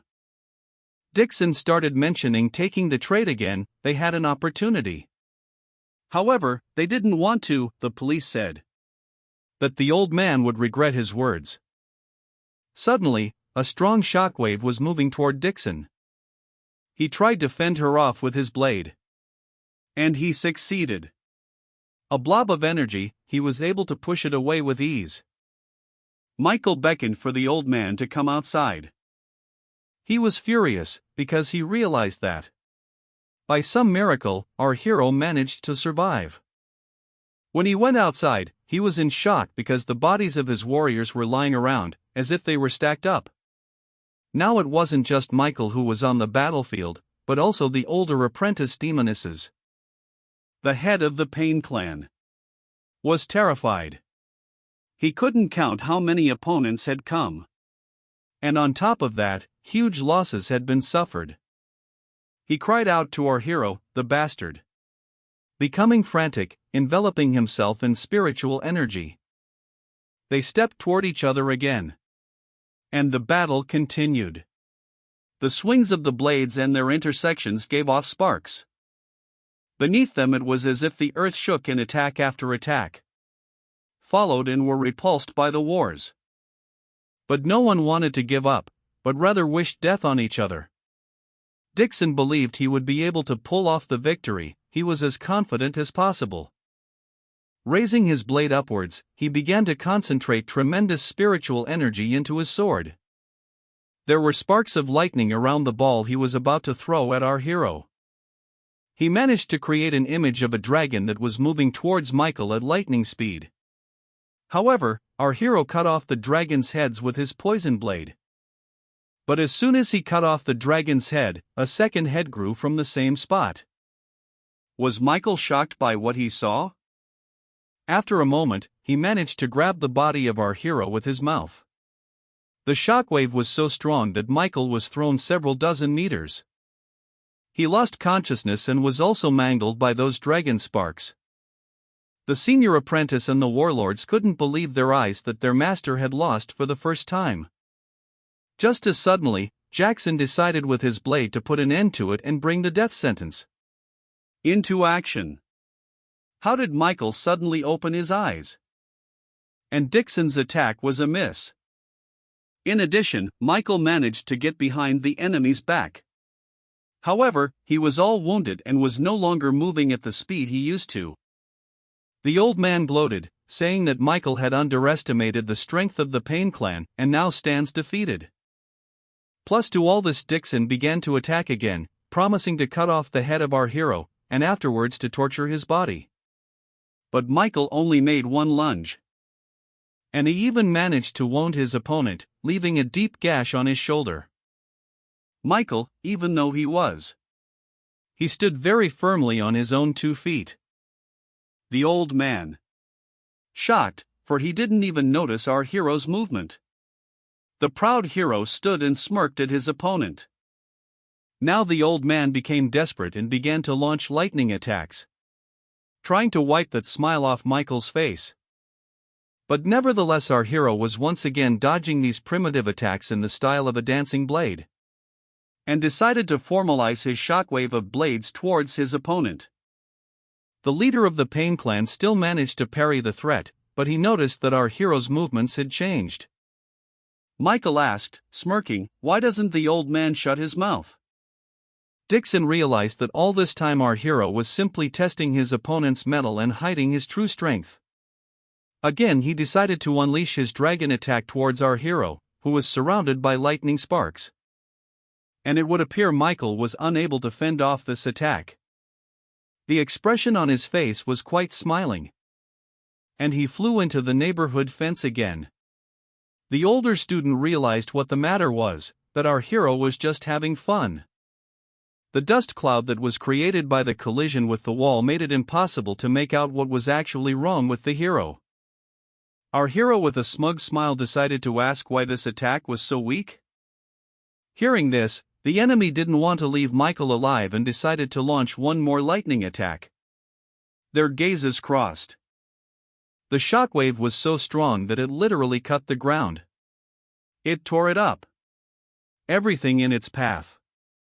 As suddenly our hero fluttered upward, observing this picture. The old man began to attack Michael already in the air. Our hero was a tough guy who easily fought off these onslaughts. But the enemy again and again from advancing. However, Michael's dancing blade style dodged with ease. And finally landed, took an upright position. The enemy was frustrated, because he couldn't even get a hit. Our hero. The Warriors have noticed that Dixon's offense has gotten a lot weaker. They had no doubt that the moment our hero touched his opponent with his sword, he managed to poison Dixon. Besides, the enemy won't be able to contain the poison for long. With his spiritual energy, Michael asked firmly, why would such a miserable old man need 3 million silver from our hero? The old man was furious. And just a fraction of a second later, Michael decided to strike his opponent with his blade, but Dixon deflected the blow. Attack after attack followed in Dixon's direction, and he immediately repelled them. Our hero praised the old man's fighting skills. Michael wondered if he'd been practicing for a long time instead of just talking nonsense and writing in the newspaper. What would have been the outcome? And again he began to attack. His opponent parried blow after blow, but was weakened. Now Michael was starting to hit his target. Our hero recalled that he is a disciple of the great poison demon. The old man replied that he knew, but at some point forgot about it. And just distracted from the wounds of the enemy who was trying to clutch his sword. Blood poured out. But the moment Dixon decided to make his lunge, this is when Michael caught him, and pierced his opponent's body through with his 2 blades. The old man got very sick. But nevertheless, Michael turned to him, promising that he would meet him in hell. Dixon smiled, blood spurting from his mouth. And he said he'd lost. Our hero pulled his blades from his opponent's body. The blood was gushing as if it were a fountain. And the old man collapsed to the ground. The warriors could not believe their eyes, for their head was dead. Our hero turned to them and said, "Those who want a squeeze, let them take the body of the head and follow them into the hall." They did not think long, as they realized that they could die. The older student asked Michael, "Is he okay?" Our hero answered that in full. After a moment, he turned to his commanders. He ordered them to seize all their possessions, but not to take anything bulky. Send the others off accordingly. And have one commander see to it. Warlord, roger that. Plus, Michael has asked that everyone else wait for his return at the School of the Dancing Blade, and in 2 days. If our hero is gone? Then let them go home. The warriors were puzzled, but Michael enlightened them that because of what they'd done here, the clans would leave no stone unturned. And they would come after them. So Michael decided to take them down. The warlords were terrified because our hero was going to attack them himself. Everyone's excited, because there's a whole army of warriors out there. Michael promised that he would do his best to take away the faction lives. The warriors became uneasy. The next day, our protagonist, along with Tommy, observed a painting that was in the neighborhood. All the wars have been collecting jewels, treasures in one place. Tommy decided to point out that really intense picture. Lately, Michael replied that it's because the Pain clan is very famous and ordinary people don't recognize them. Don't recognize them. Our hero gave orders to his right-hand man to gather everyone in the main hall. All the followers were in place, waiting for Michael's speech. Here's the thing, Michael decided to divide the martial artists of the Pain clan on the right, representing them as the poor. On the left, however, were just ordinary martial artists, but their tables were richer. The crowd cheered, for all present resented why the food was different, and so was the wealth. Ordinary masters have become saying, "Who cares, the Pain clan is now level 1. With them." Our hero asked, now did they feel the difference? Of war with angry looks. They looked up at their lord. For Michael's point was that no matter who held what rank, all fell equally by his blade. Plus, he didn't care who was from what clan, what name and lineage, as they were all his enemies. In trying to convince them, he pointed out a very important point that in hard times everyone is equal. Hence the separation between the two is a fool's errand. Besides, the payouts should only differ by rank and experience in combat. The warrior really didn't like it. And now Michael had made up his mind. For it occurred to him, were the masters of the clan of Pain really stronger than ordinary masters? And he decided to test it between them. One of the warriors came out, who was ready to fight. Tome said it was the warrior of the Jero, and discussed the difference between the payments more than anyone else. To the masters versus a warrior from the clan of Pain decided to go master? Michael asked, the only thing, will they fight with wooden swords? But both only wanted to fight on the real ones. The ordinary master immediately began to attack. And a servant of the clan of Pain. Defensive. He asked the regular if he was ready to die. This battle was never-ending. Both warriors were really strong, and it was hard to pinpoint a winner. Confronted with the blades, one drove sideways. And the other one, too. Now both masters were lying on the canvas. However, the ordinary wizard jumped up sharply to finish off his opponent. And Michael decided to restore this beating. The usual wizards rejoiced, but the Pain clan looked chagrined. The one asked, did he really mean to kill him? Michael revealed the winner among the regular masters. But nevertheless our hero decided to praise the clan of Pain. Regarding their formation, if they had heard and seen Michael earlier, he would have been in trouble. And he asked how many people it takes to do this famous formation. One of the warriors shouted that only 28 warriors would be needed. Now he ordered the following, that the Pain clan warriors and ordinary masters split into 2 formations. They listened to him and did so. How all of a sudden they have taken the constructs they possess. Our hero announced that those could begin. There are now exactly 56 warriors facing each other on the battlefield. Attacks followed attacks. Our protagonist enjoyed watching it. A few hours later, Michael decided to visit the bar. Realized that the warriors were really weak.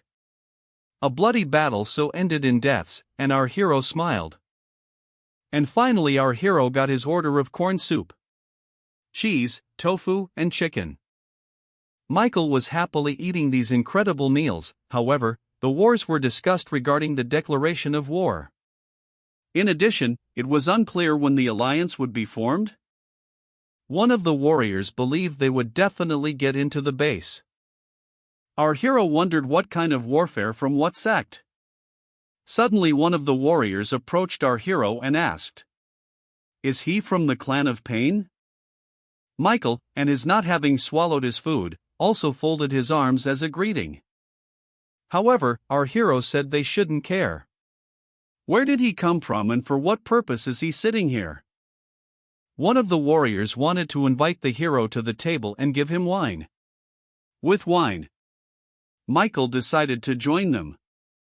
He asked me to take the plates away and bring wine. But the warriors behaved very cautiously. Michael offered to pour a cup of wine each. As we drew our cups close to each other, he said, "Let's drink to the bottom." But after a moment, he reported that the wine was very disgusting. It's like it's been diluted. Our hero turned to the bartender and asked if they had any liquor. He said no. But the bartender said there was a very expensive brandy. The warriors wondered how our hero was behaving, for he had asked for a fetch. That's not a cheap drink. One of the warriors said they were not rich enough to drink such things. Michael, taking the chicken, said he decided to give them a treat too. They had given him a treat after all. Michael took the brandy that had been brought in. However, the warrior decided to give thanks for such hospitality. Our hero began to pour this delicious drink into the cups. The warrior replied that everything was fine, and the leaders must have gathered. Michael asked her immortal sword Yuden, also? He added that all the patriarchs will appoint him as the head of the alliance, but only after the competition for the seat of power. Now Michael fought to see the abilities of this great swordsman. Our hero asked, "Who do they think will be the next leader?" Warrior replied that they hope the head will be the leader of the Habei Association. However, the other warrior believed that the next head of the clan could be the patriarch of the clan of Pain.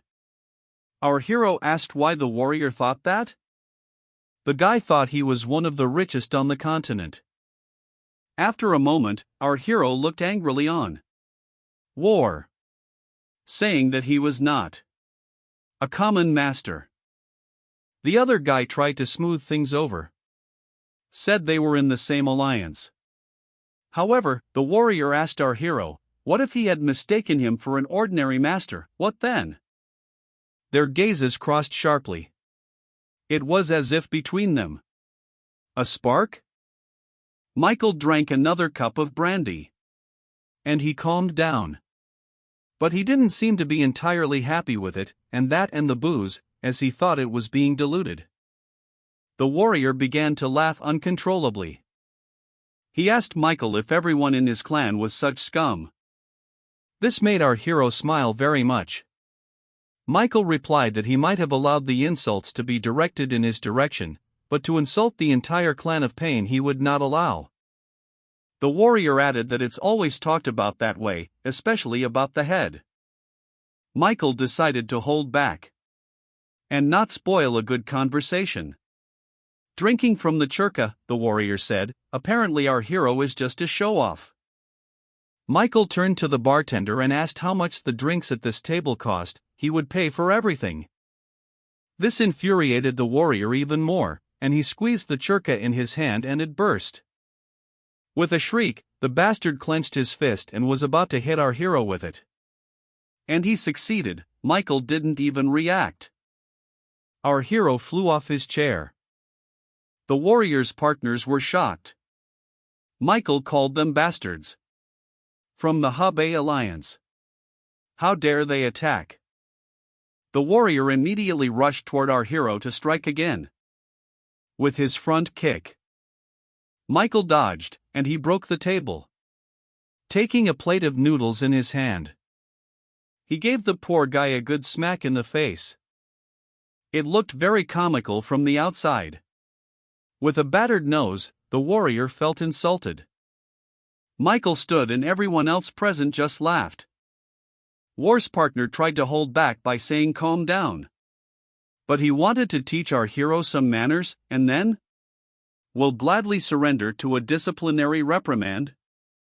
Michael called him a mindless monkey. Another warrior asked our hero why he was provoking him. However, our hero replied that it wasn't his fault that he got punched in the face with his fist, and everyone around him will attest to that. He also got mad because Michael wanted to pay for all the drinks and also insulted the Pain Clan. The warrior shoved his partner and rushed toward our hero. And the eyes caught each other's. How did Michael suddenly just start running away from him? The bartender was puzzled because the table had never been paid for. One of those present said to urgently report to the disciplinarian pavilions and will get his money. After all, Hebei people are to blame here. Other leaders were already reprimanding their subordinates. He asked why they didn't stop it. War from the clan of Pain. However, one of them decided to justify himself by saying that they would definitely catch him. He reminded them that the Pain clan was very respectable. And why the hell were they picking a fight? One of the warriors said Michael one started. The master closed his mouth. The master said, however, that those who saw the fight claimed that they were the ones who started it. Besides, the master wanted to inform the chapter. As punishment, he'll put them in solitary confinement cells. I thought I'd apologize. The master decided to put a shoe in their face, a war because they're drunk. The one instantly flew into the wall. Meanwhile, Michael was walking through the woods. Suddenly ninjas appeared in his path. They took to attacking our hero with their blades. But Michael, in his usual fashion, managed to avoid throwing any punches. So he decided to bare his sword to fight off his enemies. Another fact surprised him, for these people were not from the Hebei clan and clearly not from the Pain clan. Because they moved like really hired assassins. But our hero managed to repel their attacks.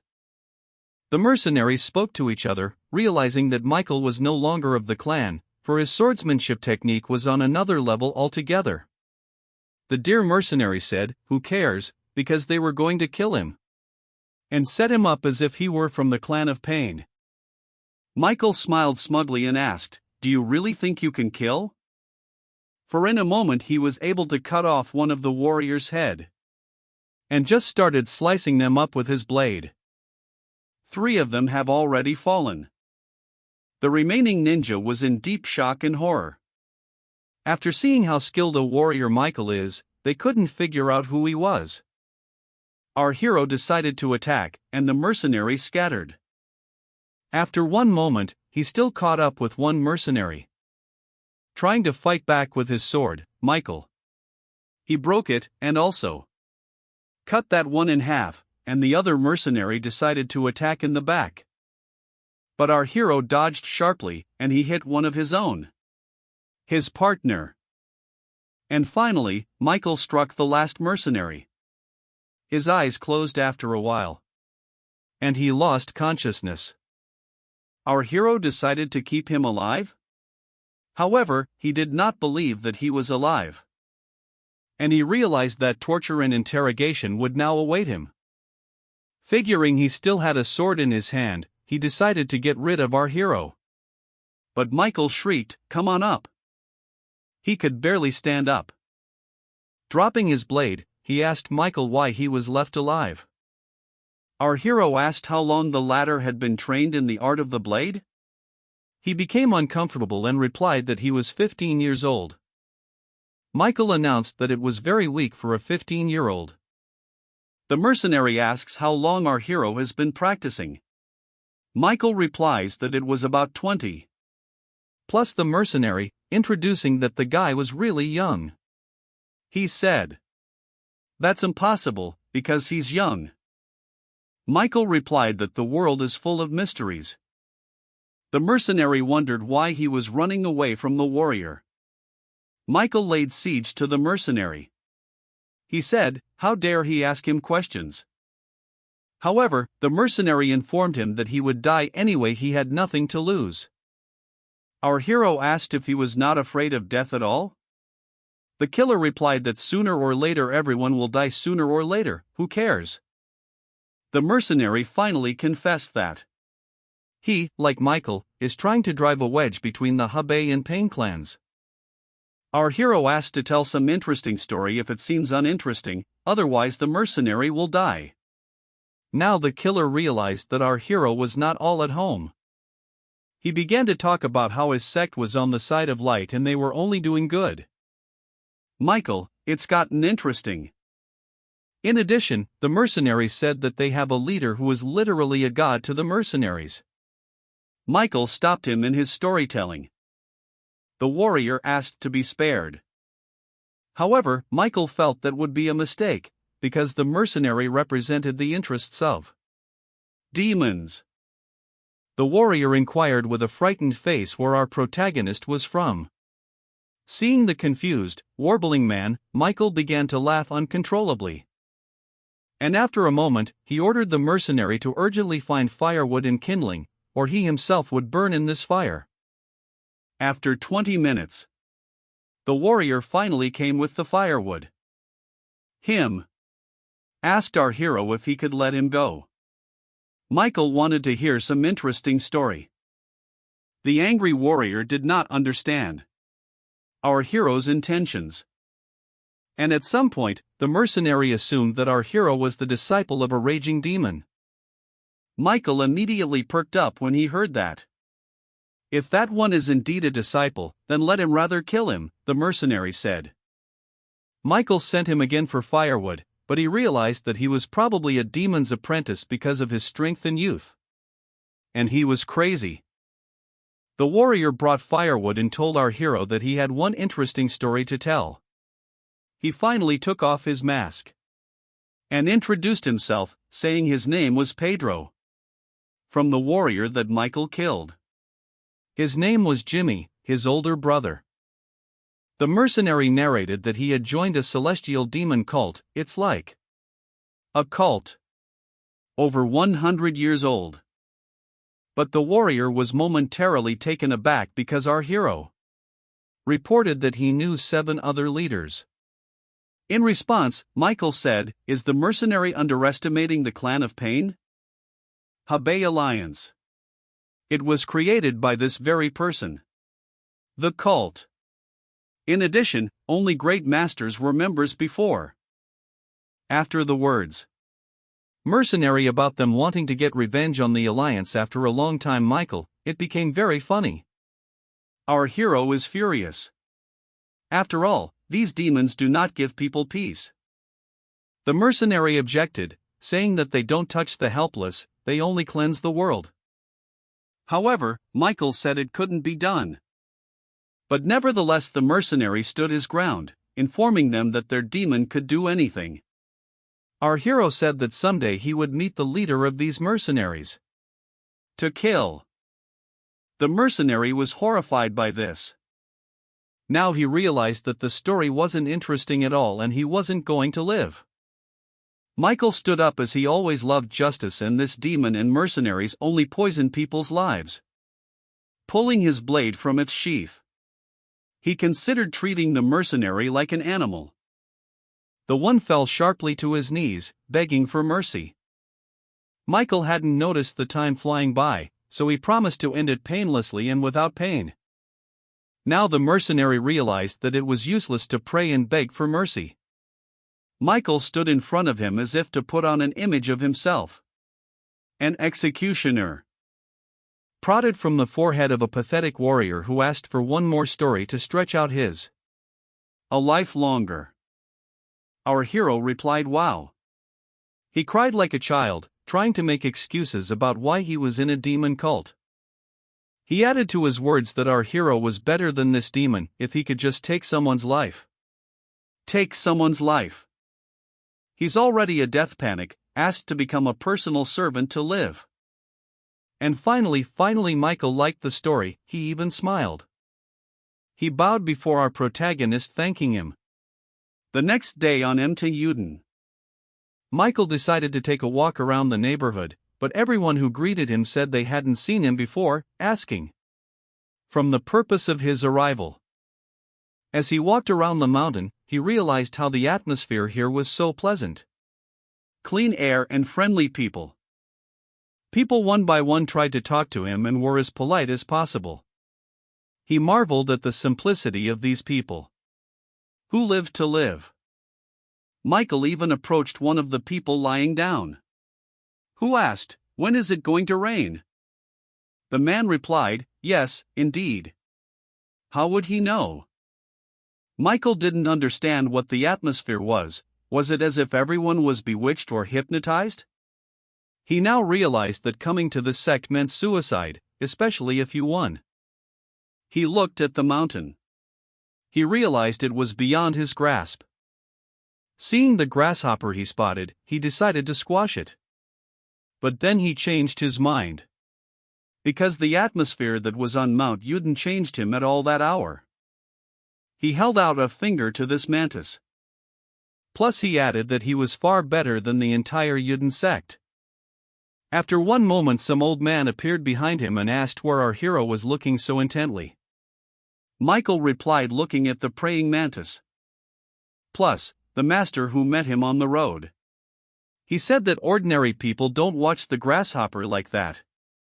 Michael said that he decided to give the title of martial arts master among bugs to him.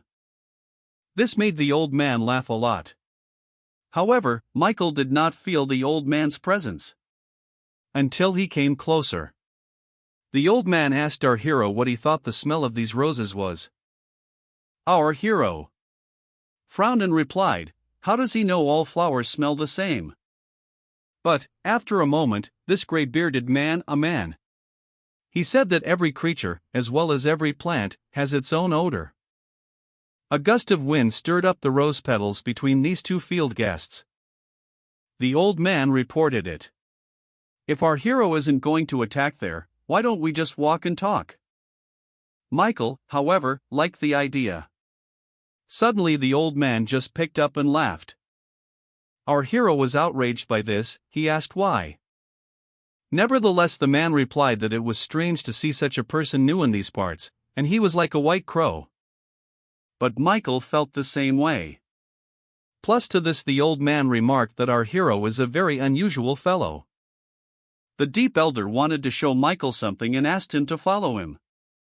The old man decided to show our hero how beautiful the waterfall is, which hits the ground with tremendous force. And because of the force of the water pressure, a depression was formed, which grew into a river. The old man asked Michael, why didn't he kill the praying mantis? However, our protagonist replied that it wasn't necessary. But the old man said, so the head of the Pain clan had no chance of life. Michael replied that the praying mantis no evil intentions, unlike the head. This made the old man laugh a lot. Chapter. He was a little bit willful. And thought he could to do as he pleased, hypocritical. Also, the old man noticed that Michael had managed to straighten up faster than the old man had in his time. After all, there had been opposition between the Yuden clans and the Pain clan. Always. The old man asked if our hero had seen the yin-yang symbol. Michael replied, yes, it is black and white. A mantis that kills its prey is the dark side. His survival is the white side. Plus, killing the head of the clan of Pain is part of the darkness. Hence, keeping the warriors from this clan alive means light, which is balance. It means if you kill lives. But leaving nothing behind, substituting means a dark path. Besides, the old man figured if anyone dared to kill one praying mantis, he'd have to bare his blade. For by killing such a man, it will mean good. For he disturbs the peace and balance. That's why killing the head of the Pain clan, that's the salvation of 1,000 victims. And that only means a brighter path. The old man astonished our hero, for he asked how his masters were doing. Michael wondered if the old man knew him. Our hero replied that he had not seen them since he went out into the world. A profound elder called our hero a prodigy, because the poisonous demon hadn't killed in about 12 years. And the fact that Michael managed to change him at all is a mystery. Our hero couldn't understand how this man had so much information. The old man also added that to his masters, Michael is a supporter of yin, yang. After all, one of them kills and the second brother brings back to life. Plus, the poison demon lost to his brother. But thanks to Michael, the poison demon is back to its flow. The old man was referring to the flow of yin and yang. Michael replied that he understood. Flow means life, death. Therefore, can it be called harmony? Besides, yin yang flow and harmony are one whole. And the warrior's path he chooses leads to the realization of a common fact. They both closed their eyes. And Michael. Memories came flooding back. He understood the flow of yin and yang. It is only through this element man will be able to live his life with dignity. Their pupils seemed to change. The old man told Michael to keep this power in mind. Our hero thanked him. Michael seemed to be a different person now as he made his way through the woods. He began to remember the last phrase of the old man, who he hoped to meet him again. Now he realized just how powerful the Yuden clan was, and powerful he was in his calm and balance in this world. But suddenly, our hero was being stalked. He was quite surprised at this fact. The warriors let loose their blades towards our hero. Michael realized that if he fought them in a public place, there would be no way to avoid innocent victims. We have to get them somewhere. He's sharp. He surged forward. But after a moment, he realized it was an entire ambush for the horde of warriors. They were countless. It was 3 squads, at once a viper squad, a wolf squad, and a tiger squad. Michael realized that they were trying to surround him. Our hero became from the case here with mine. Where is the harmony here? This is also yin and yang. The wars were screaming at him, stop. Decided to throw in his direction spears. But it was like Michael was running through them. In the end he managed to dodge all attacks. And the wars were left bewildered. He managed to break away from them and ended up at one of the cliffs. And stopped, and the wars almost caught up with him. He pulled out his blade. The archers were firing at him. And the other warriors were throwing blades? This hail of attacks went straight to the target. But Michael succeeded to smash the hopes of the warriors to smithereens. Michael called out to the head of the forest. The warriors immediately became uncomfortable. Now they were ready for close combat. And they rushed to crush our hero with their majority. Michael continued the dialogue again with the head of the forest, asking if he had sent his subordinates to their deaths. Michael managed to break up this bunch of warriors in just a moment. In the style of a dancing blade, he smashed one after another. It seemed as if he was up against an entire army.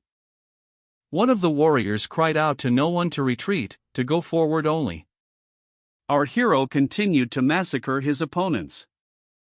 Now he supposed if their murders were darkness? Does his survival mean light? Because the green forest has always wreaked havoc on the neighborhood, and this darkness. And now our hero was ready to shoulder that burden. Especially our hero knew that it was the green forest that was kidnapping children and keeping beggars in cages and torturing them. The head of the green forest has finally appeared. He now realized that the battle could last forever. Michael was once again becoming a crush on this army of underdogs. Suddenly there was some kind of spider web moving overhead. Michael, nudging his blade, sent a couple of blows into the sky. Did he manage to break that web? The warriors had already approached at point-blank range. He once again managed to avoid his opponent's onslaught in a dancing blade style. There was nothing they could do to counter his blast blows and waves. It was as if a fountain of blood was pouring out of their bodies. They began to wonder how to stop him, for they were no match for him. Suddenly an old man appeared, in spiritual form, who offered our hero to escape. Plus, he added, enough deaths for today. He decided to take out his crescent blades after all, for he had no other choice but to kill them all. Once again he began to defeat these warriors. With his blows he chopped off the limbs of these inept men. They screamed in pain. He asked the question of the old men, how can one stick to the light path?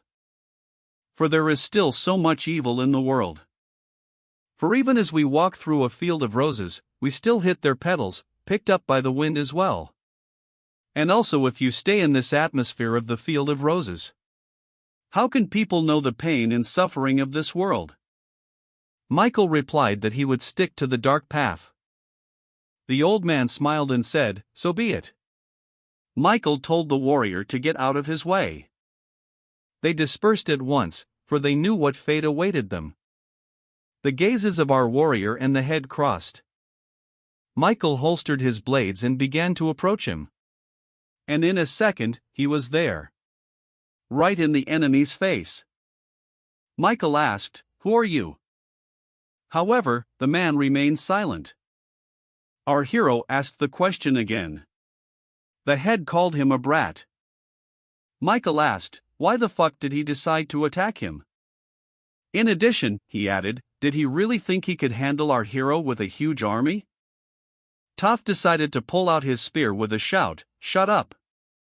Our hero caught his weapon. He couldn't believe his eyes at how strong our hero was. After a second, Michael managed to reproduce the flames that were burning his opponent's arm. The one decided to jump back sharply. Now the poor guy was realizing how strong Michael was. After another moment, he moved closer to the warrior, grabbing him by his clothes. Slapped him so hard he started choking on blood. Then he gave one more slap, smashing his opponent's face. On his face already. There wasn't a living thing on his face. And literally seconds later, he just cracked his skull. Michael picked him up and threw him off the chariot. Now our hero has taken the throne. To the puzzled crowd, he said only that they will follow him. And so our hero and his vast army set out for home. However, something interesting happened on the way. Michael decided to get rid of those who could not overcome the poison. But he noticed that one of his warriors was still alive after all. He pointed his blade at him. After all, this was a mid-level commander. He pulled back his clothes and saw the letter. It stated, if Michael is accompanied by his subordinates at the beginning to kill them? If they lose him? So let him head back home and wait for instructions. Our hero decided to kill the warlord after all. Realized that the moment they had him cornered against the cliff, it was part of the plan. One of the warriors was still alive. Our hero spotted this warrior. Michael pointed his blade at him, he held it with his fingers. In the moment, the warrior decided to leap away from our hero. He gathered some sort of clot of energy in his hand. But Michael is alert, he too has gathered his spiritual energy in the palm of his hand. A dust cloud flooded all around. Our hero went back to the memories when the demon I had gotten to telling me about the raging demon. And he told the following, that the raging demon is unpredictable and mysterious. Plus he had a chance to kill the demoness and the lust demon. But he didn't.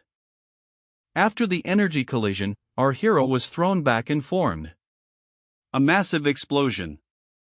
However, Volan himself had adopted a fighting stance, and the energy was literally bursting out of him. Now he looked like a healthy pumped-up fighter.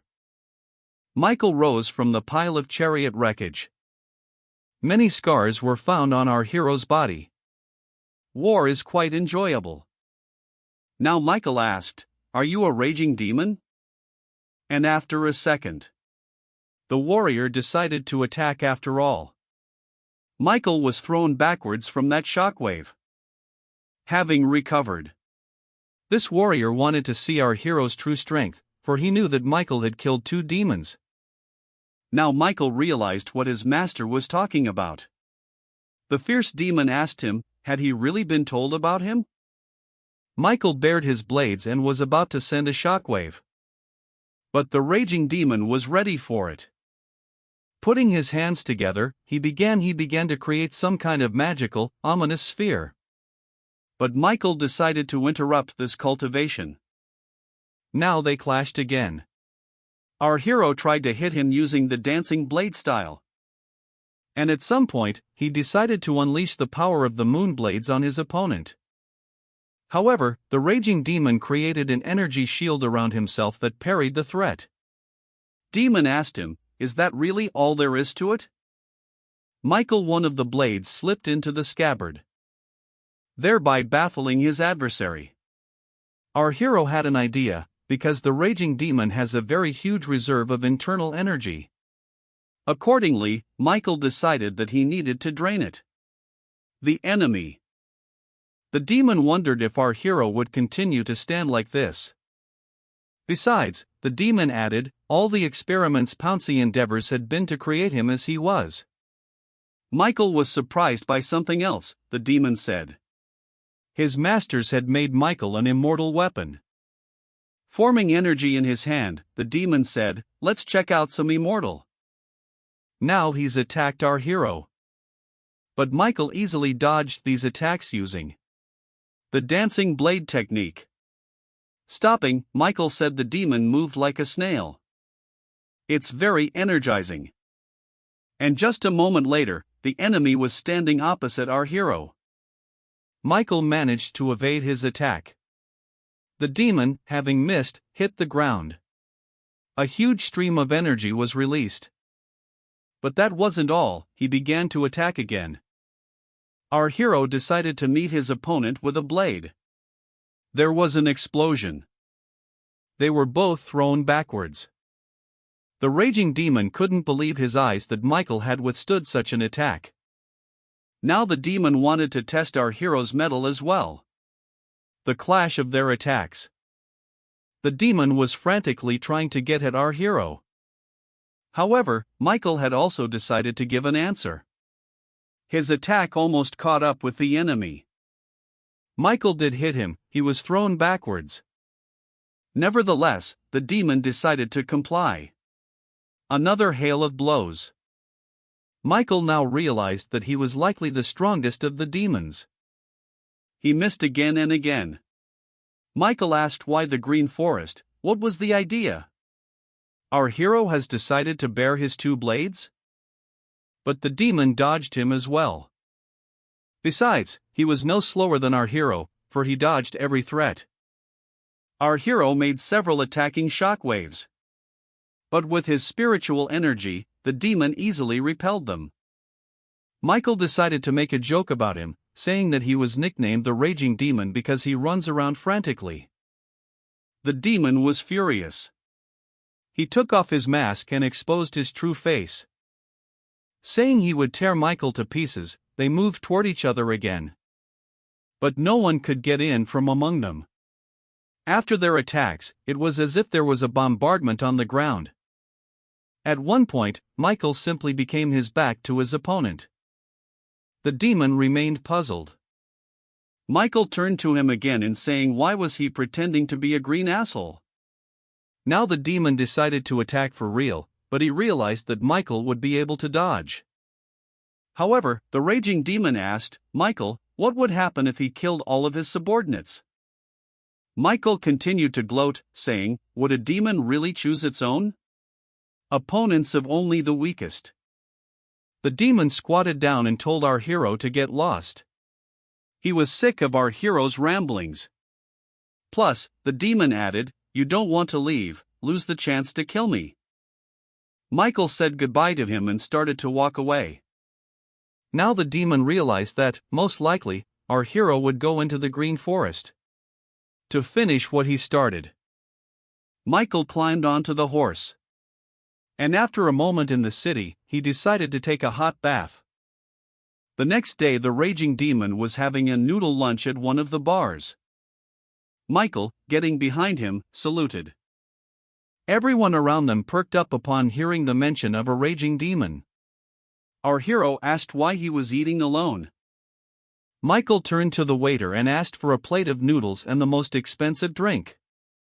The demon laughed, assuming our hero wanted to poison him, since that wouldn't work on him. But Michael replied that he wouldn't do such a dirty thing to one of the 4 demons. Everyone around him was shocked to hear this, and immediately left the establishment. The demon said Michael had gotten to him. Michael couldn't stand it and turned to the waiter, asking where his food was. Michael slapped the table and tipped the noodles over the demon, saying they would fight after the meal. Right here? The demon was furious, however our hero apologized for his clumsiness. Our hero decided to tell him to stop looking at him, interfering with his appetite. The raging demon couldn't stand it and snapped to punish his opponent.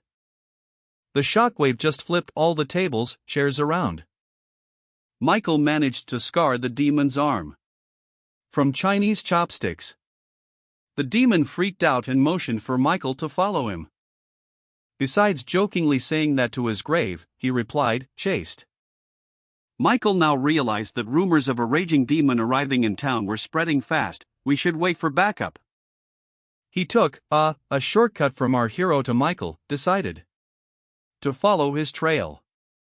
The demon has figured out the plan our hero came up with. Looking back, turns out Michael had disappeared somewhere. After a while, the raging demon decided to just lie down, rest. Suddenly, someone knocked on the door. It was Michael, who couldn't keep up with the demon. The fierce demon told him to get lost. Our hero said that his subordinates had already arrived though to gawk at the demon's live. To the same he explained that there were about 100 warriors outside who also wanted to have a drink with him. The demon walked to the window. He marveled at the fact that the warriors could reach the city so quickly. Seeing that there was no one outside, he was puzzled. However, Michael explained that they were all on the first floor waiting for him. The demon became enraged again and gathered spiritual energy in his hand. He broke free. And after looking at the first floor, no one was there. I felt like a fool. There were some people standing around. He couldn't figure out where the reinforcements were. Michael, finding himself at the top of the 3rd floor, asked the demon, "Why is he being so violent?" He demanded that our hero come down and fight like a man. However, Michael interrupted him by saying, "Let's have a better drink." The demon lunged toward him to deliver his cherished blow. And it would seem that he would destroy buildings with his ominous energy. People were shocked. This picture. Turns out Michael defended himself with his fan. Plus, he reported, why on earth would they fight if they were one flesh and blood and could just sit down like normal people and drink wine? The demon freaked out and said, "Let's have a drink." Once alone at the bar, Michael was pouring wine into cups. However, the demon, drinking another cup, said that poison, on him, will not work, so let him not even try. Meanwhile, the leaders of our Heroes Association arrived at the restaurant and exchanged greetings with Michael. Michael asked them, taking a seat at the table. Subordinates subsequently arrived and greeted the squad leader. After that, the demon apprentice's older sister also showed up. She said hello and apologized for being late. The vicious demon was already ready to deal with everyone at once, for he was furious. Michael poured a cup of wine, which the demon raised, telling everyone to join in. But the wars were extremely harsh on him. Michael gave the order for everyone to fill their cups with wine. Everybody's up their cups. Michael turned to the raging demon. He added the phrase that only one winner would emerge from this room. But the demon thought otherwise. He would definitely be able to beat half of the warriors. Now all the warlords were at the ready. The fierce demon finally stepped outside, accumulating internal energy in his hands. Outside, however, they were waiting for him. A numerical number of warriors. He asked them if they were sure. They were sure of their decision. The gaze of the warriors was extremely concentrated. However, the warlords and the senior apprentice. Would you also like a taste? Demon. Now Michael and his town leaders are out on the street. And finally, the battle began. The demon was surprised because usually our hero would dodge, this time he decided to attack. Once again, this endless battle continued. Battles, they literally kicked up dust in the air, and the ground beneath them was broken. Suddenly, wars appeared from behind, who also decided to launch their attacks on the target. The fierce demon easily fought back. That threat. It was a distraction so our hero could get close. The demon managed to catch Michael's blades. However, that wasn't all. The older students decided to put a whip around the demon's neck. And I started pulling him to me. But he jumped up sharply, thus pulling his girlfriend to him, and kicked our hero in the stomach. Soaring upward, he drew the demoness apprentice to him, and about to finish her off, our protagonist interrupted the attack. After all, he sent incredibly strong shockwaves towards his opponent. The demon went on the defensive. However, the final attack, it finally caught up with him. The demon, and it flew into the fence of the house. Michael, meanwhile, had crouched down, observing the scene. Besides, our hero said to close ranks, because sooner or later, the demon will lose. In addition, he asked anyone capable of moving at high speed to follow him. It seemed Michael had managed to get a hold of the demon. He was already heading for the exit of the city. Suddenly, out of nowhere, some wars appeared in front of him. He was shocked, for these were the elders of the Alliance. Michael located the target and, along with his army, rushed towards the demon. Plus, he was surrounded by the Habe Alliance. The elders bared their blades, saying that today was the demon's last day. One of the cavalry, the commander, saluted the demon. Now the demon realized that Michael had sent letters to everyone and warned them that the demon was coming. Meanwhile, Michael and his warriors watched the painting. And so finally the battle began. After a while, the fierce demon still managed to hit the army on. He was pierced through with swords. The demon decided to wash up after a hard fight and get some rest. However, our protagonist approached him and enveloped him with poison, so he immediately collapsed. The raging demon woke up abruptly and looked around him at his surroundings. Meanwhile, Michael had built a fire, asking how the demon was feeling. He wondered why Michael hadn't killed him. However, our hero replied that thanks to the demon, part of the light faction has fallen. Michael explained the situation, that all the alliances are extremely weak right now. He also met with the elder immortal Bal Yuden. The fierce demon was surprised, since he considered the master very strong, and how did our hero manage to survive? However, Michael thought it was strange, since he had managed to overthrow 2 demons at once. Why would he be afraid of a swordsman? Besides, the immortal sword does not divide people into dark, light, and demons. There is one law: someone must live and someone must die. Then the demon asked if that meant there was one more Hua mountain left. Michael replied that he hadn't met them yet. Again, the demon asked why Michael didn't kill him. Michael told him to shut his mouth and answer his questions. Infuriated, the demon tried to form internal energy and channel it into his hand, but he was unsuccessful. Asked him to calm down, saying that he could easily take the demon's life. Plus, he added that you don't want to trade your life for nothing. Michael might start a rumor that the demon had killed himself. The demon now realized that he would likely lose the battle against Michael. He asked our hero what he wanted to know. Turns out it wasn't the cult of the sky demon that Michael was interested in. The demon told him it's a community of fanatics, and they worship a man. Who is the leader? That makes 8. Our hero asked, are they strong? The demon replied that he had no idea. So Michael asked the question, What will this demon do if the war with the cult does start? Will he watch? Plus, Michael added, to get the demon on his side. If war does break out, our hero wanted the demon to lead the entire vanguard. The demon asked, what's the merit of that? And why would he? Michael replied that it was there for the demon to die, but the demon replied that he had no intention of dying. He wanted to offer to the demon to give up his title. However, the demon turned around with a perplexed expression. After all, the main theme of this reincarnation. If suddenly something will attack in the midst of brave warriors, will be a raging demon, and this is a big ace up his sleeve. So Michael asked if he didn't want to stand side by side with him against the adversaries. Nevertheless, the demon asked, really? Our hero is so eager to tame him.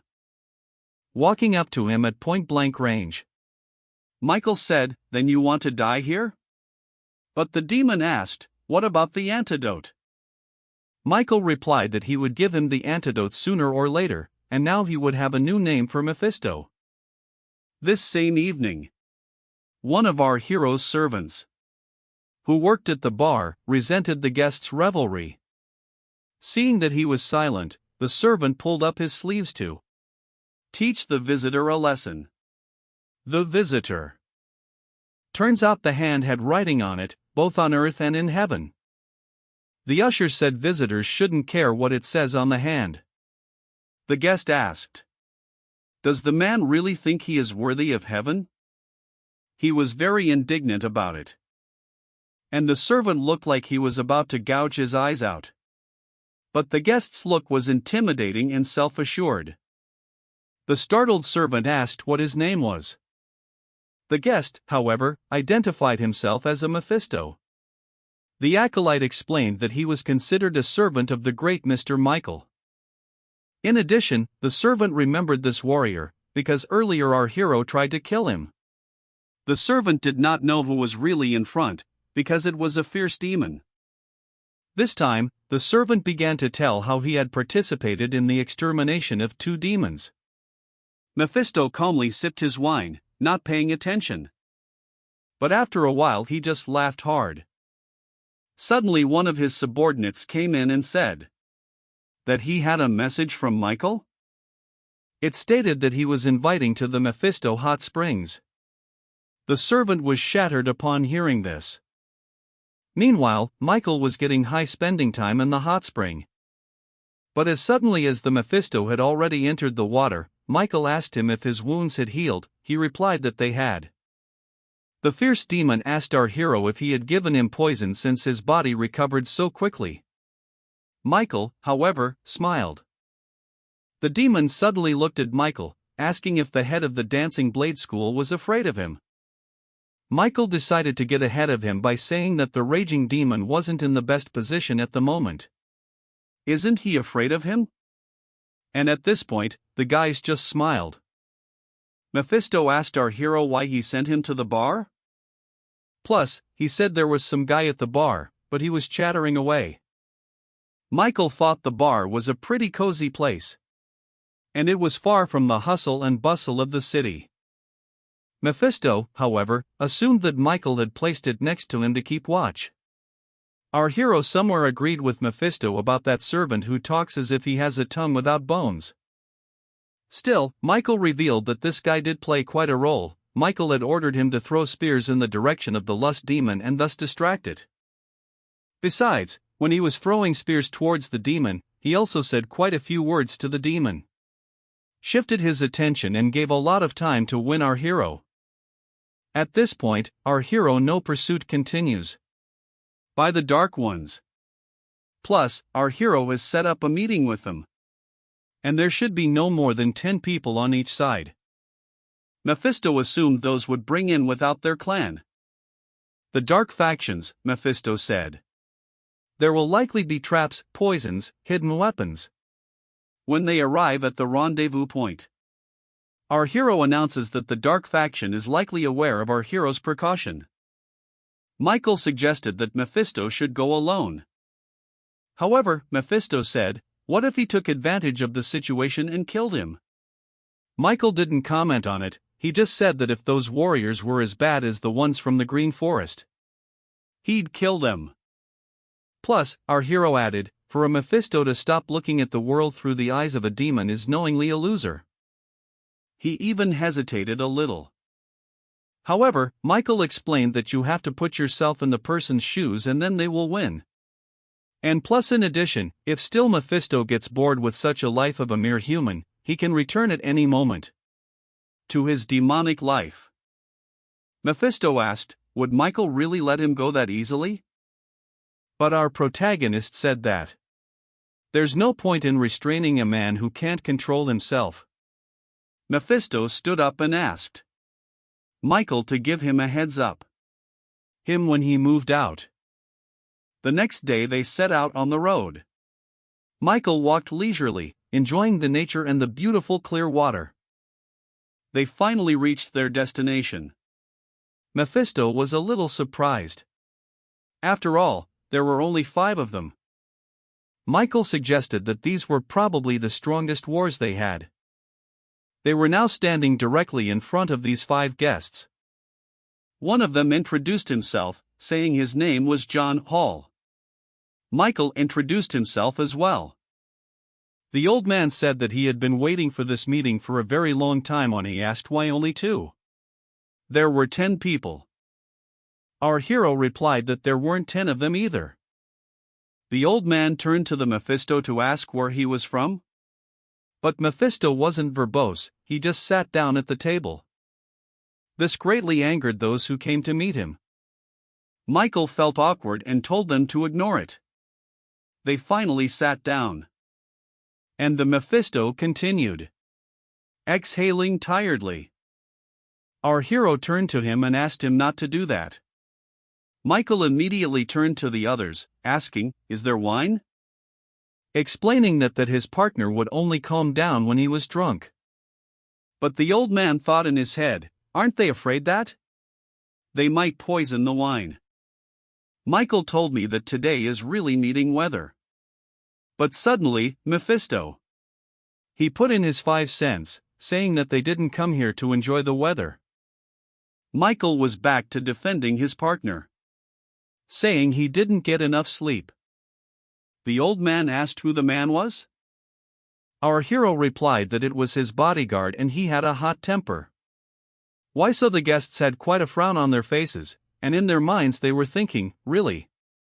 Michael thinks they're playing games here. They finally got the wine.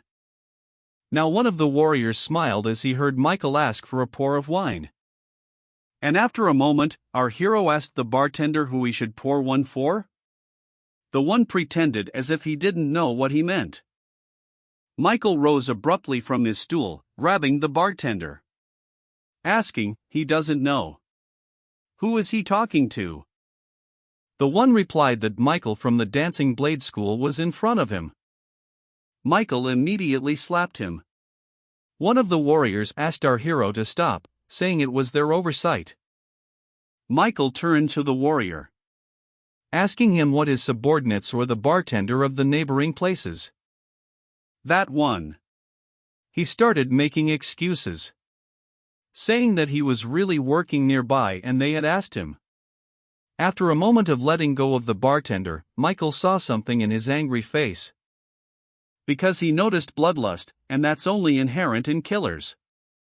The warriors immediately perked up. Now Michael told his partner to drink the wine and check for poison. That one began to gloat. But then he took the cup and drank sharply. Now the warrior wanted Michael to drink the wine as well. But our hero turned to the boys. Asking them what they wanted.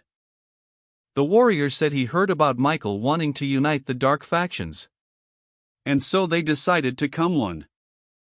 The warriors looked at each other, thinking whether to attack or not. After one moment, Mephisto stood up and squeezed the poison from his hand directly into this cup. This was clearly not the kind of war they expected to see. Now he said one of them should drink it. Michael questioned, did they really mean to poison them? But nevertheless, our hero decided to ask 3 questions. So, do they know that the Hua Mountain Alliance and Hebei are preparing an alliance? The warrior was surprised. For Michael, instead of attacking, had continued to talk to them. He didn't hear an answer, then he decided to ask a second question. Michael said he killed the leader of the Pain clan to break their alliance, also fake 3 deaths of elders. Got rid of the Iron Cavalry of the Hebei Alliance. But when had the old man heard? When Michael added the cult of the Sky Demon? His hair stood on end. Now our hero asked a question. Imagine themselves, suddenly a cult of a heavenly demon invades their land. What will they do? The old man further continued to remain silent. Michael asked, but since there was no answer again, then question 3. What if one of the alliances decides to attack them? Not Michael. His head and face were covered with sweat. He realized that they were no match for Michael and his lands. Our hero said, but since you didn't answer one question, then one more. If the celestial demon cult does attack, who will they come to for help? It was as if the old man was dumbfounded. Now Michael guessed that they were the leaders of their factions. But who was this man unknown to him? Michael said he'd been sitting there with a dumb grimace from the beginning. And like he was only interested in money. Did our hero decide to chase him off or rip his spine out? The warrior stood up abruptly and pulled a kunai from his sleeve.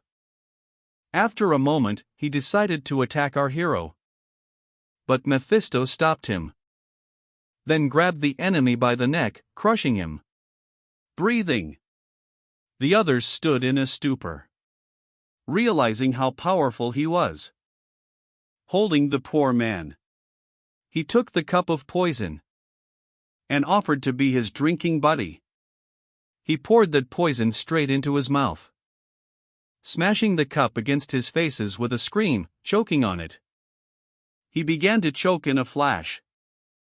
Michael got up from the table at one point, walked up to a dying warrior, called him a rat. The warrior begged to be spared. However, Michael felt that this should not be done as suddenly he is a traitor. And our hero kicked it in with his foot. Michael turned to the others, saying they had one last chance if they didn't name which organization they were from. African American Mujuan of the Dark Seattle faction. The mustachioed Kid Poppy from the Dark Lantern faction. Junkie from the darker factions of the Shikiang. Michael addressed them again, telling those mercenaries in hiding to let them show up. The old man realized the cards on the table. And immediately the wars were stirred up. Mephisto noted that there were clearly not 10 of them, a bit much. The warrior replied that it was everyone who had gone into hiding. Michael shrieked at them to get on their knees, but they realized that in front of their subordinates was too much. Mephisto even got a laugh out of it. One of the warriors told everyone to lay down their weapons. And he said that if he suddenly loses, everyone will obey Mr. Michael. However, if he loses and survives, he will bow to Michael. They both stepped outside. Michael bared his blades, crescent moons. The wars became tolerated and immediately began to attack. Our protagonist dodged the attack with ease. Relentlessly, he tried to hit Michael, but all to no avail. At some point, WWE realized that Michael is strong, but not as fast, and he has a chance. But Michael beat him to his back and struck him in the leg, to the liver, and threw his blade right at his head. As he fell to the ground, our hero told him to raise his blade. He immediately brought the blade back to our hero. Now he realized he had lost, he felt bad. He turned to his warriors from the Lantern clan. However, Michael interrupted him by offering to join his ranks. This news struck the head of the Lantern clan. Suddenly they all got down on one knee and said they would serve to the last drop of blood. Michael has now made it public that all of his enemies are enemies. These warriors. The old man was shocked. Michael walked into the room and offered his enemies to drink the poison. This is the dark way. Plus, to be fair, our hero also decided to have a drink. If they survive, the conversation will continue. Suddenly one of the warriors did kneel, promising that all of his fellow warriors and himself would serve and swearing allegiance. Michael said it was too late and drank the wine with the poison. Do they now realize how crazy our hero is? The heads also each drank a glass of wine with poison. Michael said he would give out the antidotes later. Turning to the Mujunga. The one immediately responded. Michael gave him 60 days to lead all the warriors of the dark path to our hero's city. However, the other two. He instructed to go to Sichuan to suppress the local clan. And also to bring the entire clan within 60 days to our hero's city. And the last chapter. Based on the fact that our hero killed the head of the clan of Pain, there is a rebellion planned. His task is to bring all the fighters between each other. 60 days to complete. Having finished negotiating, they were about to head back and Mephisto smiled, saying that indeed the class meeting had pleased him. Michael decided to defend himself by saying that more recently, a raging demon was in their place. Now the next task for our hero and Mephisto was to attack the clan, pretending to be travelers. But Michael said that they only go to the Junin sect to get information. They decided to make up, and even our hero corrected his voice a little bit. After stopping at one location, they said this area would work for them. Michael decided to put on a show, juggling apples with his blades. The audience seemed to appreciate it. And a moment later, our hero cut the apples proportionately. Finally, the combat team showed up, who praised Michael in his skill with a blade. Our hero said he was the juggling champion of the villages. This interested the commander quite a bit. Next, Michael pointed allegedly to his brother, who can use a fist and palm to use fighting techniques. Our hero asked the crowd who was ready to crush him. Suddenly, someone in the crowd shouted out. But, before doing so, Michael decided to throw a sack, into which money immediately began to be thrown. Now our hero wanted to demonstrate just how indestructible his brother was. Michael took the sticks, but Mephisto wasn't too happy about it. Taking out one of the sticks, he said it was made of oak, and very strong.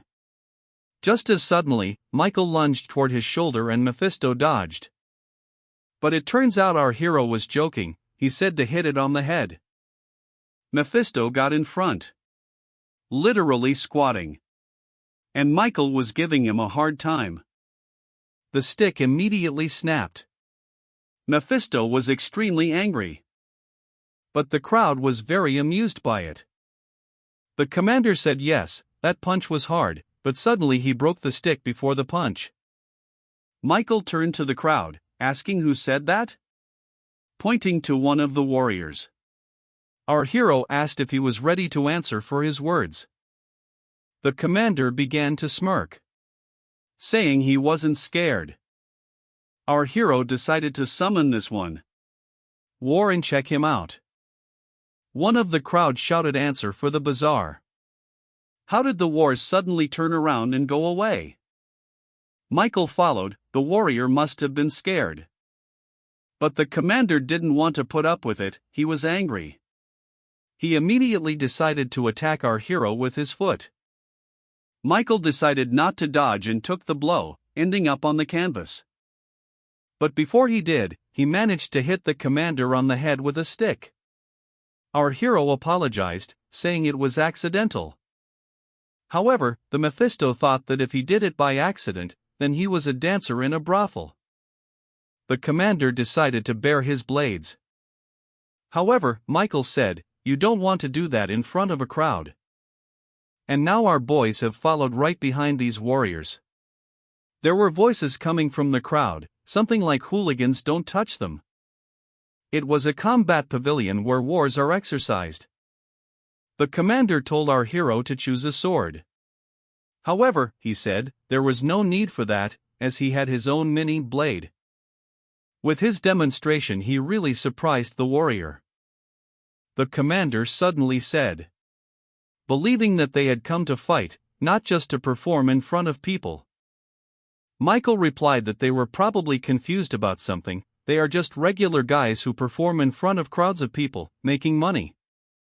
After one moment, Michael managed to carve the sword he was about to beat the commander. Suddenly, one of the people in charge ran in, asking what's going on here. The warrior hastened to reassure him, saying they needed to teach their guests a lesson. But the warden said if anything happened to the guest, there'd be a big stink. Michael, not thinking long enough, still made a stab to the neck area. Suddenly, they all drew their blades. Michael turned to Mephisto and told him it was time to leave. And in a second, Michael began to run. They ran as fast as they could. Now they were strolling down one of the mountains. Michael decided to warn his partner, telling him that elite warriors would now be sent after them. Mephisto said he was glad to be near our hero. Michael, however, replied that he was quite well, too. "A fierce demon?" asked our hero. "Does he have no thoughts of attacking his masters?" Michael replied that even if the whole world turned against them, he would stand by the side of the poison demon and the immortal healer. As they approached the waterfall, they crouched on the rocks and began to meditate. Our hero confessed that on the mountain of Yuden, it was much calmer, but here he cannot relax.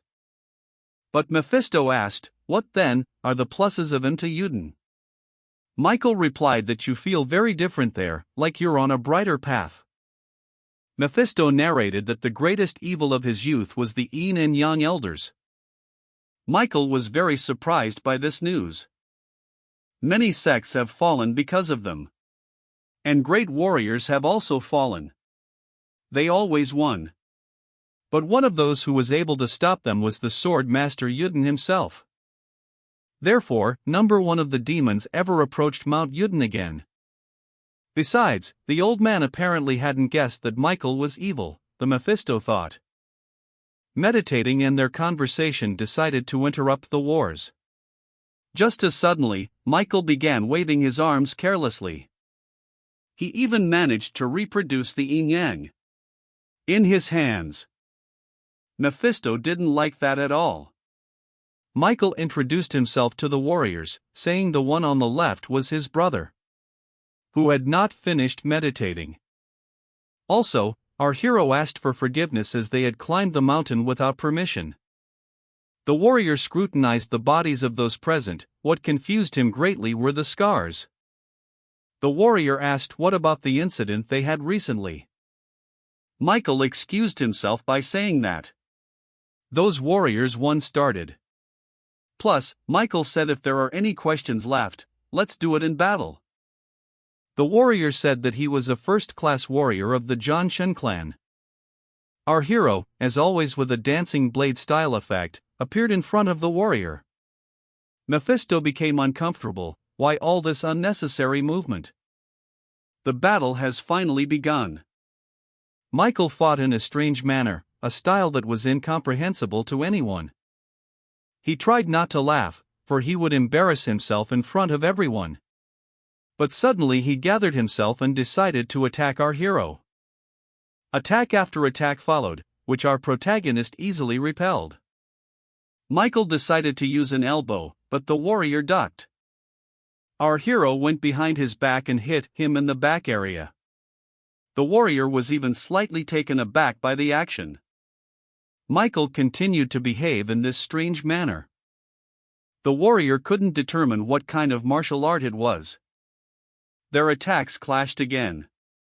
It was like he wasn't fighting, he was dancing. Mephisto liked it. The warriors tried to contain their laughter. Seeing this picture now, and Mephisto couldn't contain his laughter. Meanwhile, Michael continued to attack and the warrior defended himself. His attacks were so unpredictable that they were confusing. The warrior now realized that a truly skilled master stood before him. However, he decided to finish by hitting the ground, creating a rift. Michael sent out his Heaven Strike attack. And a moment later, he was flying in a leap, threatening to kick into his opponent's face. Did Michael still manage to hit the warrior, who was thrown back like a tennis ball? So much so that he was instantly knocked out. The warriors ran up to him, asking if he was okay. Their gazes crossed. It was clear now that the fight was over. Warriors praised our hero's skills. Michael replied that he was just lucky. Nevertheless, they were invited to lunch. They were greeted by one of the masters, whose name was Joe the Khan. Our hero and Mephisto greeted as well, introducing themselves. In addition, the master apologized to our guys, saying they should have been met by 3 elders, but they had recently passed away. Mephisto had flashbacks from the last battle, when he struck the elders. The master realized that these were indeed brave warriors, and he asked, "You have different combat skills?" Michael and Mephisto guessed that the master had realized what they were. In a moment, our hero threw off his clothes and introduced himself, saying that he was the head of the Dancing Blade clan. It seems that in a moment everyone stiffened and stood pillar to post. Mephisto did not like this idea. He considered our hero a madman. The master inquired if this was the warrior who had destroyed the lust demon and the demoness. Our hero answered that yes, he was. And about his partner, he said that he was his personal bodyguard and a better martial artist of the Crescent Moon Alliance. The master said he had not heard of such an alliance before. Finally, the head of the clan showed up. His name was Dunhill. He asked our hero why they had shown up without giving notice of their arrival. Michael said bluntly that he came to fight, and no one seemed to like it. The head grinned, saying, "Did he really bring an army with him since he's so confident about it?" Michael replied that there were 2 of them. Plus, he was trying to be reasonable. Let him be from the dark path. There would probably be no dialogue. Accordingly, our hero wanted to convey to everyone that he was worth listening to through battle. However, the Dunhill smiled and said there was no need for that. The same head asked all the masters to go out for a walk. The chapter was pleased to meet Michael in person. Our hero said that he has the remains of 3 clan elders.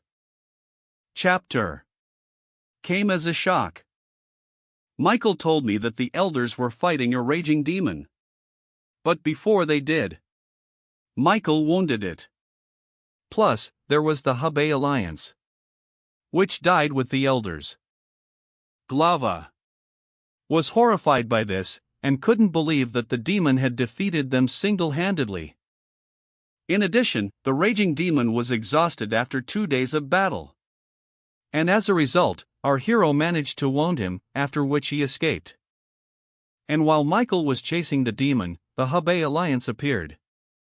And the elders from the Zhongnan clan, who ambushed him. The head inquired, "So Michael didn't take part in the battle?" Our hero replied that he did exactly that. Wrapped in his spiritual energy, the head was already furious. Michael replied that the elders of the clan Zhongnan looked at him regretfully as well. Plus, our hero said they probably would have just not allowed them to help Michael. In an instant, the head calmed down, realizing that everything was as it really was. The Mephisto probably didn't like this situation, as Michael was the one who had set the armies on him. One of the heads of the Iron Squad can tell everything in detail, because he survived. And after a moment, Michael replied that he had killed the raging demon after all. Dunhill became uneasy. Our hero said that since the demon had spent a lot of energy in the battle, he took advantage of the situation. The head thanked our hero for his vengeance. To Tom, he asked why Michael had come to him. Our hero told us that he had recently been a guest of the Yuden clan. Dunhill was very much surprised at this fact, and how did Michael manage to stay alive? Our hero replied that he had not met the clan head, but had met the immortal sword of Yuden. The facial expressions of those present changed to surprise. Dunhill asked why the swordsman didn't kill him. Michael replied that he didn't know the reason. The head turned to our hero's bodyguard. However, our hero decided to ask if there had been any disturbances in the neighboring clans. Dunhill replied that he had not heard anything about it. Michael said if the Dunhill clan won't recognize the alliance of the blade, then the whole bright path will fall. The head said he would not join the alliance of the light path, as it was coming to many pointless battles. Dunhill and his warriors congratulated our hero on the formation of the Blade Alliance. Michael thanked them all. After a while, Michael and Mephisto decided to have lunch and a drink out of the way. The demon asked our hero if he was satisfied. Our hero asked, with what exactly? Mephisto, though, didn't like the idea of being a bodyguard. The hero also said that Mephisto isn't his only bodyguard. The demon was very surprised at this fact, and he asked if the other one was strong. Michael replied that he was no match for the demon. Nevertheless, the raging demon was very eager to do battle with our hero. But Michael told him to think carefully. Suddenly, their meal was disturbed by a girl. She asked who was stronger than the two representatives? Or the Zhongnan clan? Our hero asked, why would she know that? However, she replied that her older brother was just that in the clan. Michael and the demon smiled. And a moment later, it left them. Mephisto missed his image as a demon. Our hero decided, pour the wine. Plus, our hero added that from now on, the raging demon doesn't exist. Michael smiled and said that their duo might be weaker. This clan, however, it is not stronger than the Crescent Moon Alliance. And in a moment they had a cup of wine each. Meanwhile, in one of the mansions, a mercenary reported to his master that Michael had shown up with a partner. This unknown warrior finally decided to meet our hero. They had some sort of plan to befriend Michael, and even more so this warrior wanted to use the ice pill. Meanwhile, ours guys were walking through the woods, and Mephisto decided to get to the bottom of our hero. Michael asked how he felt about the head of the alliance. However, the Mephisto replied, does he not wish to be beaten? But suddenly they were. The emotional conversation was interrupted by some people. One of them inquired, is Michael standing in front of him? Our hero replied, yes, that's him, and what kind of clowns are you? Suddenly, this John Doe just laughed. He offered our hero a drink. However, Michael replied in front of that he should get on his knees and beg him. Everybody's awake. Suddenly how he began to bend. But at one point he stood up and said, are you falling for it? Mephisto asked why there were so many freaks at this time. The unknown man gave him an angry look and asked Michael if he could kill the asshole. The Mephisto laughed hilariously in response, and Michael replied, you can, of course, if you can. And he was in no mood to drink with anyone at the moment. John Doe had the idea to beat up our hero, but he wanted his partner to get the hell out of here. Mephisto asked Michael what he should do. Our hero replied, he can go. He took off with those two clowns without a second thought. Michael asked the unidentified man that he was from Hebei. Thoth laughed and said, yes. The guy asked our hero, since he refused to drink, does that mean he's ready for battle? Our hero replied that he was not the one to offer, however the unknown knew by the blades of the crescent moon Suddenly he decided to attack our hero, saying, "Pull out your blades." Their attacks collided.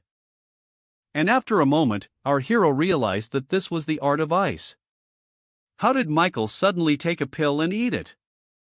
After a moment, our hero took out his distinguished fan. The unknown man was very much surprised. It didn't take him long to attack our hero again, creating an energy stream that channeled. Michael repelled this ice attack with ease. He tried to hit our hero, wanting to freeze him, but all to no avail. Realizing that he couldn't overpower him, he decided to eat the blue pill. How did his aura suddenly become stronger than it was before? And he looked much confident. Now the unsubs are producing much faster attacks and more stronger flow. But Michael, in his usual dancing blade style, dodged those swirls of ice. However, when our hero was distracted, the warrior still managed to freeze his shoulder and chest. Now the warrior assumed it was over. But thanks to his dark venom energy, Michael shattered this year's with ease and abruptly lunged towards his opponent, who managed to dodge his fan 2 times. And the moment our hero hesitated for a moment, the warrior unleashed his freeze attack. He managed to hit Michael, who was thrown back slightly. Now he wanted to end our hero once and for all. And because of this fear, he created a very large energy flow. However, Michael, taking out his fan, decided to fend off the attack. A cloud of dust. It's all over the place. The fan fell and our hero was iced and immobilized. The warrior picked up our hero's fan, asking, "Now what will he do?" and laughed creepily. At this point, Michael decided to spit directly into his opponent's mouth. And within moments, it was like he was already choking. Now Michael decided to complete the maneuver with a swipe of his palm. The one flew off and started coughing. Michael broke the shackles of ice and decided to attack. And the enemy tried to make a counterattack. But he didn't succeed. The warrior asked, what was the pill he had fed him? Our hero responded with a venom pill. The man instantly changed in his face. And Michael decided to add one more punch, which took his opponent several dozen meters away, abruptly jumping up to him, taking him by the head.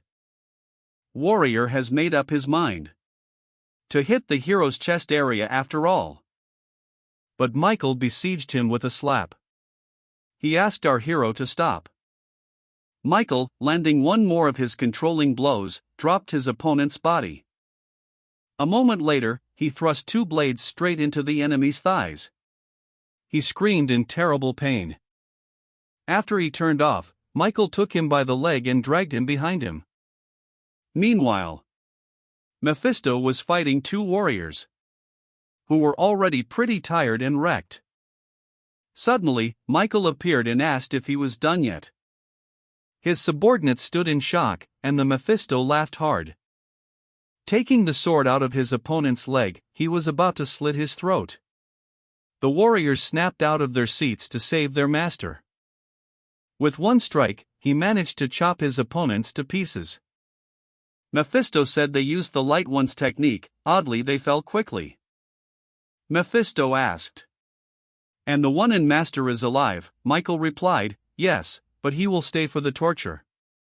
The demon's jaw dropped and he asked, had he been trained to do that, too? Michael replied that yes, he had felt it all on his own skin. Closer to night, the battered warrior, awake, tried to see where he was.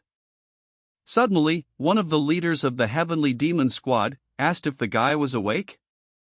The battered warrior asked what he was doing here. However, the warlord had no intention of answering questions. He only said when he woke up, "Unknown, bring him to him." The commander grabbed him by the scruff of the neck. He said, Do you even know who I am?" Meanwhile, Michael and everyone else had gathered in the main hall where he introduced his new bodyguard and guardian of the Dancing Blade Alliance. They'll be back in a jiffy. Mephisto. demon also saluted. At that moment one of the commanders who led the prisoner, Michael, gave the order to sit him down next to him, and let himself sit down as well. Michael decided to pour him some wine. Then he asked what he wanted to drink with our hero, didn't he? Yet this loser suddenly took it upon himself. A commitment that the celestial demon cult would never show itself again. The warlords were alarmed when they heard about the heavenly demon cult. Our hero guessed that this young man was the son of the cult leader. Plus, he asked how many brothers he had. The man said 3. Our hero gave his subordinate orders to knock out all information about the cult's top fighter and vulnerability. The acolyte replied that he would accomplish everything and report back at once. Now the poor man thought in his thoughts that sooner or later he would put an end to our hero's life. Seeing that evil smirk, the acolyte couldn't stand it. He punched his opponent in the throat. He asked our hero to add? Michael replied that it was enough. Plus, Michael announced that if for some reason a minion accidentally kills something that can't be helped, our hero is together with Mephisto gone. Meanwhile, Mephisto decided to go into the bar where one of our hero's acolytes was. His thoughts were all about why this asshole his master had brought along with him. He was also afraid. In one room, being with a demon. After one moment, Mephisto finally showed his power. Concentrates spiritual energy in the hand. The servant was very frightened. Mephisto pointed with his fingers to approach him. He was quick. He came nearer, asking, "What does the gentleman want?"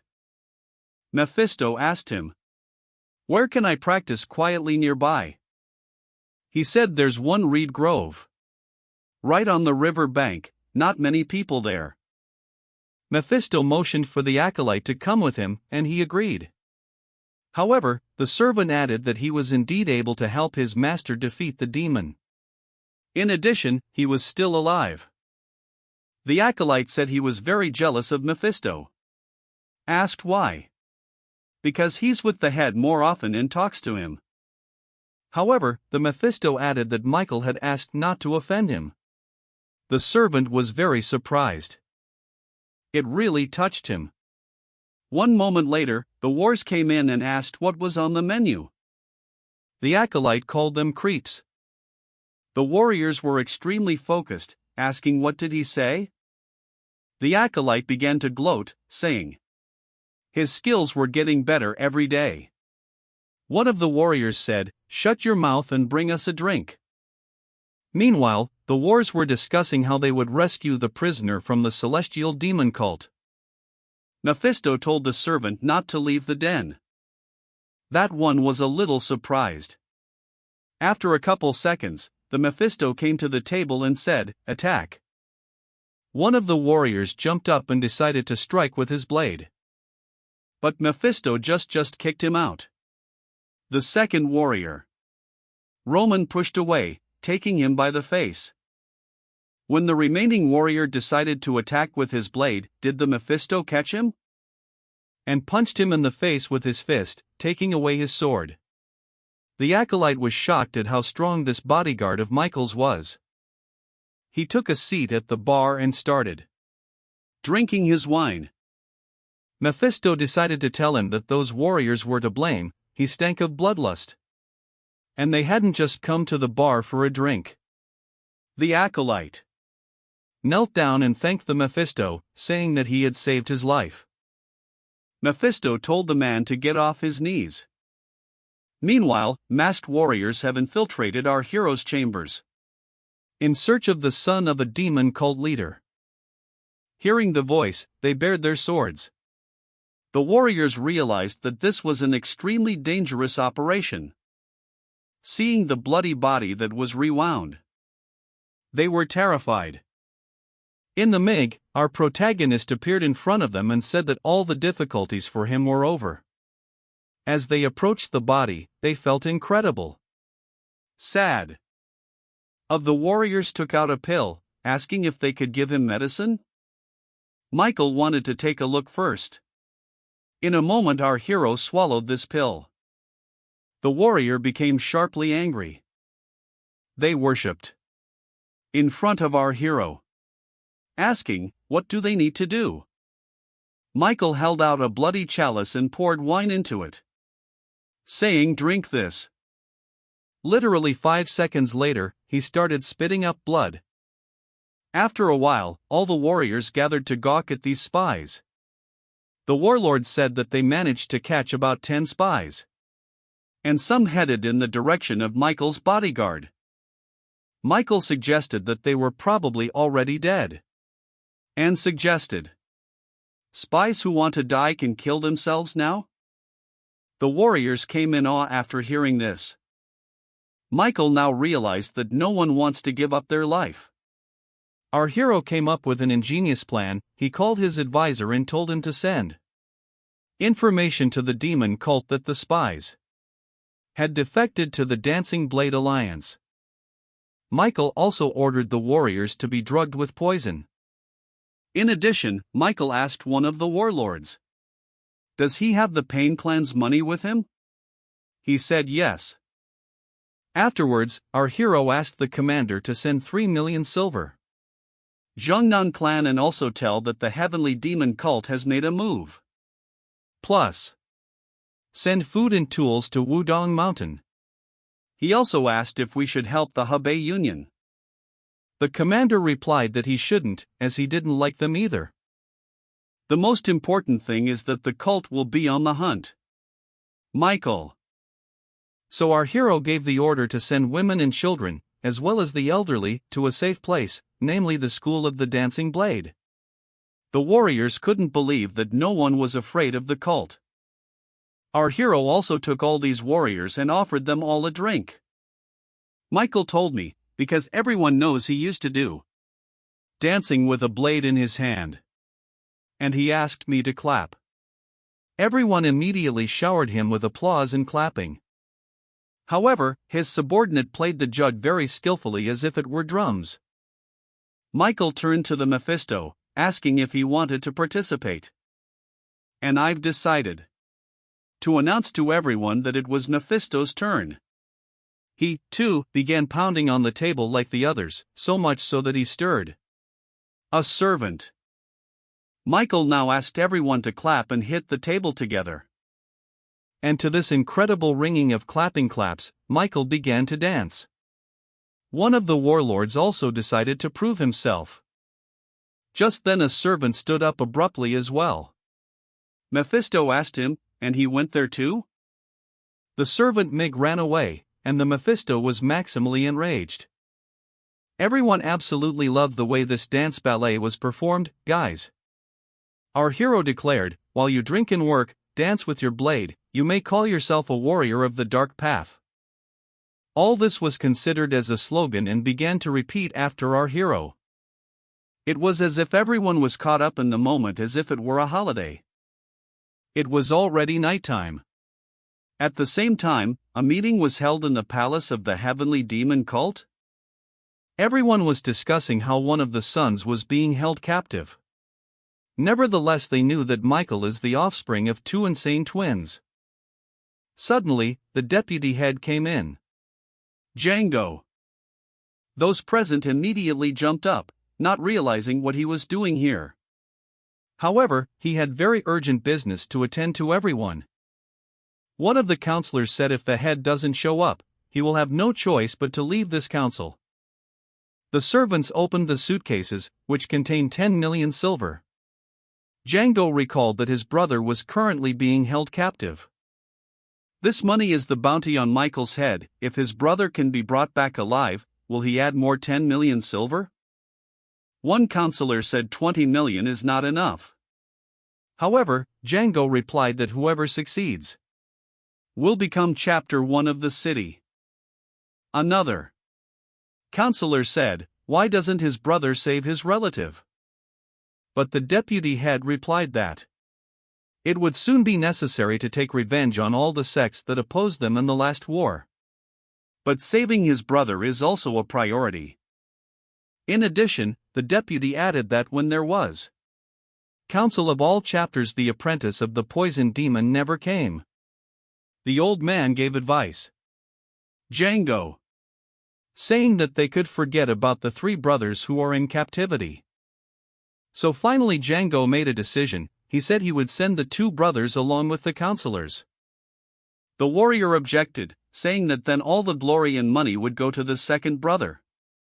Django decided to warn them, saying, if a poisonous demon showed up, they'd have a hard time without the two brothers.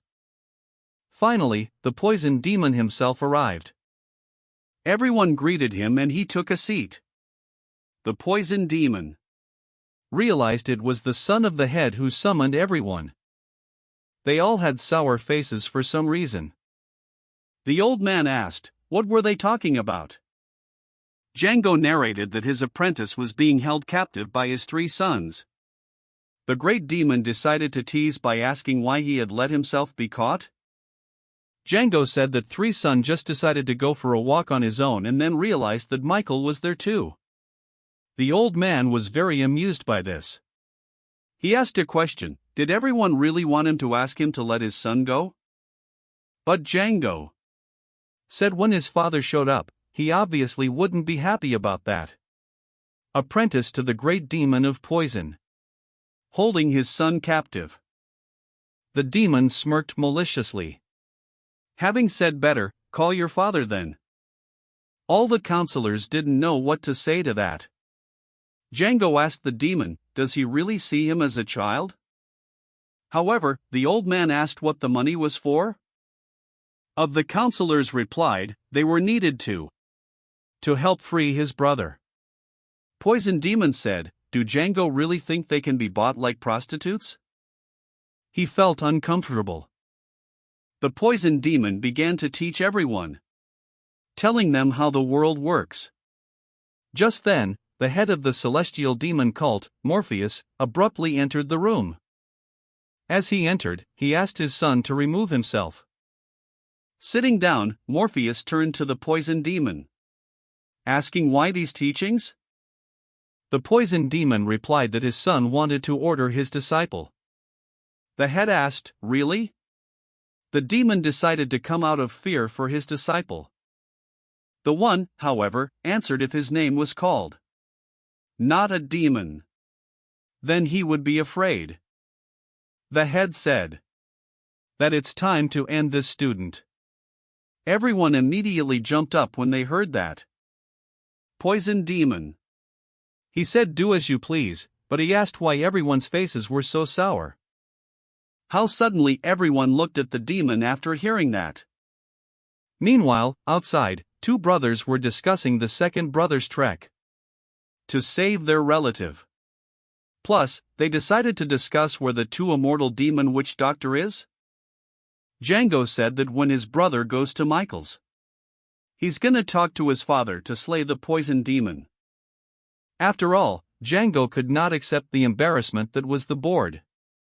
The second brother said, isn't he afraid of people standing up for him? Django's explanation was that no one cared who died or who survived. The next day, at Manhwa, one of the warriors was resting in a cave. His brother came to him. The warrior perked up, asking if he had really been kicked out of the clan. However, my brother said that there are rumors of a cult of a heavenly demon wants to conquer the land. The other brother rejoiced at this and asked, does the master allow them to go forward? However, the master said that if they didn't go, they would be imprisoned in the cave for the rest of the year. The brother relaxed, lay back down and said, so what? However, one of the brothers said that the demon cult would haunt Michael. The other immediately rose up. He replied that he would clean himself up and come down. Now the warrior realized that the time had come to prove himself. That same afternoon, Michael and the prisoner were sitting in the gazebo. Our hero asked him, how strong are his brothers? He replied that not much. However, the father is unrivaled. Michael poured the wine. He raised a toast, saying that they would now color everything white. Nevertheless, the warrior decided to suggest that Michael go over to the cult's side. Our hero said he wasn't interested and they drank together. The son stood up. He did not want to fulfill his last wish. And Michael asked the warriors to stay out of his way. He approached one of the pawns. I began to gather all my spiritual energy, wanting to show his best technique. And since his life is about to be cut short, unlocking the secret power of the celestial demon cult, he managed to summon a snowflake that looked like ice. The technique he was about to use was called ice imprisonment. Looking at our hero, he said, "This is his gift." Michael was unfazed. "He's completely iced out." And he said they couldn't escape the cult. A sky demon. This truly amazed everyone, for in a moment he managed to freeze the entire pond as well as himself. The town leaders had never seen or heard such a thing in their lives. Michael has now explained to all the warlords that if they wanted to kill him, let them try. One of the commanders took the call. But after a lunge with the blade, nothing happened, the sword flew the other way. The rest of the warriors couldn't do anything to counter either. Michael only added one that it wouldn't work out for him either. But if you drop poison, and then strike with the blade of the crescent moon, then we can break it. It's an ice spell. Knights, head of the celestial demon cult, told his son not to touch anyone but Michael. Besides, the poison demon can't be touched either, it's not that simple, said Morpheus. Besides, he wasn't supposed to be at the council today. His son was shocked. Morpheus said it wasn't the poison demon. It was his twin brother, the immortal witch doctor. Django asked, why? The head replied that it was their skill, they had always done it.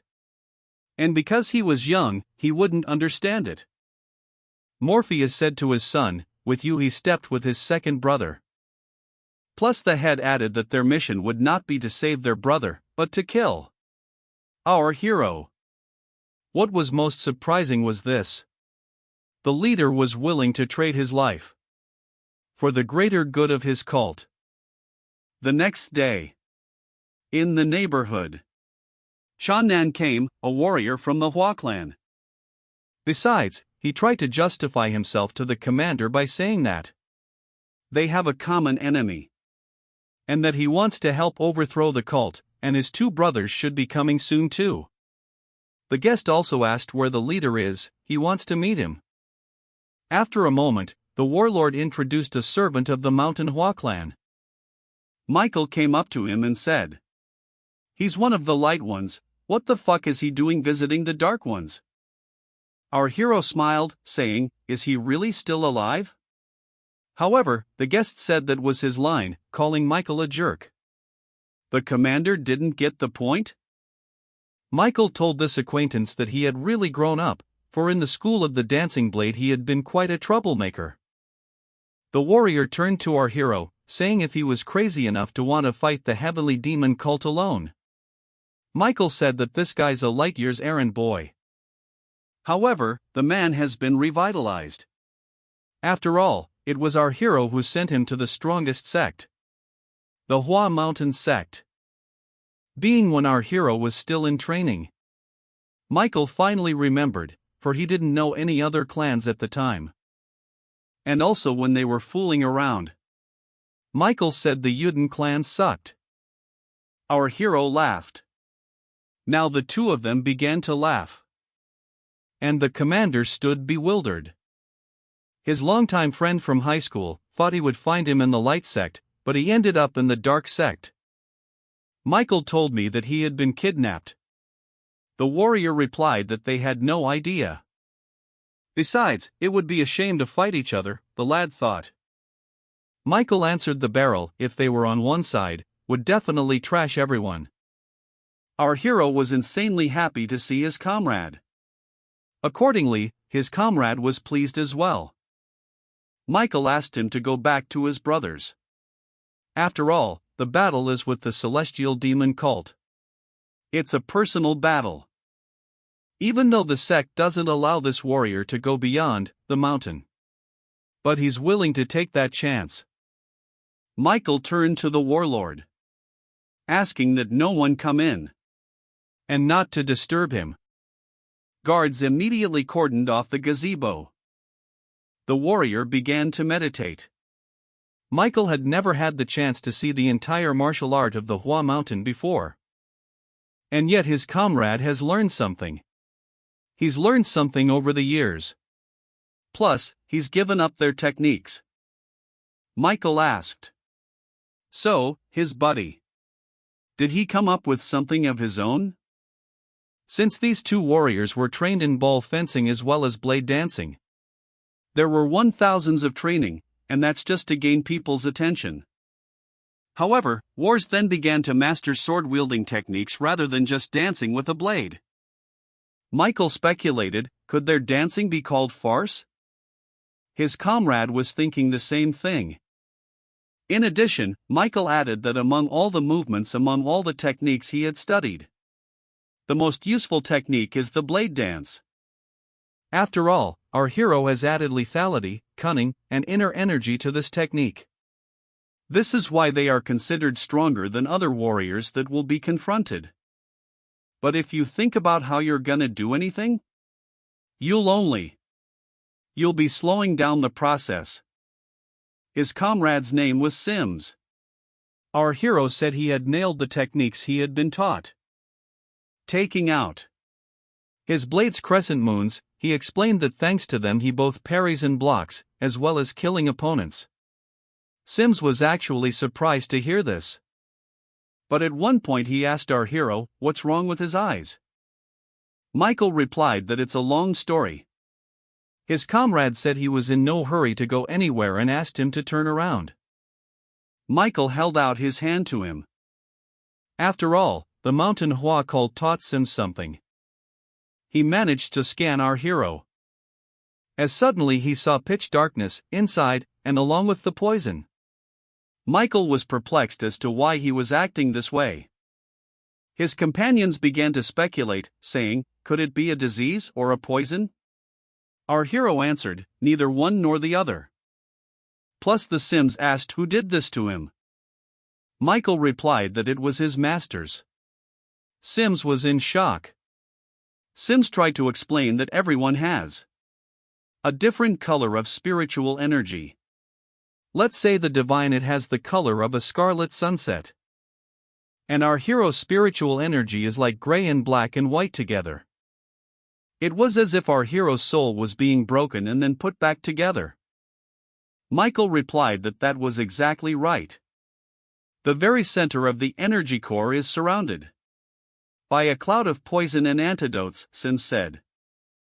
And they're fighting all the time. It's this vicious cycle that's the problem. That's why Michael has a hard time mustering the inner energy. Sims said he could try to cure our hero. He reasoned that it was possible to use light energy to draw out the poison. And over the years, the Sims have become adept at it.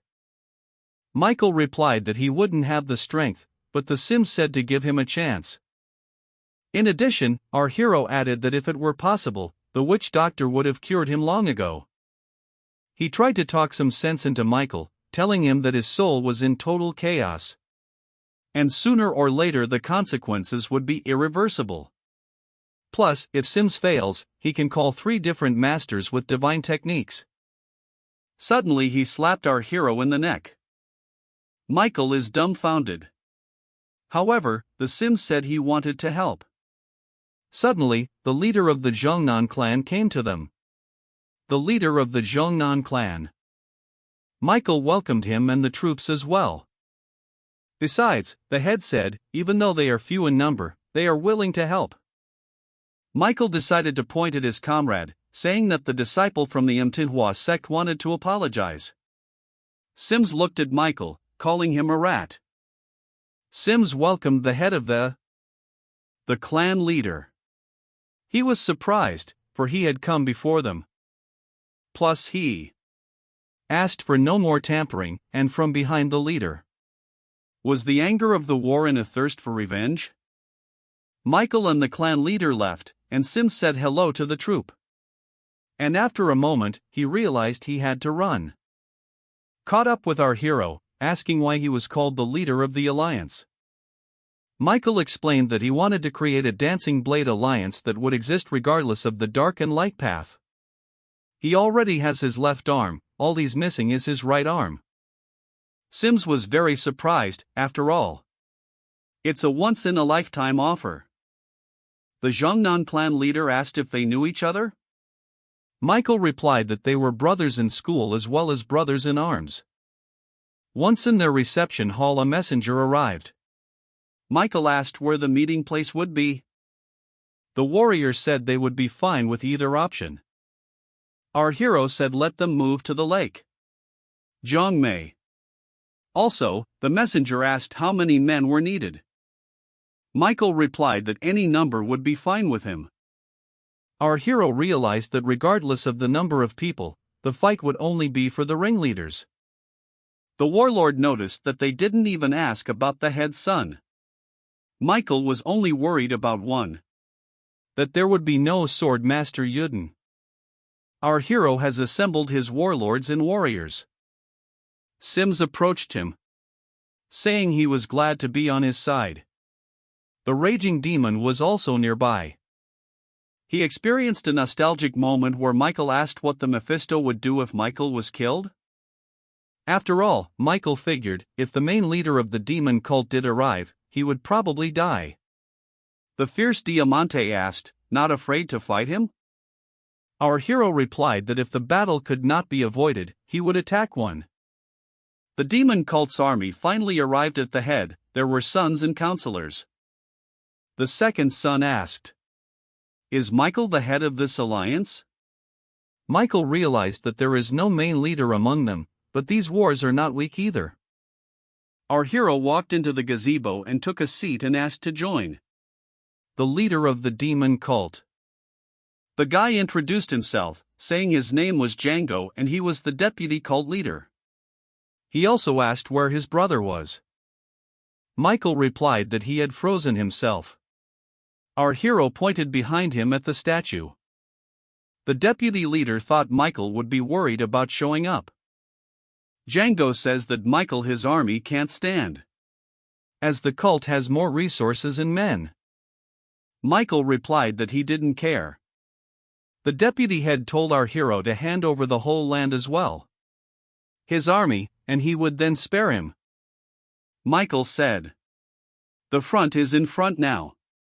A simple talker, and his brother wasn't as dumb as this one. Michael seemed to have succeeded in evoking emotion in him. Our hero said, he doesn't care about the plans and doesn't care about all the threats. Plus, Michael offered to fight him, and if he lost, then Django would own the land. Django asked him, "What's all this nonsense?" However, our hero said it would be fair. Plus, he added, why should he get his hands dirty when he has strong troops? Our hero replied the parties would then wipe these troops to powder. And does he really want to send his soldiers to certain death? Django stood up and said that he would make Michael regret his words. Once in front of his army, he gave the order to bring him Michael's head. The warrior came forward. The raging demon was agitated, for he wanted to stretch himself. Michael turned to the Mephisto, telling him to back off.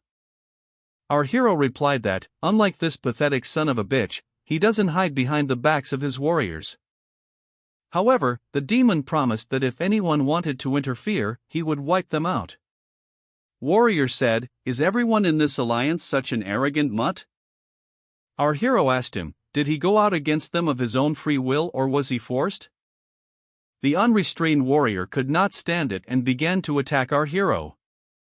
Michael just disappeared for a moment. He found himself on top, and the warrior leapt towards him with his blade. And finally the battle began. Michael. I tried to fight off every attack. And he moved in his usual dancing blade style. The warrior assumed that Michael was very weak, for he could feel his inner energy. The other warriors were shocked, for they hadn't seen the Blade Alliance leader before. Besides, the warrior figured that if he drove our hero into the lake, that would be the end of it. Michael lifted a wave from the water in front of him. But the warrior, with the help of his spiritual, chi dissolved it. Our hero decided to attack again, but the cult representative managed to parry the attack. And with his powerful punch, he pushed our hero away. Michael said their vanity obscures the true picture. The warrior began to scoff. He used his poison blades to send 2 waves of water towards the enemy. Now, the cult representative said such tricks wouldn't work on him, extending his palm. He succeeded again to break off that attack. But then he realized his body was burning. It was because he had come into contact with the water. The whole cult was puzzled. They didn't realize what Michael had just done. Now it's our hero's turn to attack. However, he continued to resist, and he could easily dodge the warrior's anger with his dancing blade technique. Our hero ended up cutting off his head, raising their blade to the alliance. They began to cheer and rejoice. Besides, Michael said that as long as he's alive, there's no rest for these things. Of counselors said that sooner or later Michael would exhaust himself and the victory would be on the side of the cult. Our hero applauded them, saying that the counselor is not as dumb as the deputy leader. However, he started snapping at our hero. The deputy asked him not to be provocative.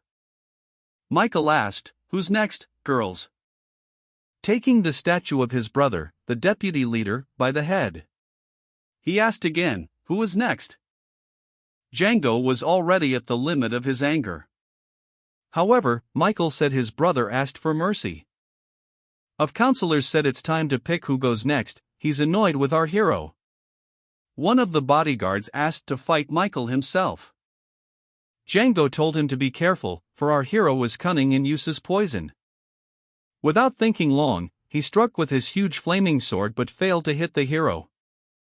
And so, once again, the battle with the second military has begun. Michael began to use the statue as a shield. The warrior tried to hit Michael, but like a circus performer, he dodged the attacks. And after one moment, our hero decided to destroy the statue after all. Everyone perked up in a flash. But when our hero brought down his double crescent moonblade, the warrior managed to stop his attack. Now this inept was trying his best to protect the statue of the deputy leader's brother. Django shouted from the crowd, telling warrior he focused on killing Michael. The warrior obeyed him and prepared to attack with a sword lunge, and rushed at full speed to hit our hero. But Michael went behind his back to deceive his opponent, forming a cloud of dust. Our hero said it was obvious to distract the enemy. Our hero now attacked with one blade from above, and with the other blade, he stabbed him in the neck. Sims realized it was a pretty dirty trick, since Michael had distracted him. Michael asked his subordinate to get him some wine. Our hero said he seemed to be recognized, let him in, say hello to his buddies. The subordinate said they weren't his buddies. Plus he added that they all had to die. They seemed to be pretty fired up about it. Michael finished his wine. The generals noticed that there was probably poison in the wine. Michael realized he needed to take out 2 leaders. He turned to Django, telling him to remember to pick up the bodies of his brothers afterward. Now they looked at each other. The warriors approached the statue and decided to take it away. Michael decided to distract them by telling them to. They were careful with their hands.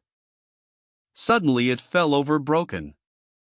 Now they realized they had made a mistake. Realizing they were being threatened, they grabbed the statue and started running. Michael began scratching his head with the statue's hand. Both brothers were on edge, they were boiling like a pot.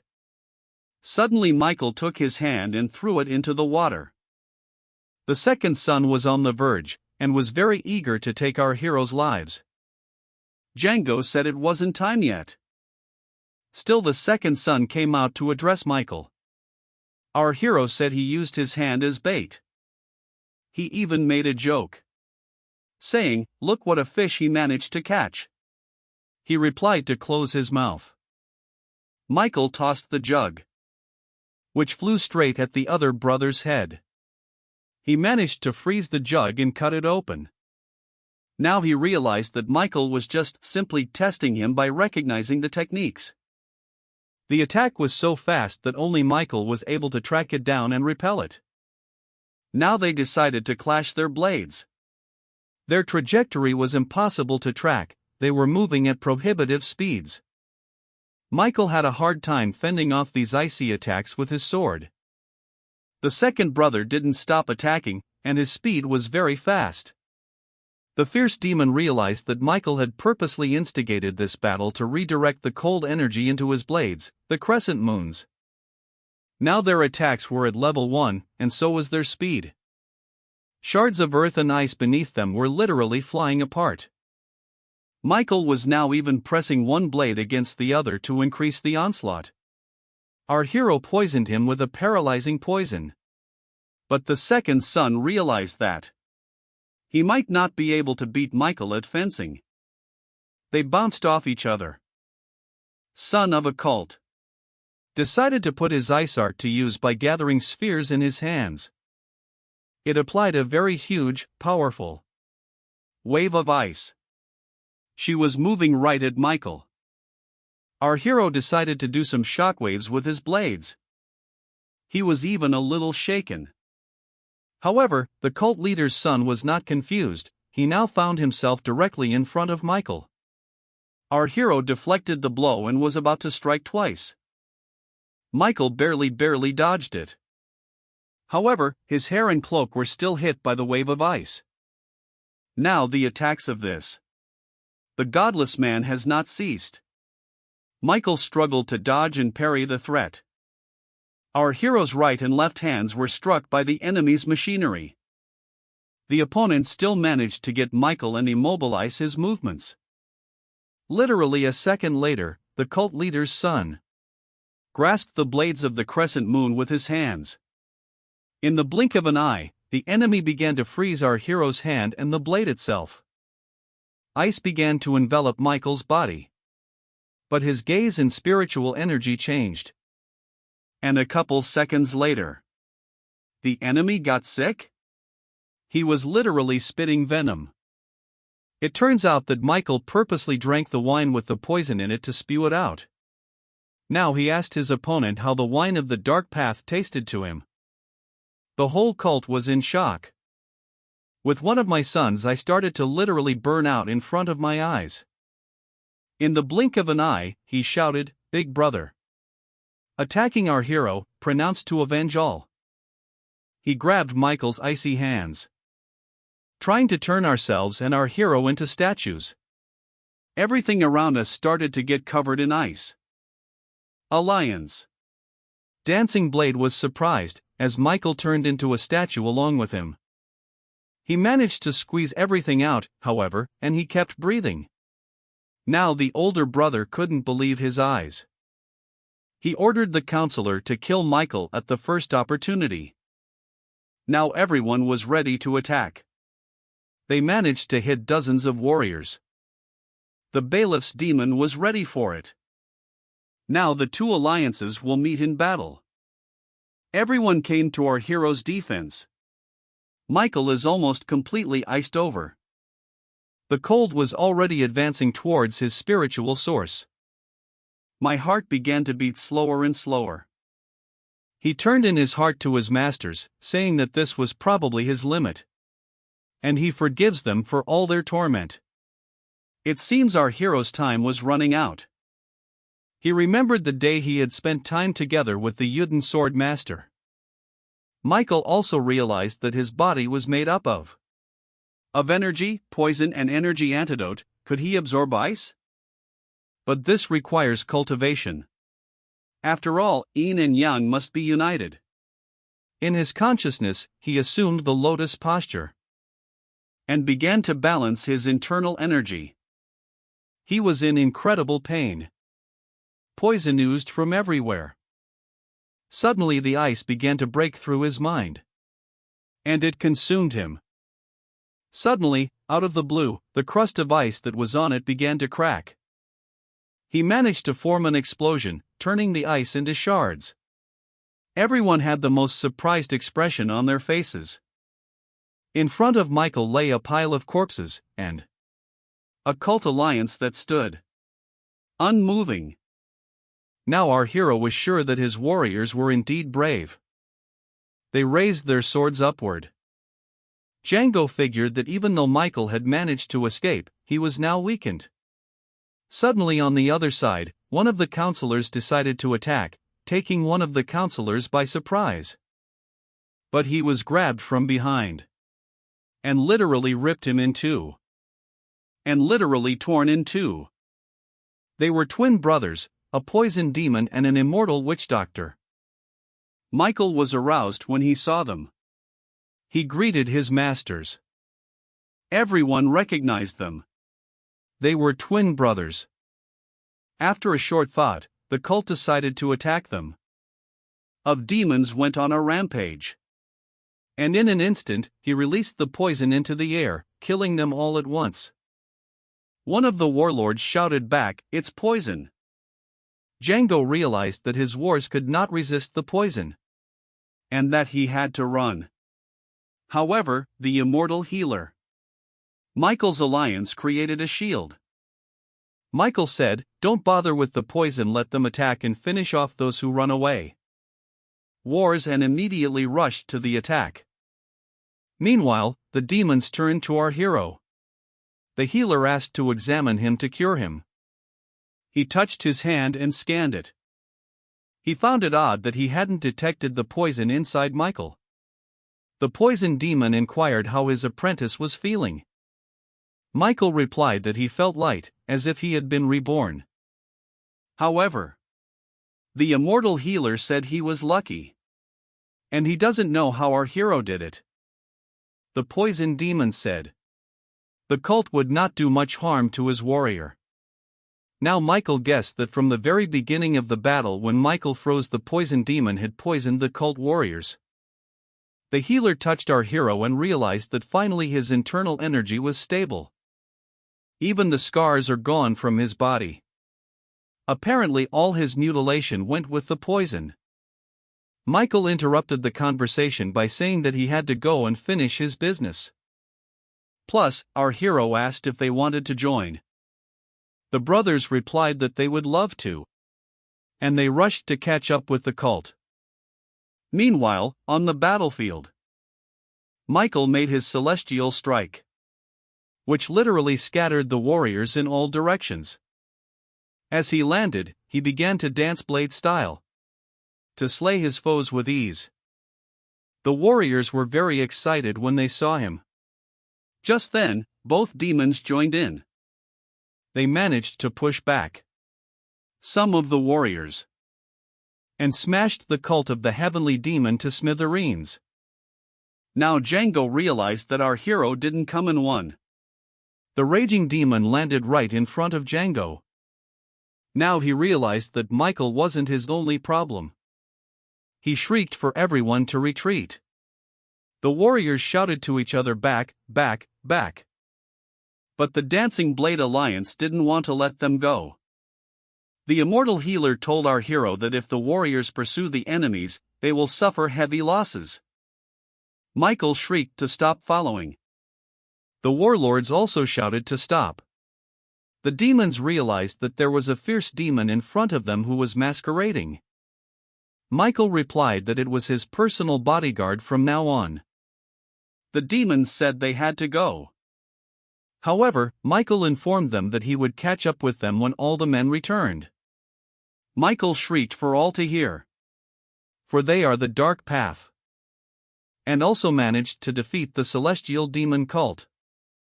Of the generals told our hero that he would serve him faithfully for the rest of his life. The whole army got down on their knees, saying they would serve to him always. It was all so touching. The servant began to shed tears. The fierce demon asked, "Why is he crying?" However, the acolyte replied that a man as strong as Mephisto would not understand. He said, even though he is not a warrior on his heart to strive for more. Mephisto called him an idiot. But nevertheless he realized if one trained, one would be much better if one didn't talk. In the evening, Mephisto approached to the acolytes of the bar and gave a map. Masters of the martial arts who would teach. However, the latter smiled, saying that he wasn't capable. The raging demon tried to convince him that he could do it. Plus, he's a talented craftsman. If an acolyte passes on information that, from a Mephisto, the master will not be denied. However, Mephisto also added, "What's the point of sitting around and whining if there's an opportunity to get stronger?" Apparently, these words touched the acolyte very much. And at the end, the Mephisto added, if he ever heard or saw him crying again, he would fracture his skull. Meanwhile, Sims and our hero were taking a walk. Sims said, since the poison was gone now there was no problem at all with his body. Michael said he will always have room for his right hand. Sims thanked our hero. Besides, he didn't know how strong the demonic cult was. He asked our hero to be careful. Michael replied, of course. Sims said he had a bunch of other things to do on the mountain Hua, so he'll be back soon. However, Michael had a gift for Sims. This is the icy figure of the demon cult's second son. Michael gave the blade and said to try and cut off his arm. Handing him the blade, our hero said that the sword would probably just break off. Gathering the internal energy and transferring it into the blade. Sims looks like he's managed to land a shot to the arm on impact. However, the sword split and shattered into shards. Sims thanked our hero for the gift. The next day Michael enjoyed the beautiful weather sitting in the gazebo. But suddenly a man appeared behind him out of nowhere. Michael turned around and didn't realize who was standing in front of him.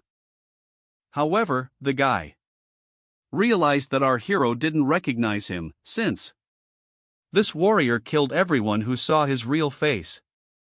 Nevertheless, our protagonist has spoken. Fierce demon, come on in, sit down. Instantly surprised, he realized he had been exposed. Michael poured them some wine. And the raging demon wondered how many days Michael had been staring at that statue.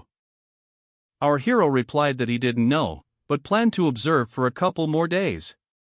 The fierce demon turned to him, telling him that this was his true form. Michael replied that he understood. The demon asked, "Where's the reaction?" However, our hero replied that he looked so. Plus, he added that not everyone is born as beautiful as him. The raging demon asked, how did Michael determine that it was him? Our hero replied that eyes are hard to deceive. Especially his gaze. Michael has some kind of special, see-through trait. Our hero decided to pour wine. Nevertheless, the raging demon inquired regarding his eyes. Michael said he was able to read him because of the rage in his eyes. Our hero said he thought, what if they had met 4 or 5 years ago, what would things have been like? The demon hesitated.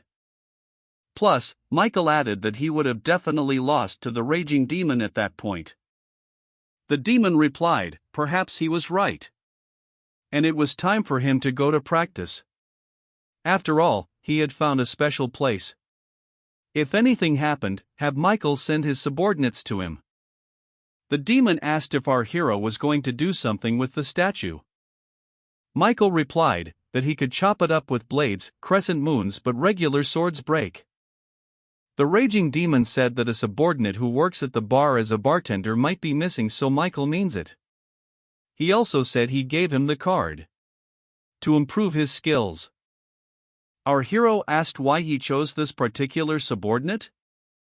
Demon replied that it was because Michael had originally put the two of them together. And our hero realized that they were indeed alike.